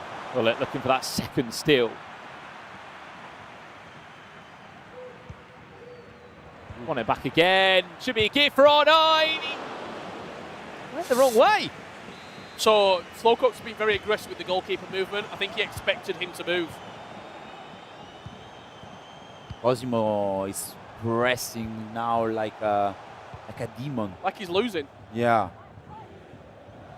He feels like he's sort of got him in this trap, doesn't he? Like a Venus flytrap. Yeah. Ow. I don't think that makes that noise, but I get the idea. You ever been near one? I had one once as a kid. Most boring plant I've ever had. All the action happened when I was asleep. Rella. Flowcox, desperate for a way back! Well, how about that then? Well, He's done a sniff around this game. Forget even timing the green as well. Hold it right place, right time. Finesse top corner. He's back in it. His play style here made the difference. Gullit loves a left-footed finesse from there. He's not even been in the game. Yeah. And out of nowhere, Ruud Gullit fires him back into this match. I mean, you can see the Italian stream as well. What are they saying in that chat now? When Flowcox is playing, usually his haters also always came up. So now his fans are cheering him and are trying to back for him. Also, if of course he can't see him. Meanwhile, in our chat, Bruno, Empoli versus Juve? Question mark. I think this is the question of the day. Bruno, it's been and gone, mate. Juventus with the win. Alessandro with a +2. This is basically. Oh wow! I think the more unsung hero is it Hand in the chat who's just updating every time the question comes in. Juve won. Juve won the game. They did win the game. Alexandro got the upgrade. I think this is basically what also me as a daily streamer have to deal with every day. Like, why servers are not working like yesterday? When fantasy players are upgraded? Guys, I don't know. Please. What camera do you play on? Leave me alone. No, for that, there's exclamation mark camera, guys. Can I have a squad review? Thank you, Nightbot, for helping me. Did you team reviews? A lot. A lot. Long ball forward. Goes back to the goal in the end. 5,000 channel points for a team review. We have fun. Remember, this is our last round today. And then we're back tomorrow to do it all over again. In the chat, you can click the bracket as well to find out what this game will do. The winner will be playing against AZ Monza and Hezzers. In the bottom half of the bracket tomorrow. I tell you what, Flowcox, Omri had a better touch there. He was just take a 2-1 win out of this. Oh, Unless Cosimo's got a different idea here. Teo Hernandez, is he round the corner of the Russian defender?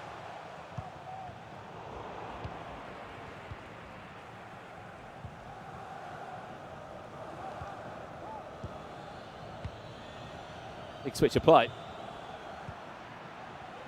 He's possessed again. Big chance. Look at this. It's a potential 3-on-2. Slowed it down a bit too much. What a ball. Is he on? He was.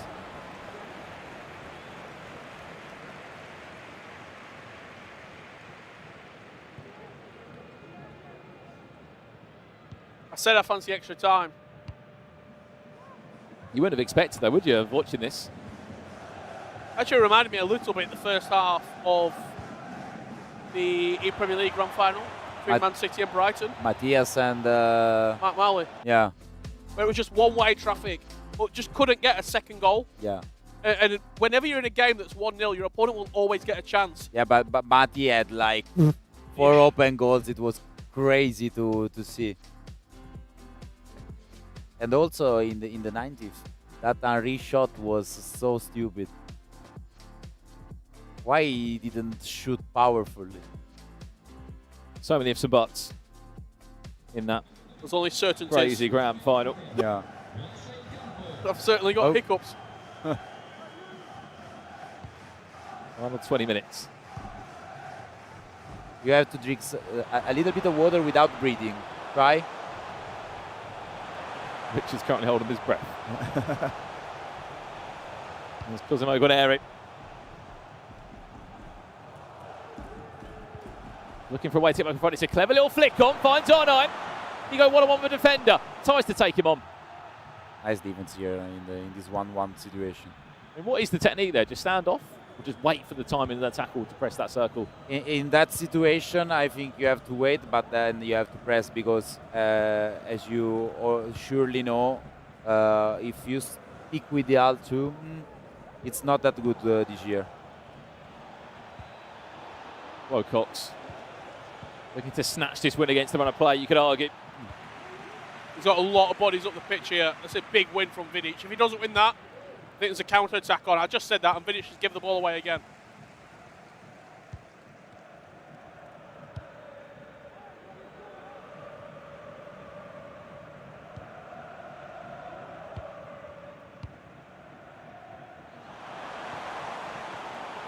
One ball forward.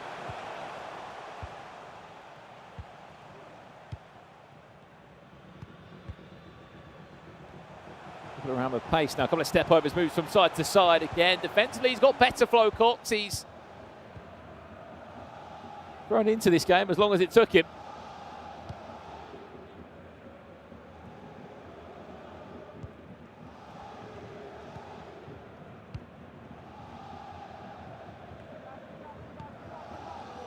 You're right in saying that, Richard. You could have all the chance in the world. If you get one goal, the game just flips on its head. Lukaku comes on the pitch now to try and implement those fresh legs. Overlap could be available if he wants to try and find Ronaldinho. He has got to try and get past the chasing Vidic though. Whips it across in the air. Oh, Hullet! From a gullet to another, and this is why you play him there. But it was perfectly built from Cosimo there. You float it up at the back post, and you say to Hullet, "Go and win me the game. Go and get me a goal." Actually thought he overplayed it out wide with Ronaldinho, but just the composure to reassess it, Yeah. see what else he's on, and read Hullet at the right place at the right time. Yeah, those crosses with Al1 are deadly when you have such a powerhouse in terms of headers. I think it's also because he was moving in motion. Mm-hmm. If he was just stood up to it, Yeah. he probably doesn't win it, but because he was moving forward towards the goal, Yeah, like the third step in basket. Imagine LeBron coming there and making a big smash into the net. I'm just shaking his head. What? I'm just trying to understand. I'm just understanding the theory here. He's in motion. You're right, that was a slam dunk. Yeah. It was a slam dunk for Ruud Gullit. Is that going to be the goal, though? Sends him through to play against Hezzers tomorrow. Or is Flowcock's going to give us one more big chance?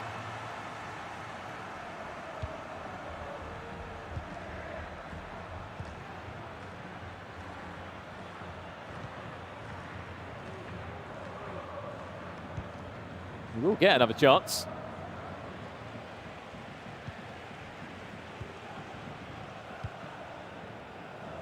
What are they saying now in the Italian chat?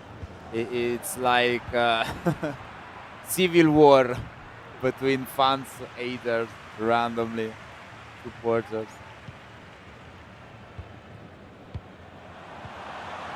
Chance. Xerxes. Need to interchange again and again. Xerxes, nice step over exit, wins a corner. It's a miracle here from Bank. Watch out for Lukaku, maybe his custom movement or Xerxes. Looking towards the edge of the box to peel off. And it's easy pickings. It was good goalkeeper movement. We talked about it a lot today.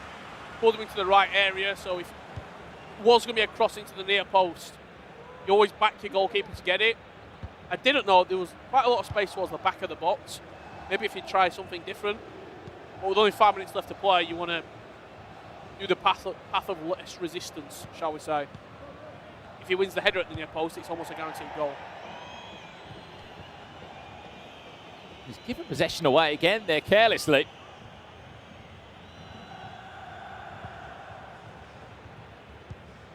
From doing that, he's given Lowcock's another chance to get one back. Oh, that touch from Gullit. Pinged off his boot.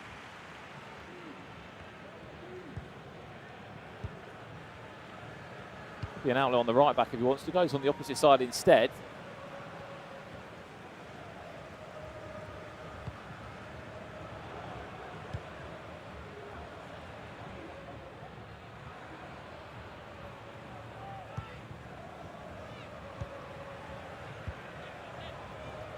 One or 2 minutes added now of extra time. Two.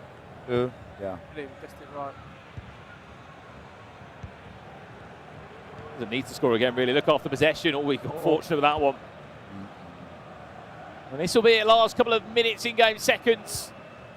From 14 teams in Italy, there's only 8 now that remain. 4 of them will be going to the Champions League, which will be confirmed tomorrow. And 2 of those players and squads will be going to the FC Pro World Championship. More to come tomorrow. Because of Oguaneri, he might be getting on a little bit in age, but he's still got it. He's still there, isn't he? Yeah. Massive performance here. Also the calm and the composure to manage the ball in the last minutes without any risk. Nice. A superb finish as well to the day. I mean, we started with quite a cagey affair with Antonini Gabriel and Hezzers. We've had huge goal swings throughout the day, but ending with a 2-1 in which a game could have gone either way right up to the very end seems quite fitting.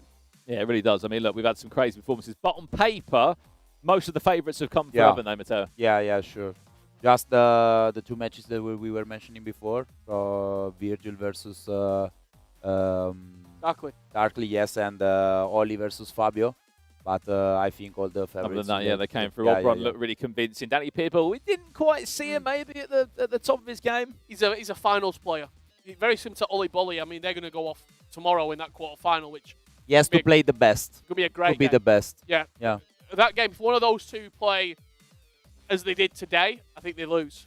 The other one is going to be right up there. Before we head over to this interview, I want to thank everyone as well in the chat who's been joining us today. It's given us a lot of entertainment. It's been a lot of good fun. And we'll be doing the exact same tomorrow. They are just getting ready for this final interview of the day. And it's up on me. It is. We're going to wait for it, and then we'll pass the reins over to you to guide us through what Cosimo Guarnieri is thinking and how he is feeling going into tomorrow's games. Someone said Ribera's better than Brandon. I agree. No. I agree. No, I agree. This guy is a VIP from my chat, and there are lots of respect from you both because we do a lot of watch parties. Oh, that's very you kind know. of you. So you both are common face for my community. Boots the stream, commentates himself. Yeah. But no, it's been great to have you. What a story! Huh? Great English. I mean, if you were us on the Italian broadcast, we wouldn't be standing. I don't think. You'll be back tomorrow as well. Yeah, sure. Yeah, I'll be with you guys. We're just getting ready for this interview. I believe it is right around the corner. Matteo, take it away. Cosimo che mi ha appena finito di dire, quando c'è Brandino in telecronaca io non perdo mai. Grazie, ma no. First of all, he's saying that when one of the two casters that were actually commentating is on the casting desk, I never lose, and that's what happened. Ripeti? Uè, Tramo! Che tradotto è? Ciao Trimone. Timone, va bene così. Tornando alla partita, hanno un sacco di domande da farti, io te ne faccio una veloce. Ti eri prefissato già un obiettivo minimo in questa competizione? L'hai già superato? Non l'hai ancora superato? Svelaci un po' le tue carte. Con il tempo ho imparato a vivere partita dopo partita, centimetro dopo centimetro, quindi ormai non vedo più in lungo, ma penso al presente. Lisa said, did you set before this game any minimum objective for your tournament? And he said no, because I wanna live these final stages game after game. Are they asking questions from there? Yeah. Oh, I see. Well, that's the end of the interview then. I thought that's a quick interview. No, allora, quello che volevo chiedere a Cosimo in realtà è sostanzialmente che lui all'interno del gioco, l'hanno detto bene i due Marco, in telecronaca ha giocato molto bene il primo tempo, però sei stato molto bravo a soffrire nella parte centrale della ripresa e secondo me tu l'hai vinta non tanto dal punto di vista offensivo, ma su quella giocata difensiva di Laurent Blanc. Sabino said you were in the zone, especially in the first half, and I think that you won the game in defense, and you knew the moment in which you had to suffer into the game because Flocox were actually attacking, and he replied yes, for sure, but defensively I have always been so strong, and that 1 versus 1 situation with Blanc in the end helped me so much to achieve the result. Sì, diciamo che una volta era ancora più forte, quindi potevo sfruttarlo ancora meglio. Ora l'ho unito ad altre meccaniche che vanno fatte per forza.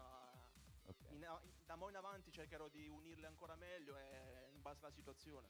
Flavio asked, I saw an evolution from you because usually you doesn't like to play meta, but now you are playing a little bit of crosses. In fact, you scored with an header, and Cosimo said, yes, of course I had to adapt because you in the first half of the regular season I was doing really bad, but now I feel more comfortable with the mechanics and with the meta.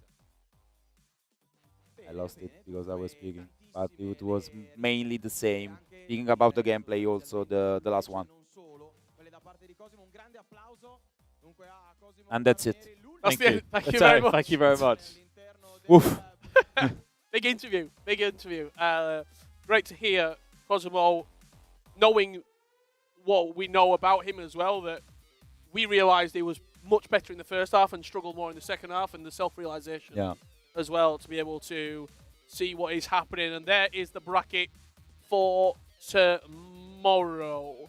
It's going to be Fiorentina, to our understanding, versus Udinese in that first match of the day. Juventus Desire versus Genoa. My eyes are right on that game and the game below it as well. Luco versus Oberyn. Torino versus Verona. And the final game, Cagliari versus Monza.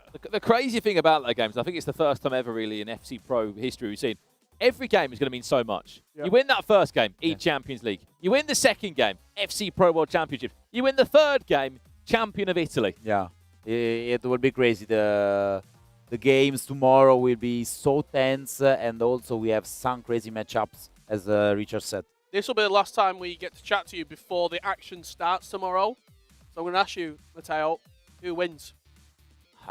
Tough question. You can't answer that, I think. No, I can. Who's the final? I can. I made a prediction, and for me the final was Juve versus Verona.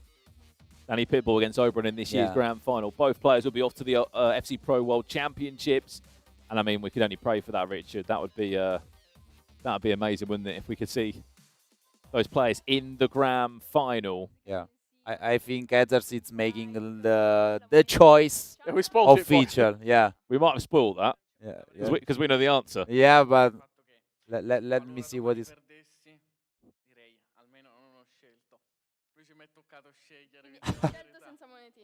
He's such a funny guy. He said, unfortunately, I have to choice because tomorrow if I lose, I will like a fool, but I'm going bottom.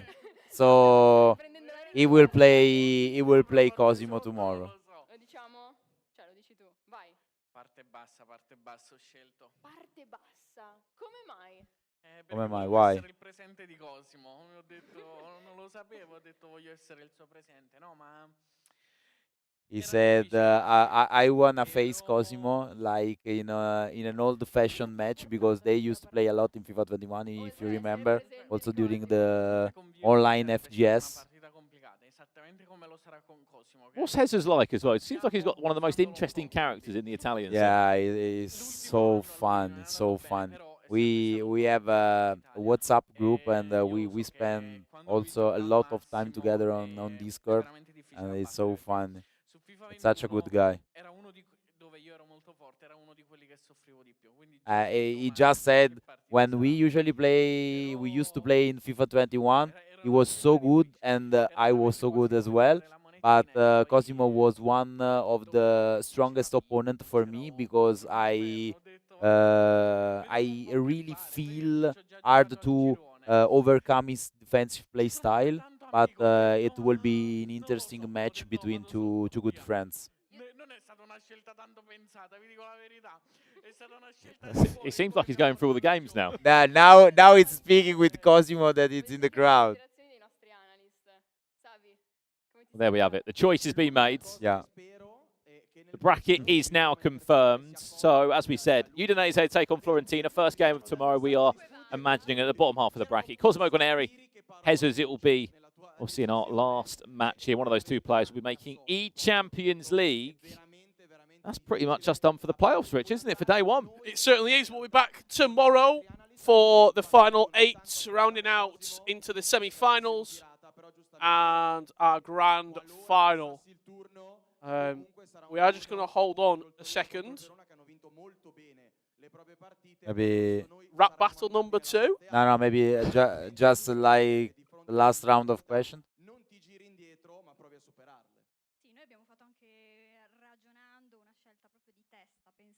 Don't worry, I'll be back to you.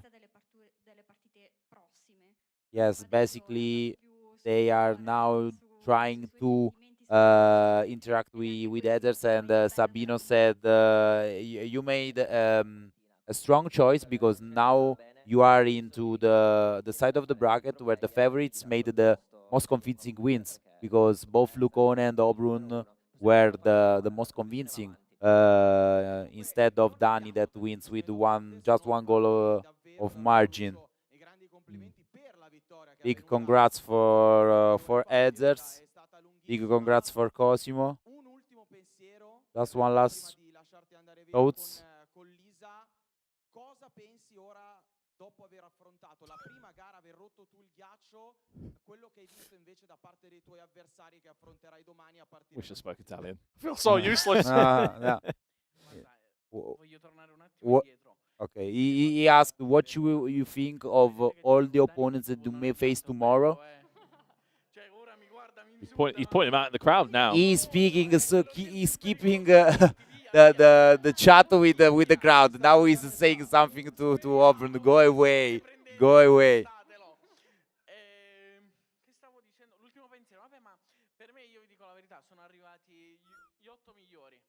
He said in the final 8, for me there are the 8 best players. So it doesn't matter much whatever I face. If I wanna reach the World Cup, I have gotta be the best. Yeah, I have to beat the best. And that's it. Big congrats There you go. once again. Jesus, the man of the moment right now. And that is what the bracket does look like. We gave you a teaser before, but they have it in all its glory. Udinese versus Fiorentina. Juventus Desire versus Genoa Esports.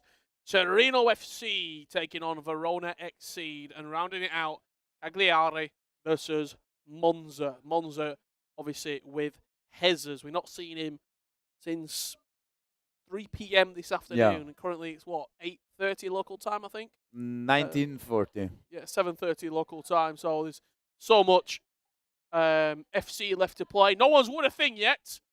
But in one game time, as you go into the semi-finals, you'll be taking home a guaranteed E-Champions League qualification spot. You win that game, you go into the FC Pro World Championships. Final thoughts for today. Matteo, what a day it's been. Amazing day, and I think tomorrow will be even better. Brandon, are you ready for tomorrow? It's going to be big. It will be. It starts at, what, 9:30 a.m? We've got a tour, haven't we, around the local town. Great day here at the eSerie A. Look, 14 down to our final 8. Tomorrow is going to be big. E-Champions League tickets, World Championship spots on the line as well. Cannot wait for it. Look forward for everyone at home to be joining us live tomorrow. Same place, same time. And we'll be interacting with each and every single one of you in the chats. But until then, have a great evening. We'll be back tomorrow for the finals of the eSerie A. Bye.